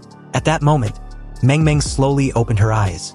She rubbed them and looked up, still with traces of tears in her eyes. But immediately upon seeing Bai, she jumped and hugged him. Bai simply reassures her that everything would be fine since he's here. He had killed all those bad guys. Meng Meng sat up again and told Bai that she was still very weak in the real world. So, for that reason, she wants to double her skill training. Bai patted her head and replied that there wouldn't be much improvement if she does that. What she needs, however, was to gain experience to improve. Her main goal was to level up as well as understand and control her skills. Meng Meng propped herself up and argued that the experience required to level up was too much. Besides, I've already eliminated the nearby monsters in my dream world, and only a few remain, she said. I don't have the ability to rush, nor do I have the ability to find a dungeon. Bai then smiled and asked how she feels now. He proposed they go back to Jiangqing when she's in better health. There are many dungeons out there to explore also. Meng Meng smiled excitedly and crawled out of the bed, commenting how great that idea feels. She can't wait to start. Actually, they should go right now. They should go to Jiangqing. Bai grabbed her by the wrist and told her to wait. He tells her that even if she runs by foot, it would take them a month to reach Jiangqing. He had a better way. Bai picked Meng Meng up in his arms and she blushed profusely. He tells her to close her eyes and hold on tight as he jumps out of the building's window. Also, if she feels the wind pressure is strong, she should just pat him. Bai leaped across the walls of the buildings as he made his way.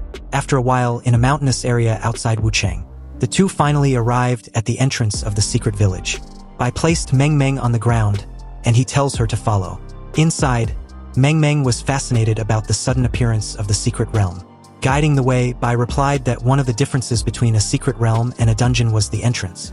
Only secret realms that have been cleared would have entry prompts.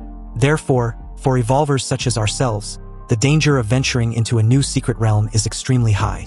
Meng Meng smiled and said she would remember that. After all, her master knows everything.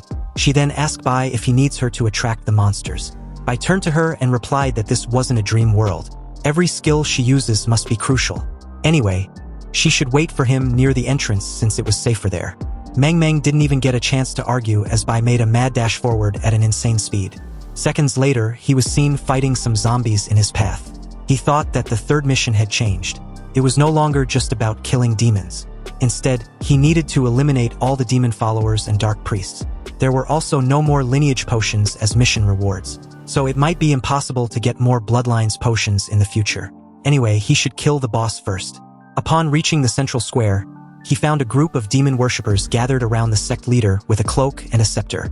The leader immediately sees him and alerted his subordinates of an intruder. They must capture this intruder to become a sacrifice for the demon god. Bai disappeared as he jumped from his high position and enveloped the leader with his tentacles, devouring and absorbing his body. He then blocked the attack from the henchmen charging with swords using his purple shield. But at that moment, he received a notification that made him smile. It seems he can still use the evolution devour for the demon bloodline. So, if that's the case, he commented that he wouldn't hold back anymore. He then buries his hand in the ground and launched his earth spikes, impaling the remaining demon worshippers. With their bodies impaled, he uses his devouring skill on them. At the same time, he separated the blood potion from their corpses. Bai also noticed that the quality of the potion was the same as the level of the boss. Elite monsters can really separate blood potions, but normal monsters can't. But that's normal, he thought. He absorbed the fallen bodies one by one and head back to the entrance of the village. Meanwhile, at the entrance of the village, Meng Meng was sitting on a huge rock with her head lowered. Resting her head on her hand, she thought her master must have killed the boss, right? And there must be many normal and elite monsters around there. So why didn't Bai let her tag along? Has he forgotten about her already? Meng Meng hadn't done anything and also hadn't gained any experience either. She thought that even if Bai wanted to face the boss alone, she was fine with it as long as she was taken along. Suddenly, Bai appeared, running and shouting for Meng Meng to prepare her deadliest skill she can. And she shouldn't worry about any backlash because she didn't have to use her maximum strength. A bit of her mental strength should be fine. Surprised, Meng Meng quickly responded that she understands. Then, she unleashed a supersonic scream that hit all the demon worshippers who were pursuing Bai. Various notifications appeared for her, leveling her up. So, with a smile full of excitement, she exclaimed that she had reached level 6.5. This raid had given her a lot of attribute points. Bai smiled with his hand on his waist and replied that he'd also reached level 9. Meng Meng jumped and hugged Bai's neck, thanking him for luring all the monsters to her. "I love you, master," she added. Suddenly, a notification caught Bai's attention. A video call from Song Ziqiong. He accepted the call and soon felt something was off, saying, "What's wrong?" he questioned. Song Ziqiong didn't seem happy and replied that they needed his help right now. Apparently, a goblin claiming to be the god of trading has arrived at the settlement. Those words echoed in Bai's mind. God of trading? He thought. He then asked how Lord Lido ended up at the settlement. To this question, Song Ziqiong questioned Bai if he knew Lord Lido. Hearing this, Bai didn't need to confirm an obvious answer, so Song Ziqiong spared no time to brief him on the current situation at Jiangcheng. She narrates that after staying in the settlement for a day, Lord Lido found her. He was willing to provide an A-class silver city building order as an investment. But there was a catch. The condition was that after the city was built, the best location should be reserved for the Goblin Merchant Guild. He even offered a lifetime exemption from taxes for the Goblin Merchant Guild. After Song Ziqiong was done with a summary, Bai thought it over. He knew that high-level city building orders were extremely rare. Also, city-states recognized by the Universal will came with many functional advantages. To be honest, Lord Lido's investment deal had only benefits and no downsides. Song Ziqiong agreed with this. She felt the same as Bai did, however, there was still one problem. That was the city building order wasn't something they could use whenever they wanted, but must be used immediately. Hearing this, Bai realized that the monster siege triggered by the A-class city building order would indeed be hard for their settlement to withstand at the moment. However, Song Ziqiong doesn't need to worry because Bai reassures her that he would return within a day. Song Ziqiong was momentarily taken aback when she heard this news. She questioned Bai if he wants her to delay the investment for a day or accept it. Hearing the question, Bai replied that this investment from Lord Lido is for her because he had already accepted other investment from him. As Bai was about to end the call, he added that she could give Lord Lido some more praise and she can also mention his name. With a confident demeanor, Song Ziqiong replied that she understands. Bai shouldn't worry, she would handle it. After the call, Bai opened his inventory, took out some items and told Meng Meng to come over. Here are all my equipment that increases physical fitness. Choose whatever you can use to increase your physical fitness as high as possible. Meng Meng agreed to do as she was told but also questioned what it was all about. Bai replied calmly that there was an urgent matter at Zhangqing that required him to be there as soon as possible. And for that reason, he would be traveling at full speed and she, on the other hand, won't be able to keep up. Hearing this, Meng Meng, with a surprised look, replied that she understands. A while later, she finished gearing herself up with all the equipment she could. Her physical fitness was now over 30 and she got a good amount of defense too. Bai replied that it was enough when he saw the scene. Meanwhile, back at Zhangcheng, in Song Ziqiong's private villa, Song Ziqiong went back to accept her guest's investment offer after the call with Bai. Her guest, Lord Lido, said that Song Ziqiong was quite capable and decisive after hearing her answer. He continued that it's no wonder that Song Ziqiong had been able to establish a settlement at the beginning of the apocalypse. What's even more remarkable was that she can manage thousands of evolvers in such an orderly manner. Song Ziqiong thanked Lord Lido for the praise. However, her management and operation ability was not even 1/10,000th of his ability as a god of trading. To be chosen by him was an honor for the entire settlement. Lord Lido commended her for her modesty. He was becoming more and more certain that Song Ziqiong could turn this settlement into the best city-state for evolvers. Lord Lido then asked Song Ziqiong to take good care of the Goblin Merchant Guild when the time comes in the future. Hearing this, Song Ziqiong took a seat and agreed to do just that. To be honest, she continued, there's someone in our settlement's management who's admired you for quite a long time. When the person found out that the Goblin Merchant Guild would be set up in the city, he immediately gave up exploring outside and is now rushing back here at full speed. Hearing this made Lord Lido very curious as to who this mysterious person might be. After all, not many evolvers knew about his connections with the Goblin Merchant Guild. Song Ziqiong replied that Lord Lido knew him well enough. After all, he also received his investment not long ago. This person was, of course, none other than Chen Bai. A look of surprise flashed in Lord Lido's eyes when he heard that name. It's that kid, he said. The involvement of Bai made Lord Lido change the difficulty level of the investment he initially wanted to give. However, his sudden action confused Song Ziqiong, who questioned if Lord Lido was canceling the investment by any chance. Unexpectedly, he took out an S-class investment difficulty, saying he hadn't realized that Bai was also a manager of this settlement. But if it's the Bai he knows of, then this S-class difficulty is better suited for them. Seeing a golden city building order surprised Song Ziqiong greatly. That's right, an S-class golden city building orders task was priceless. But Lord Lido believes this task wouldn't be much of a challenge for Bai anyway. It was obvious that if Bai managed to get back in time, then they might even have a chance to take down the monster siege for the S-class order. Suddenly, a system notification popped up, alerting Song Ziqiong of the mission, if she chooses to accept. The mission description for the S-class Golden City Building Order was that after a one-day preparation period, all surrounding monsters will be strengthened and launch a relentless assault on the location of the City Building Order. Withstand the siege for 5 days to complete the mission. The mission reward was that the area within a 10-kilometer radius from the City Building Order's location will become City, recognized by the Universal Will, and you will receive a Golden Grade City Building reward. Picking up the mission card, Song Ziqiong was taken aback by the size of the S-class compared to the A-class reward. Of course, the danger would be significantly higher. Lord Lido then asked if Song Ziqiong was still daring to accept the investment. With a confident demeanor, Song Ziqiong replied that she would gladly accept. She was confident that, with Bai around, there was nothing she wouldn't dare. A day later, at the Grand Terrace of the Villa District, Song Ziqiong was waiting patiently for Bai's arrival. Upon his arrival, he commented that the journey took longer than what he initially expected. On his way, the monsters had already started gathering, so he needed to clear a part of the road. Hearing this, Song Ziqiong replied that she was glad that Bai made it back safely in time.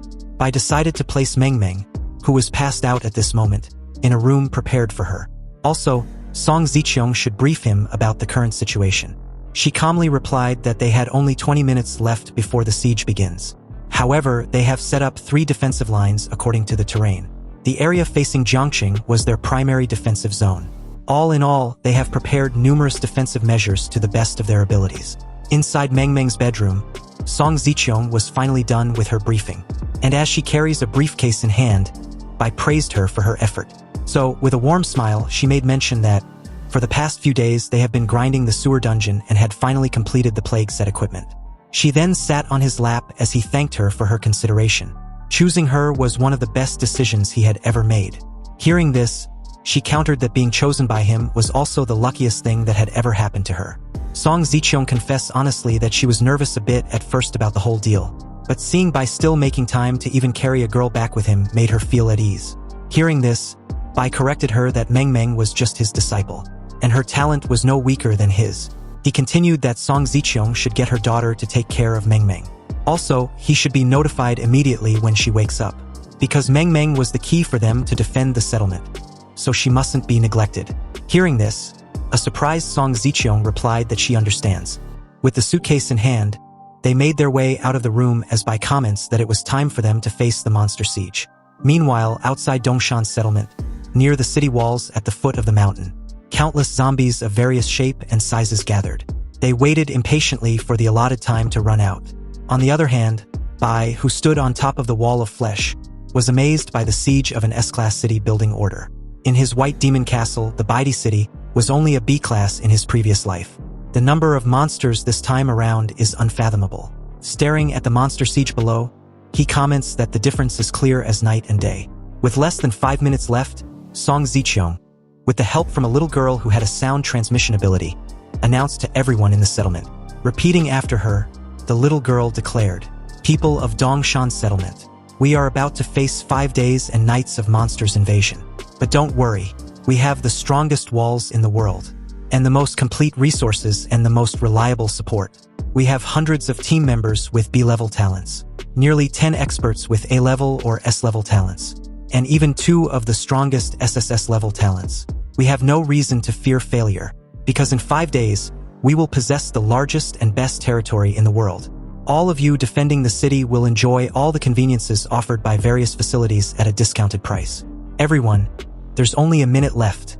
Are you ready to start reaping money and experience?" Hearing this, the crowd immediately cheered and shouted in excitement. Turning his head slightly in Song Ziqiong's direction, Bai compliments her for her motivational speech. Hearing this, Song Ziqiong thanked him, adding that seeing Bai and Meng Meng had made her confident. Bai continued that Song Ziqiong should send the little girl to a safe place, not forgetting to add that her sound transmission ability wasn't bad. Unexpectedly, Lu Li appeared at the scene, and upon seeing her, she was asked how the live broadcast preparation was going. Lu Li replied that as per Bai instructions, she had selected the most advanced controllable broadcasting camera provided by the Universal Will. Bai turned to face the monster siege below, and added that she'd done a good job. "With this, we can begin to broadcast now." Hearing this, Lu Li happily agreed.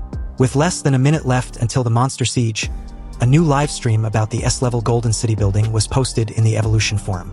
The price of the video was 1 gold coin. Seeing this, several evolvers began to share their thoughts on the matter. Some even thought that it was just a clickbait, but as others watched the live stream, they revealed to the doubtful people that it was real. A countdown began when there was only 5 seconds left. Bai prepared himself, and immediately as the countdown reached 0, the monsters below began to mutate, increasing in strength and size. Chinger questioned Song Ziqiong with a worried look that the monsters had suddenly gotten stronger as the siege began. She expresses regret of not killing some of them earlier when they were not strong. However, Song Ziqiong told her not to worry, because, although Bai knew about this, he did not even attack them. The reason was that they could get more experience and coins if they kill the monsters after they strengthened. At that moment, Bai made a giant leap in the air, and, with great force, lands in the middle of a horde of zombies. He knew that with the zombies' attributes tripled, experience and coins gained in killing them also tripled. He grabs the head of a zombie and infused a plague infection into its body, then hurls it into the zombie horde. The plague infection had a rapid spreading effect and also causes continuous corrosive damage and attribute weakening. I thought the skill wasn't bad, The damage wasn't high, but with the strong infectious ability and attribute weakening, it could make the defending of the city much easier. But to his utter shock, seconds after, the zombie horde retreated from the infected. It was then that Bai realized that there was a mental fluctuation coming from somewhere within the siege. In a coordinated manner, the infected zombies were gathering and the others were keeping their distance from them. This meant that there was a lord. There was a zombie lord among the siege controlling the horde of zombies.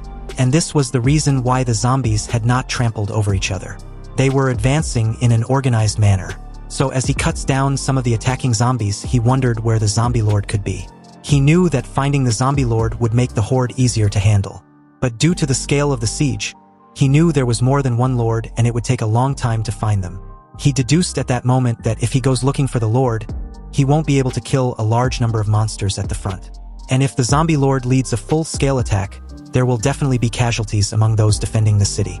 But if he doesn't take this opportunity to find and kill the lord, when the zombies from the other direction starts to threaten the settlement, his people would get scattered. Also, by then it will be even harder for him to leave and find the zombie lord. It seems like solving the current situation perfectly required Meng Meng's help. So as Bai activated his shield to block an incoming assault, he silently hoped for Meng Meng to quickly wake up. A while later in Meng Meng's room, she slowly opens her eyes. And as she sat up, she noticed Song Gu, who was quite delighted that she was awake. With a nervous expression, Meng Meng questioned who Song Gu was and where her master was. Song Gu immediately messaged Bai that Meng Meng was awake. Meng Meng also messaged Bai, apologizing for passing out from exhaustion and making Bai worry. She continued that she had already learned the current situation from Song Gu. Anyway, she would enter the dream space right away to offer any assistance. Bai replied that she needn't need to rush. Besides, there was something he needed her to do. He was going to describe a type of zombie, and Meng Meng was supposed to find that zombie in her dream space. Upon reading the message description, she noticed that it was very detailed. She then tells Song Gu that she was entering her dream, so she shouldn't let anyone disturb her. Song Gu was surprised as to how Meng Meng was able to fall right asleep after she just woke up. In the dream space, at the foot of the city wall of Dongshan settlement, Meng Meng stands on top of the high wall, right in front of the hundreds of thousands of zombies. She uses her skill, Dream Weaver, to earthbend, crushing numerous zombies to death. Meng Meng seemed very pleased by the intense destruction she was causing. She then decides it was time to go find the zombie lord that her master mentioned. And with that, she leaps off the wall with a pink butterfly wings on her back and flies off. Back in the real world, on the first day of the defense in the evening, Bai lands on top of the wall of the settlement after reducing the zombies' numbers. Song Ziqiong, who was patiently waiting, handed him a bottle of water. Bai asks her a detailed assessment on the casualties and damages done to the city walls. Song Ziqiong responds, telling Bai that due to his efforts, there weren't any casualties, only a few people sustained injuries, and the damage to the walls weren't that much. Not as much as the damage to the zombies, of course. While Bai was drinking out of the water bottle, Song Ziqiong tells him that he can rest assured and let the others stand guard. Bai immediately rejects the suggestion, stating that their situation wasn't an optimistic one at the moment. Apparently, there's a zombie lord still out there somewhere, and that's definitely bad news for them. Song Ziqiong was completely shocked because it was her first time hearing this information. Bai continued, stating that only a small group of strong regular zombies had appeared. Also, there have been a very few enhanced versions of those zombies which were the special types, and they're a handful, but that's about it. However, Bai feels that the zombie lord is most likely somewhere gathering strength and preparing a full-scale attack. Suddenly, Song Gu and Meng Meng appeared at the scene. Meng Meng called out to her master, happily rushing forward like her life depended on it. Song Gu told her to slow down, but she didn't even bother to listen. Bai immediately asked Song Ziqiong to tell Lu Li not to livestream where they were. Carrying out the order swiftly as possible, Song Ziqiong immediately tells Bai that Lu Li had already moved all the cameras and drones. Bai's reason for this was that Meng Meng's ability was a special one, too unique and cannot be exposed to anyone. Song Ziqiong agrees without any questions asked. Huffing profusely, Meng Meng, exhausted for rushing over, bends slightly holding her knees as everyone watches. Bai reaches over and asks her disciple if she saw the zombie lord. Meng Meng replied that she didn't see any zombie matching Bai's description, although she did sense a few energy fluctuations, but they were all brief. She could only determine the general direction of where it was coming from. She apologizes to her master for not having any tracking or pursuing skills. Bai pats Meng Meng on the head and tells her to quit with the apology about everything. He knows she's been doing her best in finding the zombie lord. However, Meng Meng didn't come up empty-handed. She does have some good news. She takes a map from Songgo and shows Bai a location on it, telling him that although she didn't find the zombie lord, she did find some very suspicious zombie gathering spots. This gathering was for special zombies only, and each location has hundreds of them. Meng Meng points out at a location near the Jiangxing's farmer's market. There are 200 to 300 red-eyed zombie fatties, each over 2 meters tall. Also, at Dongshan Plaza, strange zombies without arms and jaws are heavily packed there. And there is a swarm of fast zombies crawling on the Riverside TV tower. The commercial streets of Ronghua are filled from end to end with powerful zombies with thick arms. Bai identified these zombies as the giant fatty, the tank, the predator, and the whistler. They were all stage 2 evolved zombies apparently, and would be a pain in the behind to defeat considering their numbers. Song Ziqiong points out that Bai was right about the zombies actually planning to take them all out in one swoop. She then asks Bai how powerful the second staged evolved zombies were. Bai replied that they're all at least level 10. And judging by the numbers described by Meng Meng, there were probably over 1,000 of them. If they all come at him, the humans have a chance at winning. But Bai knows that the Lord wouldn't play it that way. He would make the zombies ignore him and go after the city instead. Their aim is to massacre everyone inside. At that point, it will be a race against time about who kills faster. If that happens, not more than 10% of them would survive. This alarms the 3 women. Song Ziqiong declares that the zombie lord has to be eliminated immediately. She tells Bai she's going to check if there is any awakened one in the settlement who has the talent for searching for monsters or for tracking mental fluctuations. With a confident grin, Bai tells her not to rush, as he's already got someone in mind who's perfect for the job. Of course, this person happens to be none other than Han Xiao. Bai texts Han Xiao, asking him if he can trace energy fluctuations and stuff like that. Han Xiao responds and tells Bai that mental control is his talent, so he's naturally sensitive to mental energy fluctuations. In that case, Bai replied that he needed a favor from him. Han Xiao asks him if it's related to the live broadcast, to which Bai confirms, and he explains the situation to him. The next morning, Han Xiao shows up at the settlement very excited and eager to go to work. As Han Xiao takes a good look around, he didn't expect it to be a huge settlement, as the broadcast only shows the walls. He asks Bai whether he can get a villa if he decides to move to Dongshan settlement. Hearing this, Bai agreed to give him one, as there are many empty villas he could choose from on top of the mountain. Han Xiao was ecstatic with this news and thanked Bai profusely, promising to give his all in his task. At this moment, Meng Meng asks what type of monsters they would be attacking first. The ones at the Riverside TV tower. When the group arrived at Jiangxing's Riverside TV tower, Bai describes the whistlers as zombies that pose the greatest threat to the settlement, as they're the only zombies that can ignore city walls. He adds that the zombie lord would definitely not let them get killed easily, so it all depended on Han Xiao's performance from then. Then, Bai and Meng Meng flew towards the Riverside TV tower building infected with whistlers, leaving Han Xiao, who didn't know how to fly, behind. This even made him wonder if he should start learning how to control objects with his mental energy. Anyway, as the two approach the tower, Meng Meng immediately uses her skill, screaming explosion, disrupting the senses of the whistlers and causing some of them to fall off. She gets a little complacent, commenting that in her dream space, she is the strongest person. However, she immediately gets attacked by the zombies, and they were incredibly fast. Too fast to dodge. In that moment, Meng Meng didn't think she could be fast enough to dodge on time. Fortunately for her, Bai appeared in that very moment from behind, telling her not to move. He unleashed his hellfire, which incinerates all the whistlers to ash. Then, he followed up with his earth spike, impaling numerous whistlers with a crackling boom. Meng Meng joined the fray, and the two began to wreak havoc on the crawling zombies, slicing and incinerating them like they were nothing. Shortly after, they managed to kill all the whistlers in the vicinity. Bai devours the last one, gaining 200 virus points and 50 exclusive blacklight virus evolution points. Meng Meng notified Bai that the total number of the whistlers was 297. It was only the second day of the siege, yet so many elite evolved zombies have gathered already. Of course, Bai agreed with her, adding that the speed-type zombies gather quickly than the rest. And the siege would probably consist of all the zombies from the entire Jiangxing city and even nearby towns. There would be more coming later, he continued. Hopefully by then, the zombie lord should already be dead. Without the zombie lord's organization, the zombie scattered attacks won't be worth mentioning. Meng Meng was happy hearing this, asking if they should go clear another gathering point. But just then, Bai noticed an object rushing towards them. It turns out to be a small dagger, to which Bai effortlessly catches in between his fingers. It had a letter attached to it, containing news from Han Xiao. Han Xiao has already pinpointed the zombie lord's location. Anyway, still in the dream space at Jiang City, In the daytime at the northeast of the settlement in the mountain area, Han Xiao points to the beautiful landscape below, telling the two where he believes the zombie lord was. The source of the mental energy fluctuations is right in that mountain ahead. Turns out the zombie lord was behind them. Bai deduced that the creature must not be lacking in intelligence judging from its actions. It was in this moment that Han Xiao expresses his excitement to hunt the boss, adding that he couldn't wait any longer. But his newly found excitement was immediately squashed as Bai mentioned that he needed to return to the real world to fight the zombie lord. Han Xiao asked why. Well, that's simple. It's to live broadcast the fight. After all, fighting and killing the zombie lord is the best stepping stone to become famous. Anyway, you've helped a lot this time, Han Xiao. If anything drops that suits your talent, I'll leave it for you.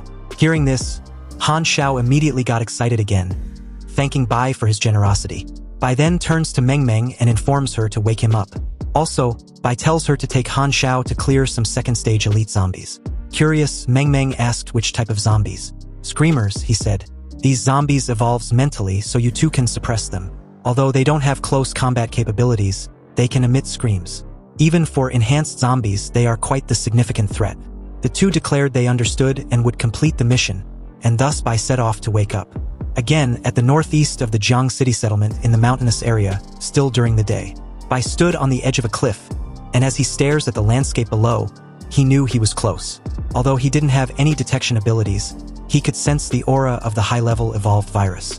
But at this very moment, two mysterious creatures suddenly emerged from behind, and with a mad dash forward, they aimed for Bai. However, their movement, although fast but compared to Bai's, they were a bit slow. He maneuvered his way out of the simultaneous attacks from the two as they slashed and spun in the air like a whirlwind. The arms of these creatures were like a scythe, and they were known as hunters. Their speed-evolved zombies, even more advanced than actual zombie hunters. Bai knew they were probably bodyguards of the zombie lord.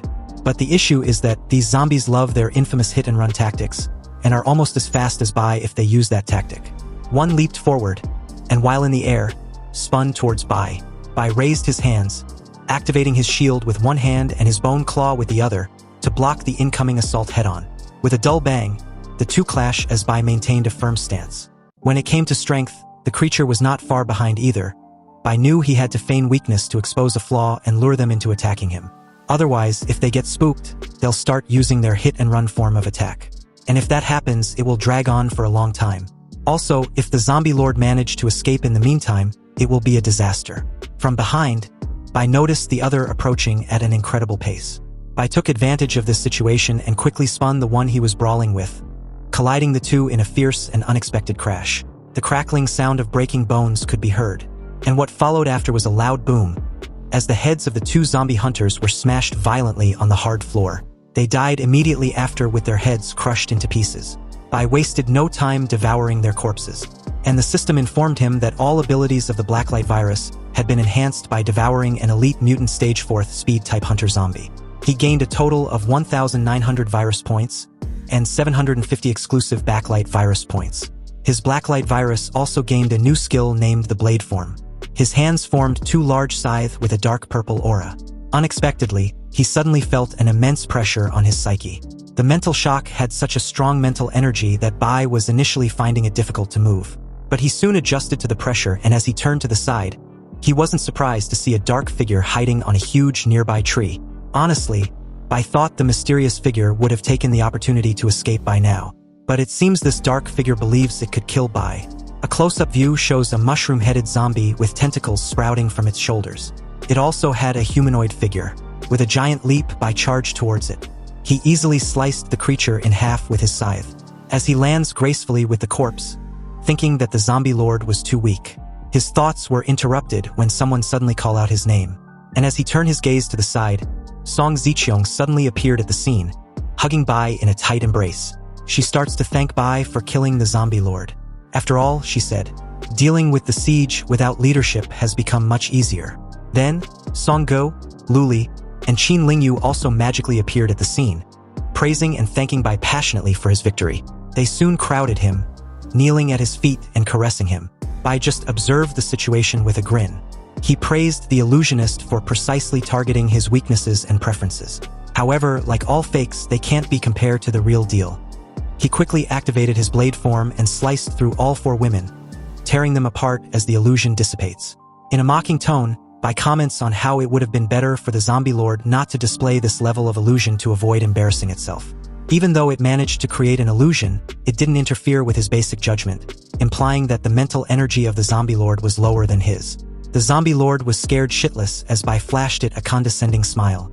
Meanwhile, within the live broadcast, a torrent of comments surged as Bai faced the zombie lord. Some of the audience were a little disappointed when they realized they were unable to see the illusions in the live stream. Initially, they thought Bai was fighting an invisible monster. What was even more ridiculous was the fact that Bai made mention that the mental pressure and illusion was not powerful enough to work on him. Some even criticized that the so-called advanced zombies didn't seem that strong. It wasn't until someone comments that a similar type wiped out their entire 5-member team, all with A-level talents, 2 days ago. The comment discussion went on and on and on until someone suddenly notified everyone, urging them to switch to broadcast room number 3 as the frontal assault was starting. And with that, the scene shifts back to the settlement wall, where the so-called second-tier physical evolution zombies, the rampaging giant fatty, were approaching. These zombies, as the name suggests, were fat and furious. They started picking up the regular zombies and throwing them over the wall in an attempt to breach the barrier that prevented them from entering the city. Song Ziqiong immediately ordered everyone to stay alert and kill all the zombies that were being thrown over. Inside the city near the wall, 2 evolved individuals worked together to carry out her order. One had a B-level talent for throwing things. His shots were very proficient and his hit rate was incredibly high. At this point, he was busy throwing arrows, causing significant damage to his targets. The other had a C-level talent for controlling objects. His specialty was the ability to slightly alter the flight of a shot arrow. With this insight, the 2 worked together, hitting their targeted zombies with arrows one after the other. But the zombies' number were staggering, as a screamer managed to safely break through the defenses and lands over the wall. What it did immediately was obvious, as it lets out an ear-piercing scream that rendered everyone helpless, covering their ears in a pointless effort. Seeing this, the others that managed to escape ran in panic, shouting that the 4th section of the wall has been breached. They've started throwing zombies into the 4th section of the wall. Song Ziqiong sprang into action, telling everyone not to panic and ordering them to hold their positions. She temporarily discarded the faceless skin she was wearing and made a massive leap in the air, activating her amethyst spear, and with a skillful throw, the double-end spear spun readily, easily tearing through the zombies like they were nothing. Her bodyguard, Chinger, followed her lead and dispatched a few zombies as well. As the screamer was about to let out another massive ear-piercing scream, Song Ziqiong spared no effort activating her amethyst spear, and with an iconic snap of her fingers, a massive spear pierced through the screamer with great force, killing it instantly. She turned and loudly declared for everyone to hold on strong. Emperor Bai will soon kill the zombie lord commanding the horde of undead. They just need to survive this wave, and victory will be theirs. The crowd roared and cheered, driven by her bold words. And as usual, the comments in the live broadcast were rained in like a torrential downpour, mirroring the crowd's excitement. Some were amazed about how powerful Song Ziqiong was. Others claimed to be in love with her, but she was soon declared as Emperor Bai's woman. And speaking of Bai, the scene immediately shifts back to the mountainous area at the northeast of the settlement. Bai, with his heavy hammer, exchanged a heavy blow with a tyrant zombie boss known as a tracker. As the audience marveled at the intensity of the fight, they were also curious about what kind of zombie Bai was up against. Someone comments that it was a tracker, and Bai has been the one naming the zombies. Just then, a massive flame was hurled at Bai from behind. Bai evaded the attack as the flame hit right in front of him, causing a huge explosion. In the comments section, the audience explained the current situation of the fight to the newcomers that just tuned in. Apparently, Bai was about to take action when the reinforcements of the zombie lord suddenly appeared at the scene. Some called him an arrogant fool for challenging the zombie lord alone, proceeding to state that Bai will pay for his arrogance. Others also called those people out that they just couldn't stand someone being better than them. Back to the fight, after the explosion, the heretic appeared. It was a humanoid zombie completely surrounded in flames. Anyway, the scene shifts to the comments section. The audience were at it again. It is explained that the flaming zombie was a will of the wisp heretic. Apparently, it was on the same level as the zombie lord, and it seems to be a mental mutation as well, clearly an offensive type of zombie. However, during the fight, Bai had been ignoring it completely until he kills the zombie lord. The reason was simple. After all, one successful interference from an illusionist like the zombie lord can heavily influence the fight, and completely shifts it to Bai's disadvantage. Bai, again, ignored the heretic momentarily and dashed for a zombie over 10 meters tall. It was known as a strength-type mutated flesh mound. Bai, with the activation of his Bone Claw, coupled with the activation of his Hellfire Incineration also, allowed him to make a massive leap forward, plunging straight through the giant creature and reappearing behind it. Apparently, the zombie lord was hiding behind this giant fatty. This was the reason why Bai had been ignoring the heretic and even the tracker no matter how they tried to engage with him. The giant mutated flesh mound was the last line of defense of the zombie lord. Bai breached this defense and was now face to face with the terrified zombie lord. With one massive slice of his scythe, the zombie lord was eliminated, and the sudden realization dawned on the audience. After all, the siege no longer had a strategist. The audience watching the scene at the wall even mentioned that the fatty zombies were not throwing regular zombies over the wall anymore.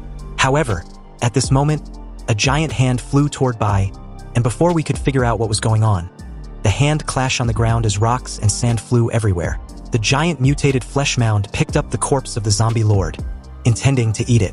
Unexpectedly, Bai suddenly appeared on its arm and ran toward its torso, and with a stern look, he confidently told the giant mutated flesh mound that it wasn't allowed to eat his spoils. He then sliced the giant zombie in half with his scythe.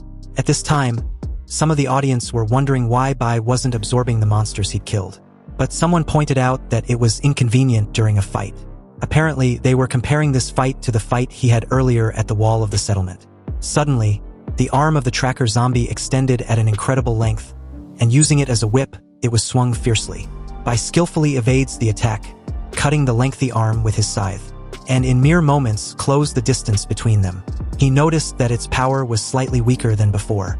It seems the weakening effect of the infectious plague he had applied was working well. The tyrant tracker zombie raised its massive hand, and in one swift motion tried to crash Bai to death with his hand. It exerted the force it could muster, but it was pointless. The heretic reappeared, unleashing his flames in all directions. At this moment, Bai noticed that the resistance to the will of the wisp heretic wasn't bad, so he decided to use it to his advantage. Bai swung the tyrant tracker zombie and threw it directly into the flames, using it as a shield. This created a perfect opportunity to close the distance between himself and the heretic in an instant. And without any hesitation in his actions, he activated his blade form and sliced through the heretic with ease, killing it instantly.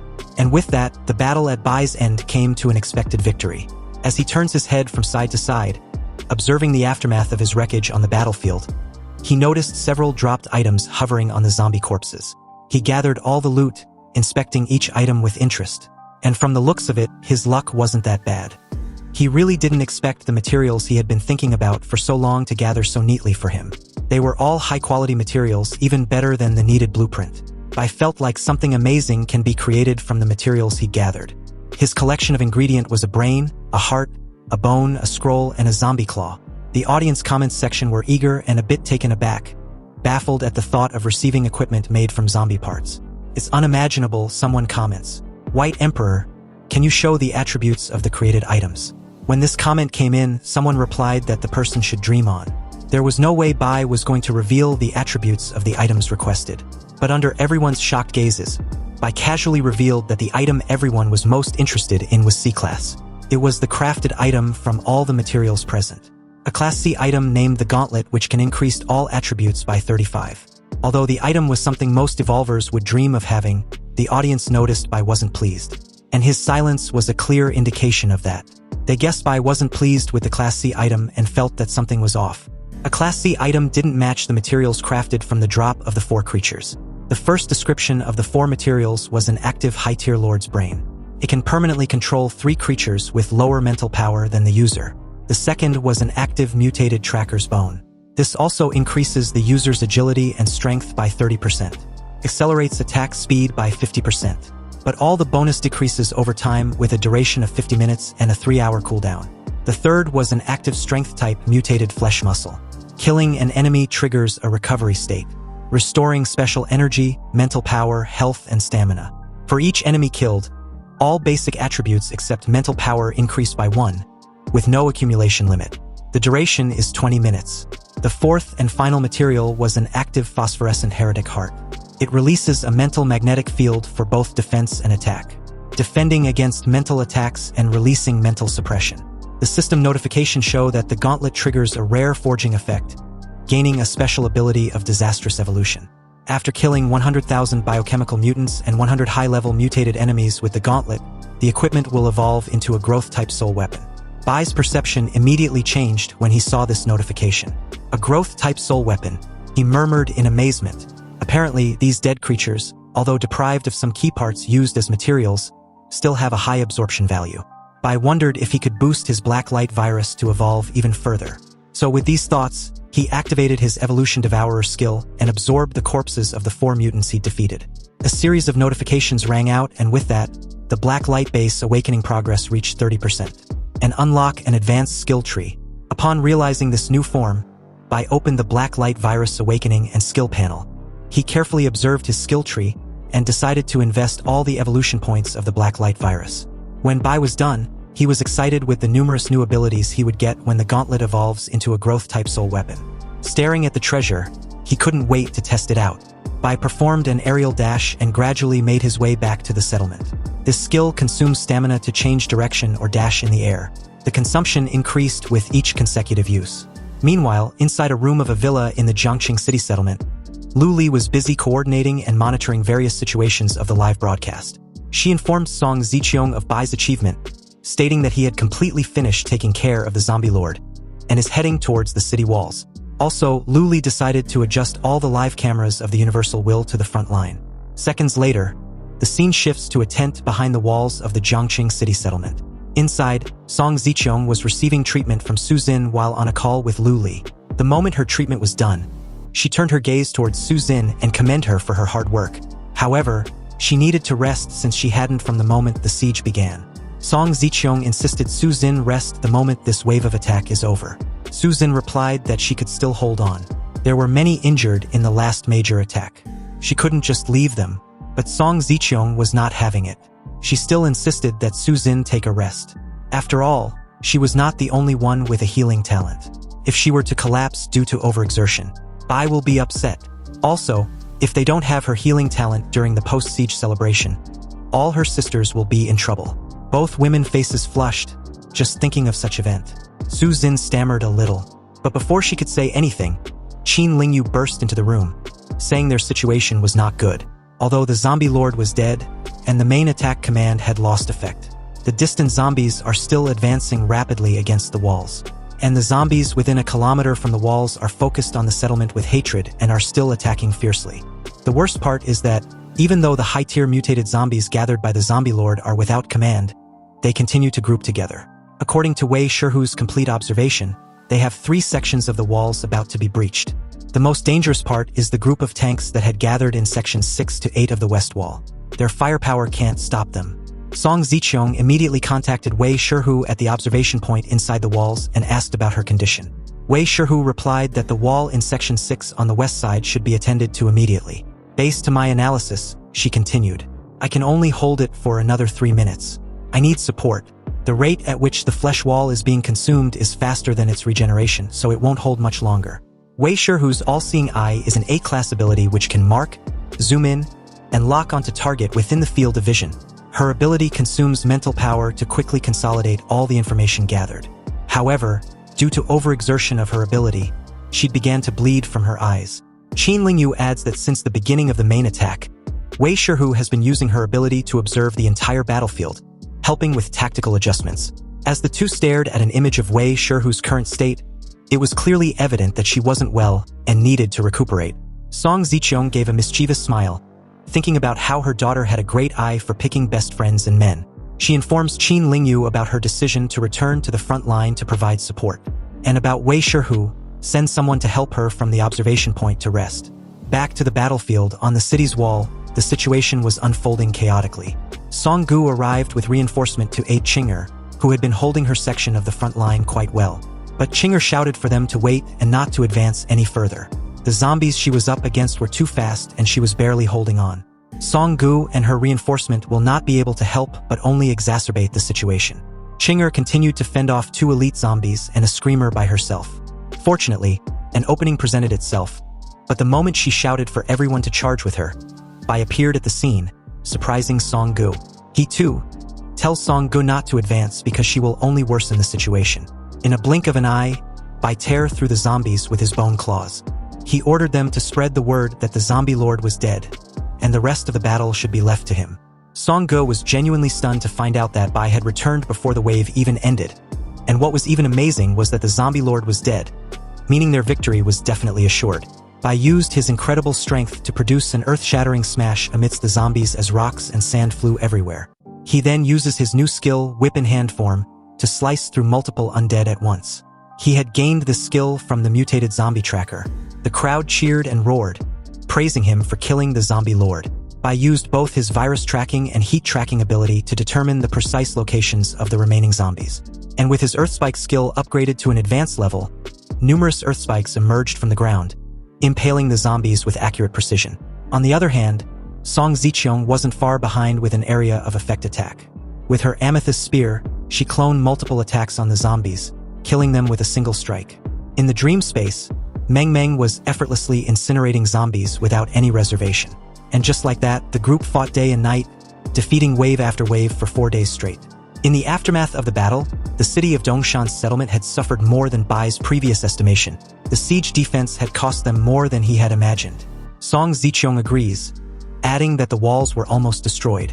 It has been 5 days of continuous battle, and they overestimated everyone's resilience and underestimated the intensity of the battle. Without the 2 SSS-level evolvers, Bai and Meng Meng, the rest certainly wouldn't have been able to hold out. Suddenly, Lord Lido appeared at the scene with a mischievous smile. He thinks that the survivors should be happy instead.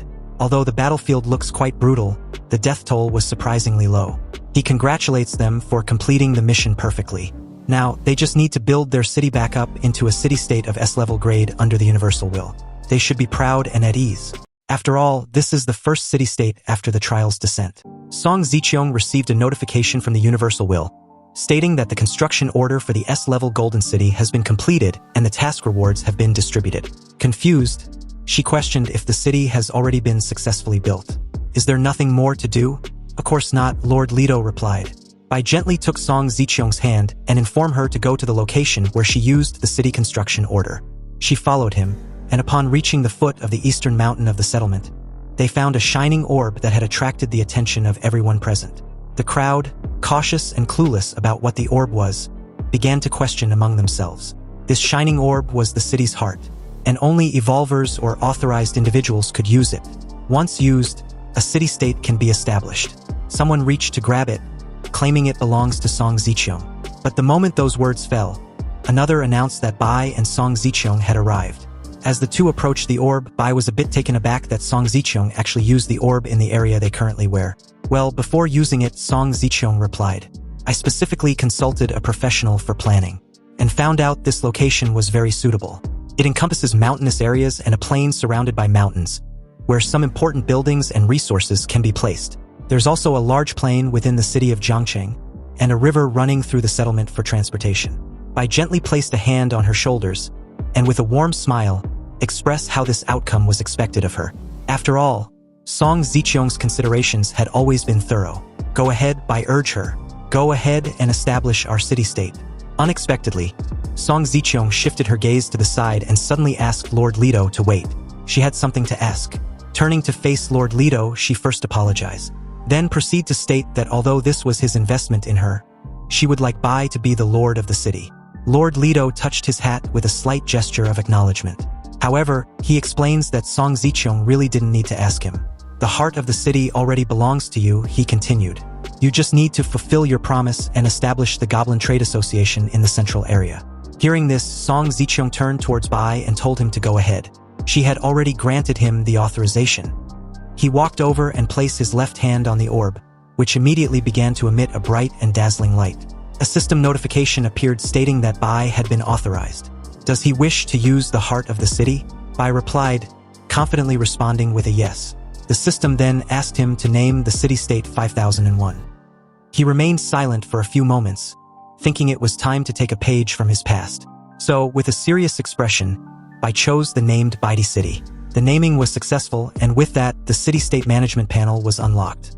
The S-grade city heart, the shining orb, merged into Bai's body as another notification alerted that the holder of the city's heart was the lord of the city. The experience gain and drop rate increased by 20%. Also, within the range of Baidi City, all attributes increase by 100%. And hostile units within Baidi City will have all attributes reduced by 50%. Then, Another notification prompt from the Universal will notified Song Zicheong that she had been granted the highest level of management authority by the Lord of Baidi City, with an 80% attribute increase within the city. And to all the evolvers, it was announced that the city lord had established the city-state as Baidi City, with its number as 5001 and gained 10 prestige points. So with that, the city defense was completed, granting a 100% experience reward based on the current level of the evolver, and 3 free attribute points, also based on the evolver's contribution. Everyone cheered and praised Bai and Song Zicheong, wishing them a long life and as such, although some were a bit disappointed, cursing that if they had known that contributing more in the city's defense would have granted them more attribute points, they would have worked harder in defending the city. Anyway, a sudden clap and praise from Lord Lido alerted and surprised Song Zicheong, who questioned him if there was any good news he'd like to share. But Lord Lido simply stated that by becoming the lord of the city, and Song Zicheong attaining the highest management authority and reliance were just to his liking. And that's all. After all, it was the perfect transaction and everyone had gotten what they wanted. The investment had ended and he was satisfied with the result. But before he takes his leave to continue his journey, he reminded Bai about the need to complete his investment task as soon as possible. Bai replied in his usual, respectful tone, stating that Lord Lido knows how difficult of an investment task he gave him. The god of trade just laughed to this and simply stated that he trusted Bai to complete the task. So, with his departure, Bai handed 2 scrolls to Song Zicheong, stating that they were the newly drawn S-level Golden City construction reward. Since she had already done some preliminary planning, she can arrange them in a good location. One was a galactic-level supercomputer core of S-grade with extremely high growth potential, which represents the highest level technology in the universe, capable of designing mechanical blueprints that can be used in trials. And the other is a fully integrated automatic production line of A-grade. It can be used in conjunction with the supercomputer core for fully automatic production, however, it only requires the input of materials to complete the entire production process. Song Zicheong, a bit stunned, stared at the notification status of the scrolls and was momentarily speechless. Bai gently placed a hand on her lower back and explained that the vehicles, firearms, and other produced items can be used in the trials. With these items, he continued, the settlement's development will be well ahead. Hearing this, Song Zicheong was puzzled, remembering that times were different now.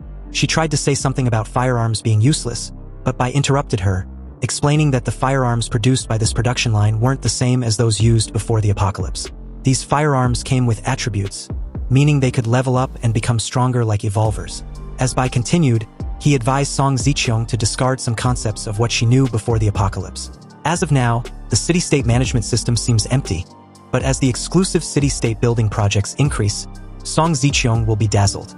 A primary example would be the S-level building biological backup center, which can clone her body, giving her a second life. There is also the S-level anti-gravity base, which can allow them to create a sky city. All these projects and more can only be used by S-level city-states. Song Zicheong finally understands the numerous benefits they would have after the completion of the city-state building projects. So, with a bright smile, she confidently stated that their city-state would definitely become the strongest in the future. But at this moment, Meng Meng suddenly appeared at the scene, interrupting the two. She joyfully stated that she had a wonderful time in the dream world, and even unlocked 3 new skills. Meng Meng first shared the skill descriptions with Bai, which showed her first skill, white noise. This white noise, when enhanced by her dream totem, can emit various sounds that entice people into dreams. The second was also an enhancement of the dream totem, which increases drowsiness. This ability of the dream totem is hypnotic, which can be greatly enhanced, and also comes with a mental suggestion that makes people relax and become distracted. Bai was impressed with the choices, which seemed to be good. Based on his understanding, he believes that now, the dream totem can attract people into dreams without needing to be watched. And drowsiness surge can also be effective in real-world battles. Meng Meng blushed under these compliments, and proudly stated that it was all due to the combination of what her master told her after seeing the skill tree earlier. Meng Meng showed by the third skill, which was a newly unlocked skill tree she chose by herself. The third skill ID, called Dream Visitor, and similar to the two when enhanced by Dream Entry and Awakening, can grant her authority to allow a visitor in the dream world to choose to return to reality from any effective dream totem. Also, it can send people entering dreams back to reality from any effective dream totem. Bai was stunned. This skill was almost identical to a teleportation ability. Basically, if Meng Meng wants, she can pull Han Xiao into the dream now, and use the dream totem he is using to teleport to his side. Or she can also choose not to go and send her master there. Hearing this, Bai smiled and stated that in terms of skill selection, Meng Meng could already be considered a graduate. But in other aspects, She still has a long way to go before she could graduate to the next level. Meng, eager to test and study the effect of her new skills, asked Bai if he had time. Sure, Bai replied. Go wait in the training ground halfway up the mountain, and I will be there soon. Meng agreed excitedly and hurried off. Bai's attention shifted back to Song Ziqiong. He told her to gather some of their people with different levels of mental strength to test Meng's new skills in real combat. Song Ziqiong agreed to this without a problem. She replied that she would have them gather at the training ground halfway up the mountain once they are found. She then leaned towards him, running her hands over his shoulders in a seductive manner. Song Ziqiong reminded Bai about the need not to train for too long. Everyone was prepared, and they needed to reward the lord of the city tonight. Of course, Bai understood what Song Ziqiong meant. Song Ziqiong even added that she heard that her daughter was preparing a surprise gift for him. Meanwhile, as the scene shifted to Song Ziqiong's villa, inside, Bai's harem, fully dressed in their battle armor, were busy getting ready for their upcoming battle. Sisters, one of them announced. Is everyone confident in subduing the city lord in tonight's battle? Of course, we're confident. Another replied while the others stretched and prepared themselves. But Song-gu, she continued, please don't be like last time. You passed out before we could even do any important stuff. With a face flushed with embarrassment, she shouted that what happened last time would definitely not repeat. She had allocated all her free attribute points into her physique. Anyway, as the scene shifted, several hours had passed, and at present, Bai was leisurely laying in his bed with Song Ziqiong next to him. And it seems that Meng's training session happened off-screen because a curious Bai wanted to know why his disciple was looking for Song Ziqiong. It turns out Meng asked Song Ziqiong if there was any dungeon nearby because she wants to gain some experience points. Oh? Then tell her to come find me when she's done. I have something to ask her. After a brief series of clicks in the air, Song Ziqiong replied that she told her. And by the way, she continued, staring at Bai, her eyes flashing like dark stars.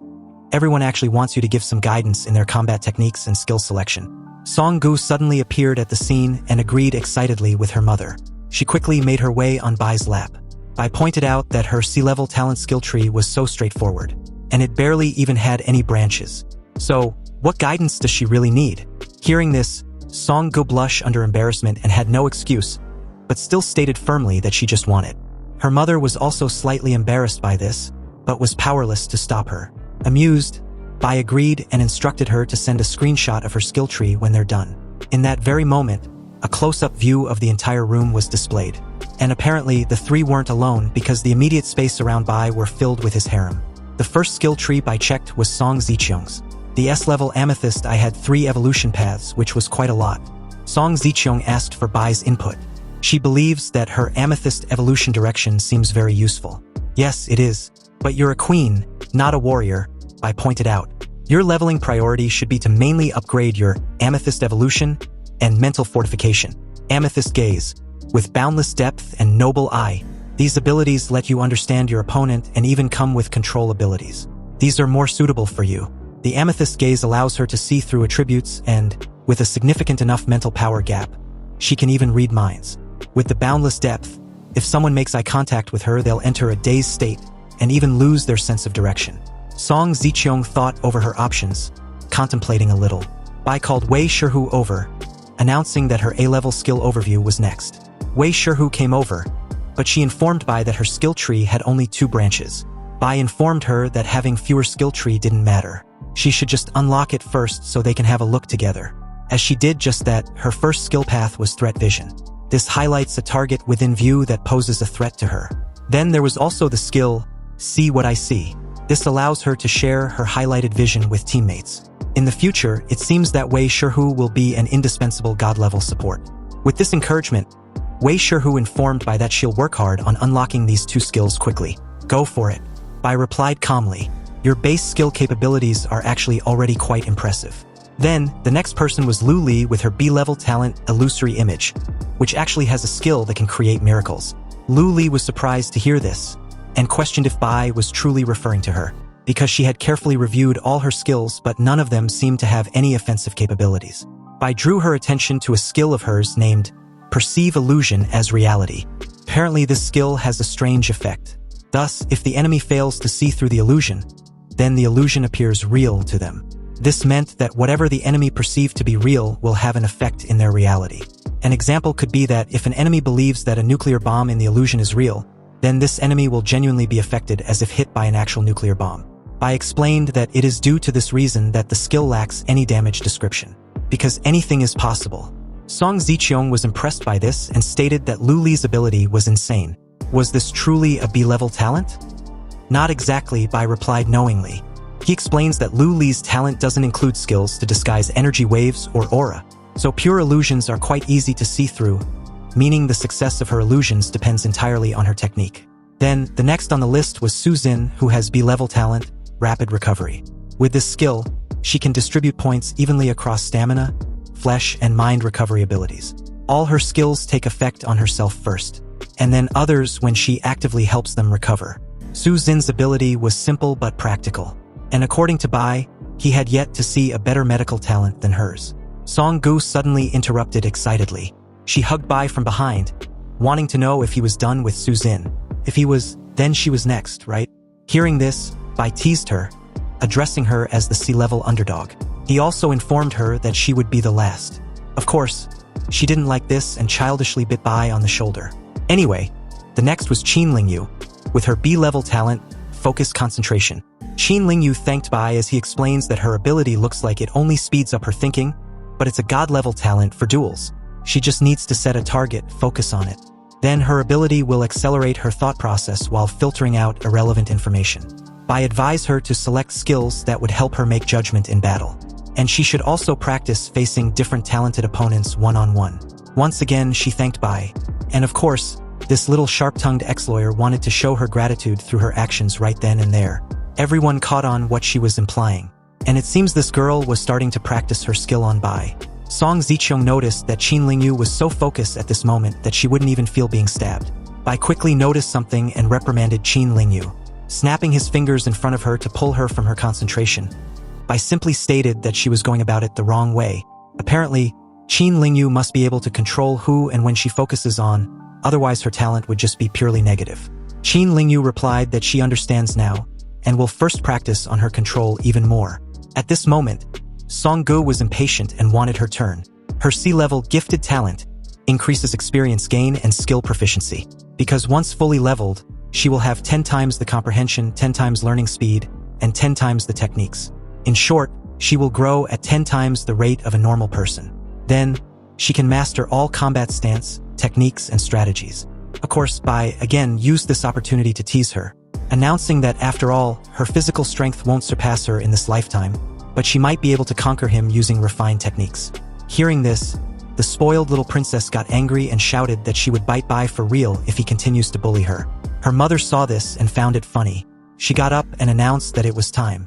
Now that Bai had provided guidance on everyone's future growth, they need to work hard to make sure the new members of Baidi City don't look down on them. They shouldn't embarrass themselves and this city by extension. Chinger was directly outside and heard everyone replying in unison that they will give it their all.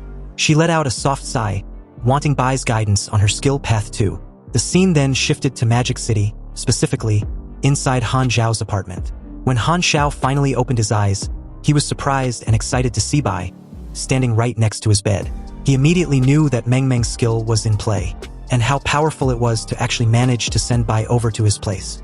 Bai, on the other hand, was chatting with the person in question at this moment. Meng Meng informed Bai that the teleportation distance was too far, so she felt dizzy. This was a direct result of a sudden depletion of her mental power. She would be fine after a good rest. Curious about Baidi City, Han Xiao asked how the city was coming along. Everything that needed to be planned and arranged was in place, Bai replied calmly. Now, everyone was working hard to make Baidi City perfect. By the way, how many attribute points did you get from the city building rewards?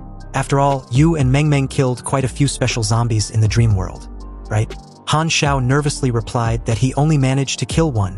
When he and Meng Meng were fighting the screamers in the dream space, an accident happened, and all the screamers screamed together. The mental shock created was too much, and at that time, he was flying using mental power control, so he fell to his death. There was a brief silence the moment he finished narrating his death experience. Bai immediately turned to leave, stating that Han Xiao shouldn't go around claiming he was from the chat group 001 again. No member in his private chat group should bear the level of embarrassment he'd just heard. Han Xiao panicked and pleaded that only Meng Meng and her master knew about it, so it wasn't an embarrassment. Also, considering that he was about to take him to the chemical plant, Bai should make an exception. Fine, I was just kidding, Bai replied calmly. Let's head out when you're ready. Han Xiao was relieved and excited when he heard this. Anyway, Bai stared at a purple glow in his hand and noticed that the SSS-level mission's plague mark had been sending alerts ever since he was teleported. With this, it seems that the mission was related to the chemical plant Han Xiao mentioned, where there were plague zombies. Han Xiao quickly got ready and informed Bai. Bai had been curious ever since Han Xiao informed him of the chemical plant. So he rushed to his location as soon as Baidi City's order was restored. An SSS-level mission. He really wondered what kind of reward it would bring. Back in Jiangcheng, Bai had been afraid to check the mask, for fear that Lord Lido would discover that he hid it. As he checks the attributes, he didn't expect that those bloodline potions could be refined into an S-level essence. The most valuable part was that there were no usage requirements. Han Xiao informed Bai that their destination was right up ahead, where the green mist was. The two came to a screeching halt the moment they arrived. Bai questioned Han Xiao if he knew anything about the factory's interior. Well, I knew about it before the end of the world, Han Xiao replied. Alright then, let's get started. When Han Xiao heard this, he sheepishly asked if he had to go too. The green mist and fungal spots gives him the creeps, and he feels that that place was very dangerous. Bai assures him not to worry. As long as he stays within 10 meters of him, he will be fine. He will also take him to the place where his father works. Maybe that would trigger his quest. Han Xiao agreed to this and donned on a nose mask. The moment they got really close to the place, a notification appeared, informing Bai that the plague mark had been triggered. It was the starting of the follow-up task for the plague sect. A special mutation had turned the place he was into a paradise of viruses and plagues. His mission objective was to find the source of the plague mutation. And the reward was 10,000 experience points and a bacterial cultivation skill tree of A-class. Bai was pleased and very determined to complete this mission when he read the notification. He raised his hand slightly and immediately began absorbing all the viruses in the vicinity. After reaching level 10, his talents had also been enhanced. And although it wasn't specified, his virus control has greatly improved accordingly. Han Xiao placed his hands over his covered nose and mouth in shock and fear as Bai blissfully continued the absorption process. He felt great. All the microorganisms and viruses within a radius of 10 meters were completely under his control. To genuinely enjoy his time in such a terrifying place, Han Xiao comments that Bai was impressive.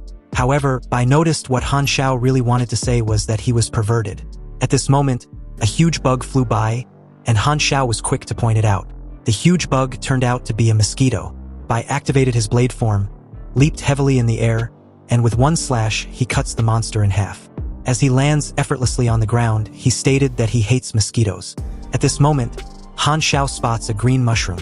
He deduced that the plague mosquito was guarding near this mushroom, so the green mushroom must be a dungeon material. However, the moment he reached out to grab it, Bai stopped him. He stated that if Han Xiao didn't want to take a permanent nap, then he should back off. Just a sniff would completely rot his lungs, so he should just imagine what would happen if he touches it. Unexpectedly, the moment Bai said this, he casually walked over and uprooted the mushroom. Apparently, the green mushroom was a fusion between plague viruses and bacteria. Han Xiao got alarmed when he saw this. Not only did Bai do exactly what he warned him of, but even started eating it. It's fine, he casually replied. I'm immune to these sort of things. Remember? The system also notified him at this moment that he gained 150 virus points for absorbing a lethal fungal virus. Bai ate the entire thing, complimenting how a single bite was equivalent to several elite zombies. Han Xiao, on the other hand, was grossed by this. All in all, Bai gained an additional 350 points. When he was done, he told Han Xiao to follow. They were going to his father's factory and lounge first. In a section of the factory, the two checked the plague factory employees' dormitory and found nothing. Han Xiao had checked all of his father's work areas and came out empty-handed. It seems the follow-up clues for my quest aren't here. Bai suggests they explore the source of the plague together. But if I tell you to run, you must leave immediately. Han Xiao agreed. He will act without hesitation and won't hold him back. The two then came to a place with the highest concentration of plague and viruses. Bai asked Han Xiao if he knew what the place was. Han Xiao nodded slightly and replied that it was the sewage treatment pond. All the wastewater from the chemical plant was collected there. There are two super large and deep pools inside. He had only been in there once and the air made him dizzy back then. Inside the sewage treatment pond of the plague factory, the two entered an entire separate scene from the outside world heavily potent with plague and viruses. Realizing this, Bai ordered Han Xiao to wrap himself with his mental energy. This was to prevent Han Xiao from being eroded by the plague if he gets too far away from Bai. Suddenly, a hooded man appeared on a huge mushroom in front of the two, reciting something along the line of the children of the plague, servants of the virus. He rushed 2 steps down on smaller mushrooms, announcing his guests as disciples of the sect. Very abruptly, Bai leaped from his position in an instant, and as he activated his blade form and stabbed the hooded guy in the gut, the outcome shocked him greatly, because his attack didn't break the defenses of the hooded guy. His blade attack was the strongest attacking form. He questioned himself if the defense of an A-class difficulty boss was really this strong. The hooded man sort of snobbed off the attack and bowed in Bai's presence. Shocking enough, all the creatures present all bowed as the hooded guy declared himself and every creature there as devout followers. To our destined god, he announced, we offer the most solemn rituals and the most devout prayers. May our destined god ignite the divine fire soon. May the blessings of the plague spread throughout the world. Are they kneeling to you? Han Xiao asked, surprised by the sight. And Bai, equally surprised, replied that he wasn't entirely sure. Of course they are kneeling to you, great god. The hooded guy respectfully announced and continued. Pukashumi can offer everything for you at any time, whether it's life and soul. The system confirms the identity of the hooded guy as Pukashumi, a level 71 plague bishop. Bai's eyes widened when he saw the stats. A level 71 third transformation saint. In his previous life, he only managed to reach level 79 before his untimely end from the bitch Heloise. How could someone of such power appear in the early stages of the trial? However, the mental perception he received when Meng Meng became his disciple was D-class. In a situation where the gap was so vast, perceiving the name and rank of the plague god was an idle solution. He should truly be completely unprepared for him. Doubtful, Bai asked if he was really the god destined to Pukashumi. That's right, Pukashumi replied confidently. The high priest has guided your emergence at the cost of his life for the sect. You, the god destined, who obtained the mark of plague at the beginning of the trial. Bai must be the god destined for us. The god of plague. Hearing this, Bai was pleased. He'd heard that in his previous life that the most precious aspect of high-level talents was having exclusive opportunities. It seems this is the exclusive opportunity of the Virus King. God of Plague. This feels much stronger than Han Zhao's demon bloodline story. Anyway, what can you do for me? Bai asked calmly. Pleased, Pukashumi replied that they paid a great price to enter the trial early, and it was all to assist Bai in the trial. How fortunate he was to have encountered Bai so early. Every member who comes here can provide Bai with a plague sect treasure corresponding to their strength. I'm very sorry, but to avoid the perception and interference of the cosmic will, we cannot directly hand over all the treasures to you. Bai was okay with this, and Pukashumi thanked Bai for his understanding. He then asked what type of treasure Bai needs. Do you have any job transfer scrolls? Bai asked calmly. A class scroll? Pukashumi repeats, a little bit surprised. He then bends even lower and answered that he does indeed have them. He pulls out 3 scrolls. An S-class Plague Knight, an S-class Insect Master, and the third, which was the most precious scroll of the sect, an SS-class Son of Doom. Han Xiao immediately lost his composure when he heard of the SS-class profession. But Bai, on the other hand, was a bit disappointed. He sighed helplessly and asked if that was all the scrolls Pukashim had. Pukashim stared blankly at Bai for a moment, then tried to explain. You may not know Plague Gog, but at the beginning such as this, reaching SSS-class professions is almost impossible. Many gods also ascended from S-class, A-class, and even B-class professions. I know all this, Bai replied calmly, but I only want an SSS-class job change scroll. Just an SSS class? Pukashim repeats the question as tears freely flowed down his cheeks. He then loudly rejoiced, shouting like a madman that this was for the future of the god of plague. So the plague set's revival will be promising. Bai feigns being down and a bit hopeless, stating that if Pukashim can't help him, then he would have to just look elsewhere. Pukashim laughed joyfully and informed his plague god there was one possible method to obtain an SSS-class scroll. Really? Bai asked anxiously. Pukashim confirms this. It was not guaranteed though, and Bai will need to retrieve it himself. What's the way? Pukashim explained briefly that he can open a special secret space which leads to the greatest plague event in Blue Star's history. Then, Bai can enter and collect the plague seeds that were engraved in that point in history, and use it to forge a class change scroll. It's possible to obtain an SSS class scroll with this method. Well, since there's a chance, I must give it a try. Bai spoke up honestly. Without hesitation, Pukashim began the process, his eyes shimming with a bright glowing blue light as he recites the following. I sacrifice my life, power and soul to become the ladder for my god, to pave the way for the god of plague. Pukasham's body suddenly began to burn by a green flame, and the moment he shouted, "Open!" his entire body was engulfed by these green flames. Then seconds after, his remains disappeared, leaving his staff which dropped to the ground. Anyway, with Pukasham's sacrifice, the system notified Bai of a sudden instance entrance, and the remaining time till the entrance closes was 2 minutes and 13 seconds. Seeing this, Bai informed Han Shao about the exclusivity of the instance dungeon, and by extension, the reason he can't tag along. Han Shao readily agreed and was even relieved to be able to leave that place.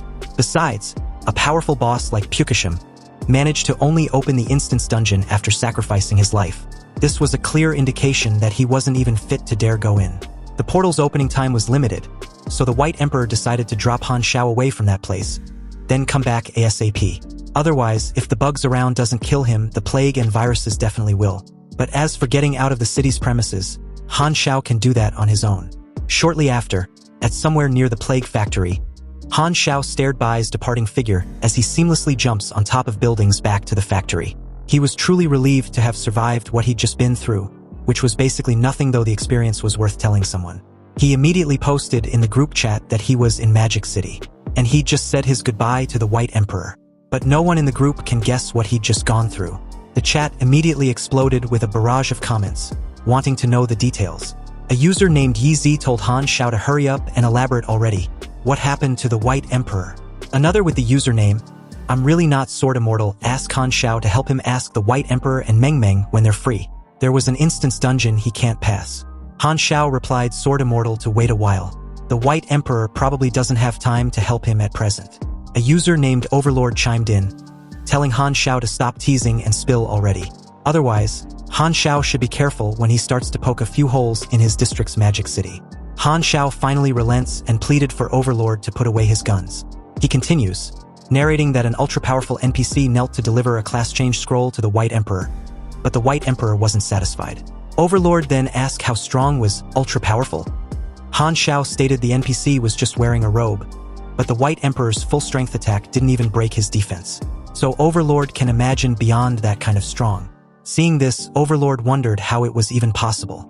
Crow joins the chat and asks Han Shao what kind of class change scroll it was.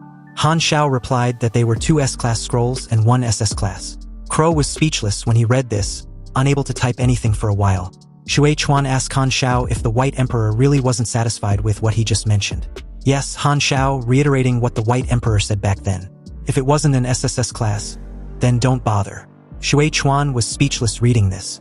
Han Shao continued with his narration, stating that the NPC sacrificed himself and opened an instance for the White Emperor to obtain an SSS class job change scroll. Sacrificed himself? YZ, a bit skeptical, repeats this with a bewildered look. A user named Lightning Whip Successor comments that the gap between the White Emperor and them was probably even greater than the gap between them and ordinary evolvers. Overlord added that every time he hears news about the White Emperor after a great massacre, it makes his little pride and complacency disappear. Han Shao suggests Overlord stop looking for trouble, and he shouldn't compare himself to the White Emperor, but rather use the White Emperor to show off. Being in a group with the White Emperor is even enough. And what's more, its group number meant it was the first group created on Blue Star. Isn't that cool? YZ agreed and replied that Han Shao was right, but he doesn't want to use the White Emperor to show off. He wants to turn things around. Lu Huai, another user, voiced his confusion as the chat ended. The scene shifted to Bai, who was currently checking his hourglass, which was glowing with a golden light. Bai was puzzled as to how the hourglass of time managed to appear. As he hid it in his clothes, he stares ahead, only to see that a Roman stone gate, the instance dungeon, was a secret realm of Florence. He realized that this secret realm was probably a medieval Florence. It was truly the city of world art. He entered the city only to find the streets completely empty. Why is there no one around? Bai questioned himself, genuinely puzzled. After some brief exploration, he finally spots someone. A hooded person crouching in the dark alley on his left. He approached this hooded figure as the person coughs violently. The person warns him not to get close. She was dirty. She had been cursed by the gods and was stricken with illness. Poor soul. Do you want to live? Bai questioned as he bends down slightly and absorb all the virus inside her. The system informed him that he'd absorbed the Black Death virus, also known as the Plague virus, increasing his virus points by 3. So it's the Black Death virus. Contacting the Black Death virus unlocks the Plague Sect's hidden side quest, Seeds of Plague, the Whales of 8 Million Souls. The quest description was as follows. In Blue Star's history, the Black Death virus caused at least 80 million deaths. The plague was ravaging the land, and the Plague Sect has the responsibility and ability to collect these seeds of plague. Then the quest objective was to collect plague seeds. The quest rewards was that the collected plague seeds will form plague-related class change scrolls when the quest was completed.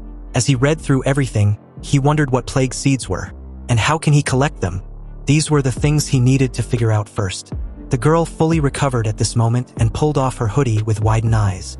She joyfully thanked Bai for driving out her plague, declaring him as the messenger of the gods. She was willing to follow and serve him. This made him realize the need to have followers and renown. This will make it easier to gather information and find things. He then took out his beak mask from his shoulder and puts it on. No need for the cross, Bai stated casually. I'm not a messenger of that god, you know. Curious, the girl asked him which god he was a messenger of. I'm not a messenger. He was the god of plague. He then tells her to inform everyone that he can eliminate their plague. Tell them to come to Lord's Square to find me. The girl, Elena, immediately rushed to the empty streets and began to loudly announce Bai's message. To those suffering from the plague, listen to me. The god of plague has descended upon the world and is now at the Lord's Square.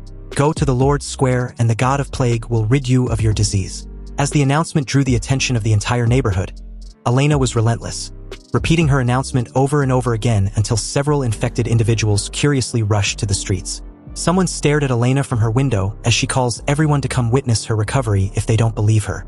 Her husband, also curious, asked her who was shouting outside. Sleeping beside his crouching figure was their 2 children, a boy and a girl, who were helplessly under the influence of the illness. She replied that it was the pitiful Elena. She thought Elena might have gone mad due to the illness. Back outside, Elena joyfully introduced herself as the daughter of Henry, the wealthy merchant who donated all his fortune to the church.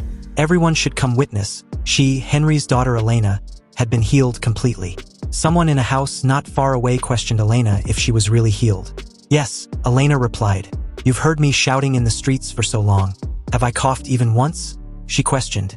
Shortly after, several infected individuals had crowded around Elena as she urged them to see for themselves. No one need donations, bloodletting, or prayers. They just need to go to the Lord's Square. Someone placed a hand on Elena's forehead to examine her, and after confirming that Elena had no fever and wasn't coughing like the rest of the bunch, the person who was none other than the woman who was by the window earlier was absolutely dumbfounded. She touched her face as tears of joy and hope flowed freely from her eyes. With this marvelous news, it meant that her children could be saved. The scene shifted to the Lord's Square of the city of Florence in medieval Europe, whereby, upon a close-up observation of the city's situation, judge it to be the 14th century, a time when treatment of the Black Death Plague relied solely on faith and bloodletting. In the 14th century Europe, the Black Death Plague claimed 25 million lives and 80 million lives globally. Bai was in a bit of a dilemma. He didn't know if he had to traverse the globe if the seed of the plague wasn't in the city. But at that moment, Elena loudly called out to him, referring him as the merciful god of plague. She then asked for forgiveness for not knowing the etiquette or proper title to address her god. But as per his instructions, she had brought as many people as she could. Bai spread his arms and told everyone to come closer. May the poor and neglected children not fear him. The first people to rush over were the parents of the 2 children, each carrying one of them. And although they were a bit hesitant, they knelt down as Bai stretched a hand on them and activated his virus absorption. He declared for everyone to be freed from their torment or disease. The moment the virus absorption kicked in, the disease of everyone in the entire vicinity got sucked out of them. And just like that, everyone was healed. The children hugged their parents, and with eyes full of relief and joy, told their parents that they weren't unwell anymore. They also questioned if their parents were also okay. The woman hugged her son tightly and replied that she was also healed. The crowd rejoiced and also questioned each other in wonder. Someone among them claimed to feel so light, while another added that she no longer has any fever, and her constant coughing was also gone. Another also declared it to be a miracle. His strength had returned. Hearing this, the person beside him naively announced that the great Lord of the Church of Light must be responsible for such a miracle. But almost immediately, the woman beside him reprimanded the fool that it wasn't the Church of Light. How can he foolishly give credit to the church, thereby insulting the god of plague like that? The crowd knelt down and began to worship Bai as the great god. Thank you for saving us from the plague. The naive fool even vowed to always worship Bai, the great god of plague. Bai told them to rise up. If they still feel some discomfort, that's because the plague had left some damages on their bodies. They should leave and rest for a few days to allow their bodies to recover. As another group approached them, Bai urged the previous crowd to leave. There are still many children behind that were still plagued by the disease. Bai declared that their worship and kneeling were not what he desired. What I want is for you all to be free from the plague's torment. Hearing this, an old lady, shaking profusely, began to tear up. She was amazed by Bai's magnanimity. The god of plague truly cares so much for them sinners. How can she praise Bai's nobility and greatness? Elena loudly told the healed crowd to not disturb the god of plague's effort in dispelling the plague. Those who had been healed should follow her across the Arno River Bridge. They need to spread the god of plague's mercy throughout Florence together. Suddenly, someone loudly stumped a foot on the ground, drawing the crowd's attention. And the moment they realized that the knights of the church had appeared at the scene, they immediately got frightened and bolted away. Bai stood there as the three knights from the church announced that someone had made a report, stating that a person was claiming to be a god and was spreading heretical beliefs at this location. Unrelated people in this matter should leave the Lord's Square immediately. The moment they spot Bai, the leader questioned him if he was the one spreading heretical beliefs. He also heard that Bai was claiming to be the god of plague. Without waiting for an answer, he unsheathed his sword and launched towards Bai, branding him a foolish heretic. Bai, on the other hand, smiled knowingly underneath his beak mask. This was his chance. His opportunity to fully become a god in a sense that's relevant. So, in one swift motion, the leader's sword pierced Bai in the tummy, followed by 2 additional swords by the remaining knights. The leader raised his sword high in the air and declared that the heretic was gone. Why were they, the sinners, not repenting for their mistakes? They should kneel and confess. How could they be deceived by a heretic? This was why they suffer from the plague. Almost immediately after this announcement, they saw something that scared and confused them at the same time. Obviously, it was Bai, who remained unharmed. They were genuinely puzzled how Bai was fine after being pierced by 3 swords. Elena suddenly picked up a stone and was about to confront the knights when Bai stopped her. He was unhurt anyway. Elena replied that she understands that the great god wouldn't be harmed by these weapons, but how can they dare to strike him? Bai should punish these foolish and ignorant knights of the Church of Light. He should bring down divine punishment. This, of course, scared the 3 knights even more. They clenched their teeth in horror, silently hoping for Bai to refuse Elena's request. Fortunately for them, the magnanimous god of plague stated that Elena was wrong. These knights cannot hurt him, and he won't hold a grudge or punish them. No matter how many times they stab him, he would continue freeing everyone from the plague's suffering. Hearing this, the crowd erupted in praise and celebration, declaring Bai as the true god, a truly merciful lord. They vowed to follow him forever. The 3 knights were speechless as they stared at the crowd. But then again, they couldn't do shit about it.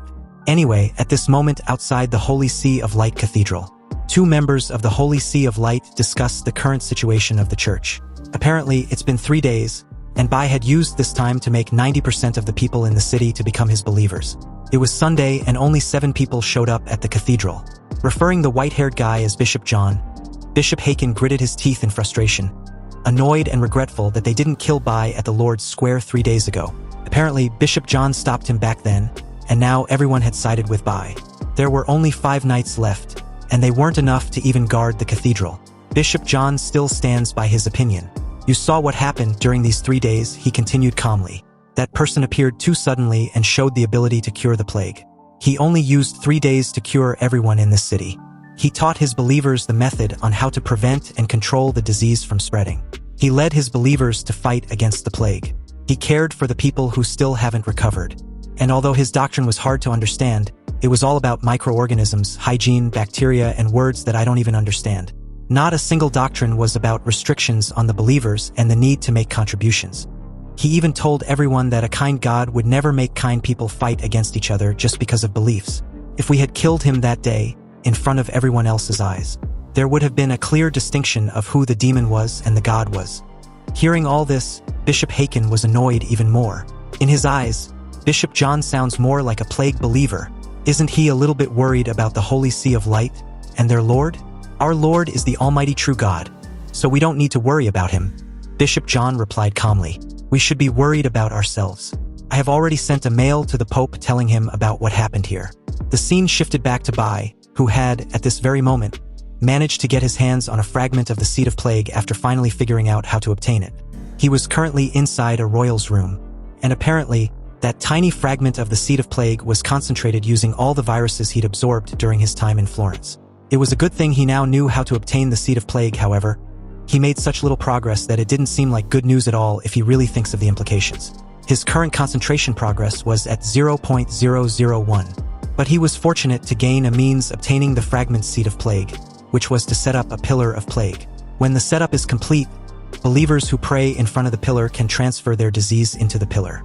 The diseases inside the pillar will be converted into the Seed of Plague. Inwardly, Bai knew he has to travel the entire world to complete the concentration. Just then, Elena knocked, opened and stood at the door, informing Bai that his loyal believers were waiting for him. He replied he will be out shortly. The moment he did a while later, Elena, together with the crowd below, knelt and showed respect to their plague god after their brief and cheerful celebrations. Bai stretched his arm and declared that the plague inside Florence had been exterminated. Sadly, he will be heading to other places, but before he leaves, he will leave behind one thing for everyone. Directly in front of his raised hand, a pillar engulfed in a dark and purple aura suddenly emerged from the ground. Bai calmly explained to the crowd, "This is the pillar of plague. Those who pray in front of it will be cured of any disease." Hearing this, the crowd immediately praised Bai for giving them this miracle. Bai continues, informing the crowd not to over-rely on it though.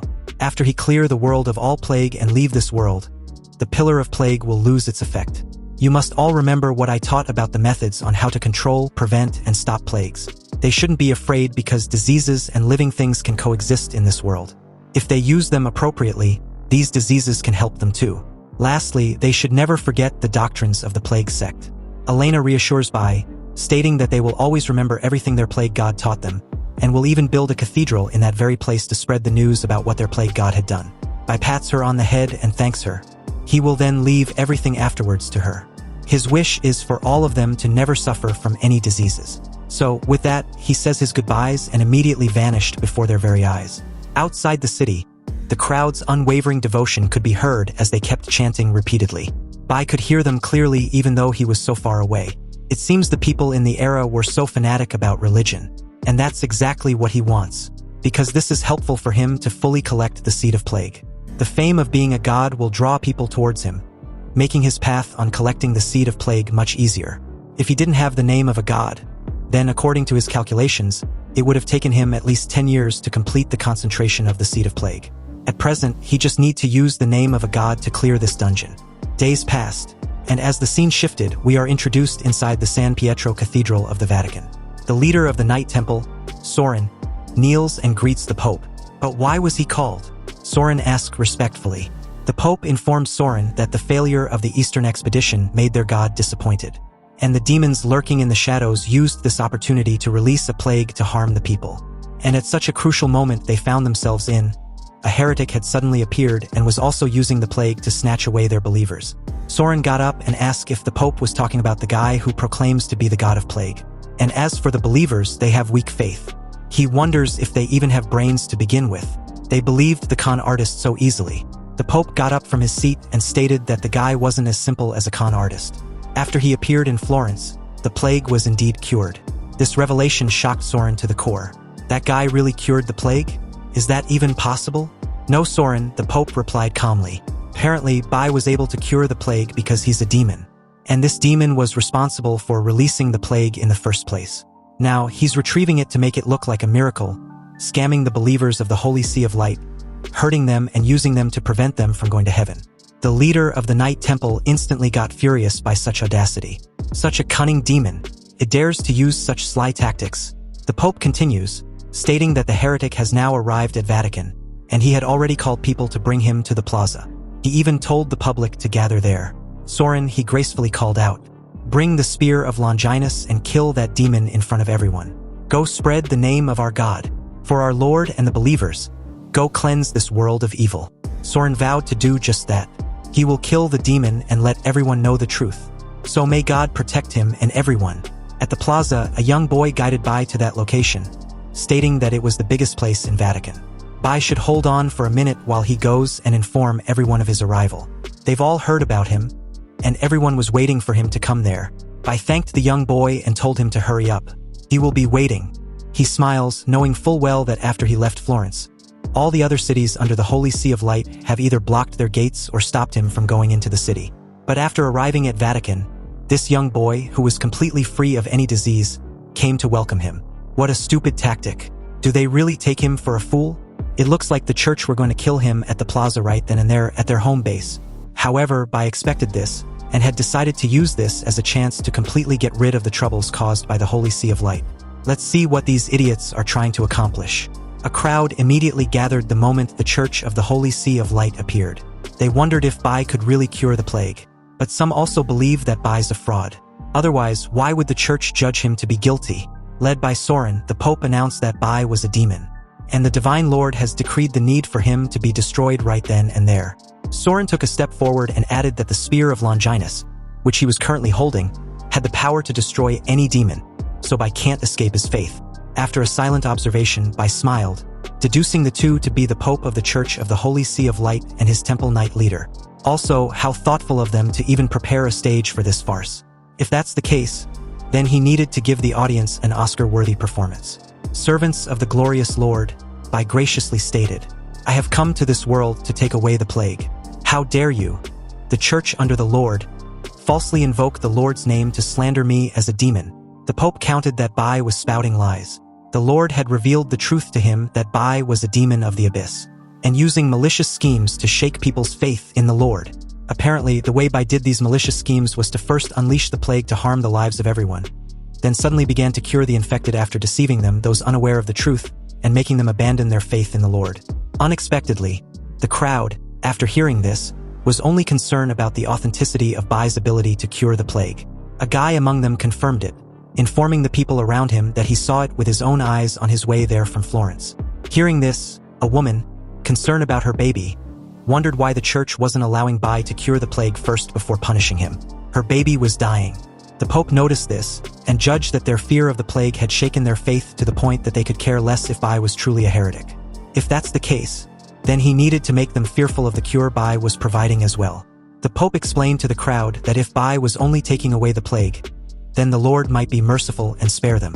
But their fault lies in secretly being corrupted by Bai. Once healed by this plague god, the Pope continues, their souls would also be forever condemned to hell after death.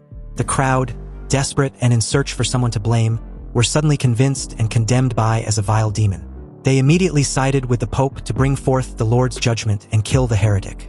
Soren spared no time and immediately launched forward with the Spear of Longinus. But unexpectedly, Bai casually blocked Longinus with just a finger, shocking Soren immensely. He was momentarily speechless and couldn't believe how it was even possible. Bai told him to just give up. That spear of his had already made one mistake, thus harming the Lord's son. However, it won't make the same mistake twice, so Soren shouldn't force it anymore.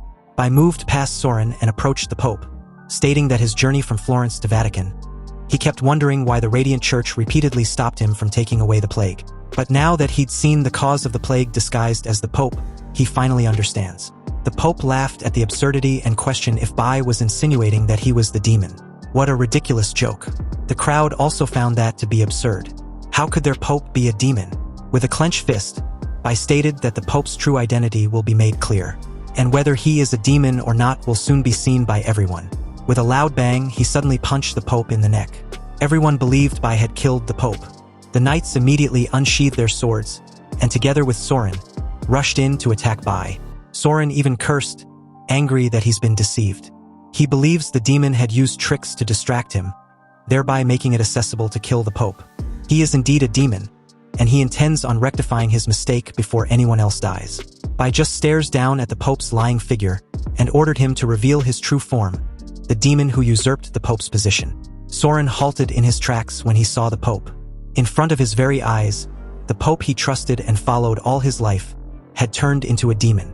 The demon Pope growled in confusion, and as the crowded people began to bolt in fear, the demonic essence inside him gradually took over his mind. Angered, he declared his intention to kill Bai.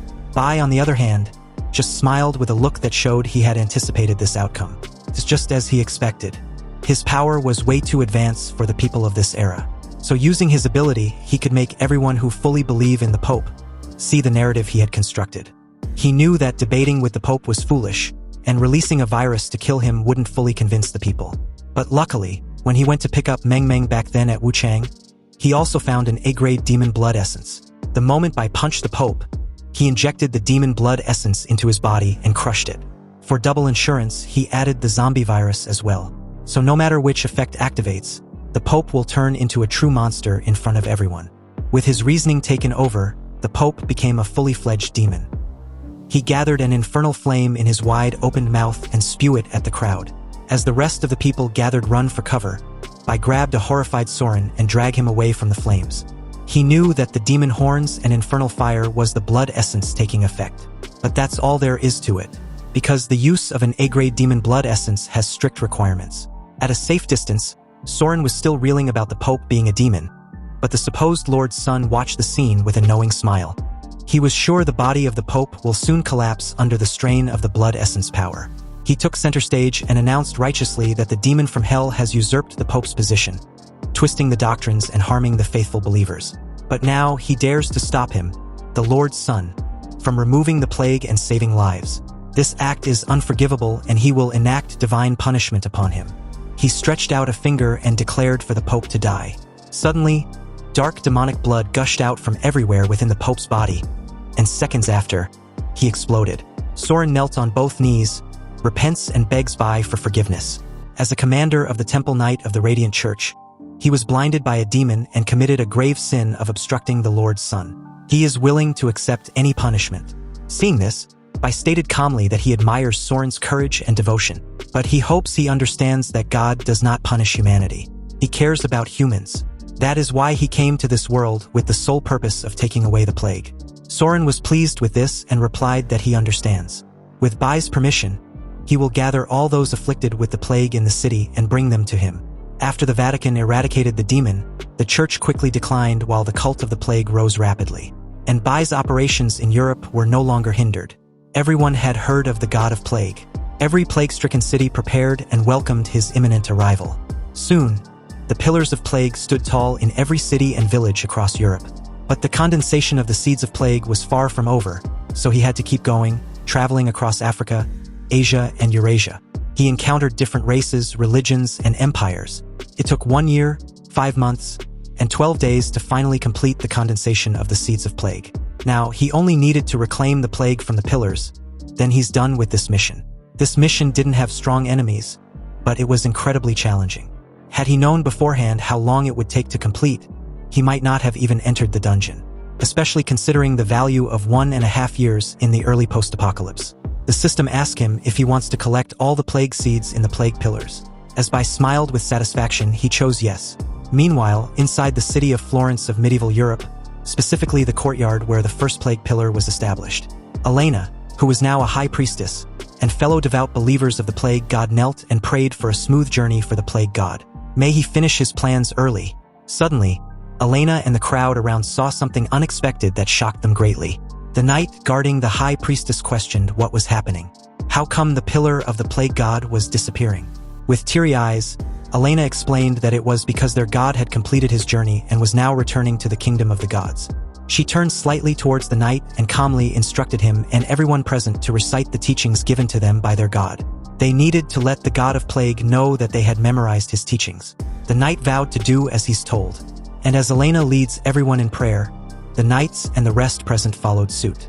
Then, on the streets of Florence, as the ordinary citizens and workers heard the prayers of their fellow believers, they dropped everything they were doing and joined them in prayer. In that moment, the pillar of plague began its ascension as everyone in the city continued to recite the teachings of their plague god. Their prayers and devotion visibly evident in the form of tiny bubbles in the air. Meanwhile, as the scene shifts to the Vatican City, a similar thing was happening. Led by Soren, every person in the city diligently recite the teachings of the plague god. Across Europe and the entire continents, Africa, Asia, and Eurasia, across different races, religions, and empires, every single person on the entire planet, in their own way of worship, prayed and recited the teachings of the plague god as the hundreds of pillars of plague ascended into the sky, then gathered in space and descended back to a single spot on Earth where Bai was located. He could hear everything, their voices of prayer, their sincerity, devotion, gratitude, fear, and many other things. He hears and feels them like some living deity. Also, in that moment, the system notified him that the mission was completed, and his immediate exit from the dungeon was also notified. So, back in Magic City's Plague Factory, the reward for the SSS class dungeon was generated in the form of a scroll. An SSS class life and death job change scroll. The requirement to access this scroll was to be possessed by the talent of a Virus Monarch of equal class. Staring at the scroll, Bai noticed that the scroll didn't look all that impressive despite its power. He really wants a job change, but Lord Leto's mission also requires him to acquire 2 SSS-level scrolls, regardless of the profession. Anyway, now that he has an SSS-level job transfer scroll, all he needs is a second one. And as far as he knows, the Abyss also has an SSS-level transfer job scroll. But as Bai was set to depart from the Plague Factory, the system informed him that he had failed the Plague Factory mission. Bai was momentarily confused. He wondered what this meant. Didn't he find the source of the Plague Factory? But then he remembered when he found Pokashumi, there was no notification that the mission was completed. It seems that the source of the plague the mission seeks was something that had been altered by his presence. But after Pokashumi sacrificed himself, the source must have lost its power and also died, thereby his mission failure. After seeing the current state of the giant mushrooms, Bai had a feeling that before the alteration, these mushrooms might have been the source. Stepping out of the sewage treatment pond, Bai was curious about what had been happening in his White Emperor city. So he opened his chat window and messaged Song Zicheong. He asked about the current status of Baidi City. What was everyone's current strength? Funny enough, Song Zicheong just simply replied that the reconstruction of the city-state of S-level grade under the Universal Will had officially begun, and she had chosen a place to place the supercomputing core and production line. Also, after receiving his guidance a few days ago, everyone has a direction to work towards. However, it has only been 4.5 days, and everyone was also helping to build Baidi City, so there is no change in strength. Bai was absolutely shocked with this news. He clearly remembered being trapped inside a dungeon for a year and a half, but it had only been 4.5 days in the real world. Then it hit him like a thunderclap. It must be because of the hourglass of time. It had become one with him when it bonded with him, emerging and disappearing with his consciousness. And it appeared in the dungeon by itself. Bai knew it was the only artifact that can make years pass like days. Opening his White Emperor chat group, he could clearly see that Han Xiao also received the failed mission notification, although they definitely did not get the same mission. After all, he's the only one with the Plague Seal. He announced his return and confirmed that the Plague Chemical Factory mission did indeed fail. The group chat immediately lit up with this message, as some reassured by that he was already the strongest, so one failure wasn't a bad thing. If he was sad, Sister Lu Huai, an evolver who clearly wants his man downstairs, can offer more than just a warm hug. Also, a real man is never afraid of failure. It was just a pity for the SSS-level profession scroll. After all, a boss over level 70 sacrificing himself to open a dungeon was deemed to be difficult, so failure was quite normal. I smiled when he read all this. It seems these people believe the Chemical Plague Factory's mission and the dungeon's mission was one and the same, but that couldn't be farther from the truth. He posted his SSS class job change scroll in the group, leaving everyone speechless. Bai simply crossed his arms and waited for them to read and figure out what their mistake was. And just like that, comments started pouring inside the chat group like a tidal wave. Some were to congratulate him, while others were to voice their amazement and absolute disbelief. Bai smiled with satisfaction as he read through the comments. But then he saw that Han Xiao was requesting they upgrade the chat group to a league. Overlord questioned what Han Xiao meant by the league. Was it League of Legends or something? An evolver named Leaf replied that he knows what Han Xiao meant by league. Apparently, after upgrading, they can put the name of the alliance in their speeches or announcements. Another evolver named Lu Huai added that he'd just read about the benefits of upgrading chat groups, and there are a lot of them. But it's expensive. Bai cut in at this moment, informing the group that he'd had this idea for a long time, but he didn't know whether everyone in the group was willing. The league was like an organization and it's all about honor and glory, but their chat group was much more relaxed. He then initiated a vote on whether to upgrade the chat group to a league group. He advised the group to think about it first and not rush to decide. If more than 2/3 of the people agree, they will upgrade. Of course, Han Xiao was the first to kick in full gear and agree to this wholeheartedly. He then offered his place back in Magic City for Bai to relax and rest after just finishing up a dungeon. He has warm bed too. Bai was speechless. I mean, who wants to sleep in his warm bed? Nonetheless, he had no choice since Han Xiao was the only person in Magic City he can trust. He told Han Xiao to show him the villa area so he can go rest there. Han Xiao agreed to do just that. Bai closed the chat group window, feeling a headache coming on. He arrived at the Magic City's high-class villa district a few minutes later. Seeing the villa, he was a little impressed by it. It seems good and safe, and neither thermal tracking nor virus tracking found any living organism inside. Unbeknownst to him, 2 female ghosts inside the villa seemed to have sensed his presence. The blonde-haired ghost was scared while the brunette-haired ghost assured her not to worry. She would kill the intruder, but the blonde just want her sister to drive by away, not kill him.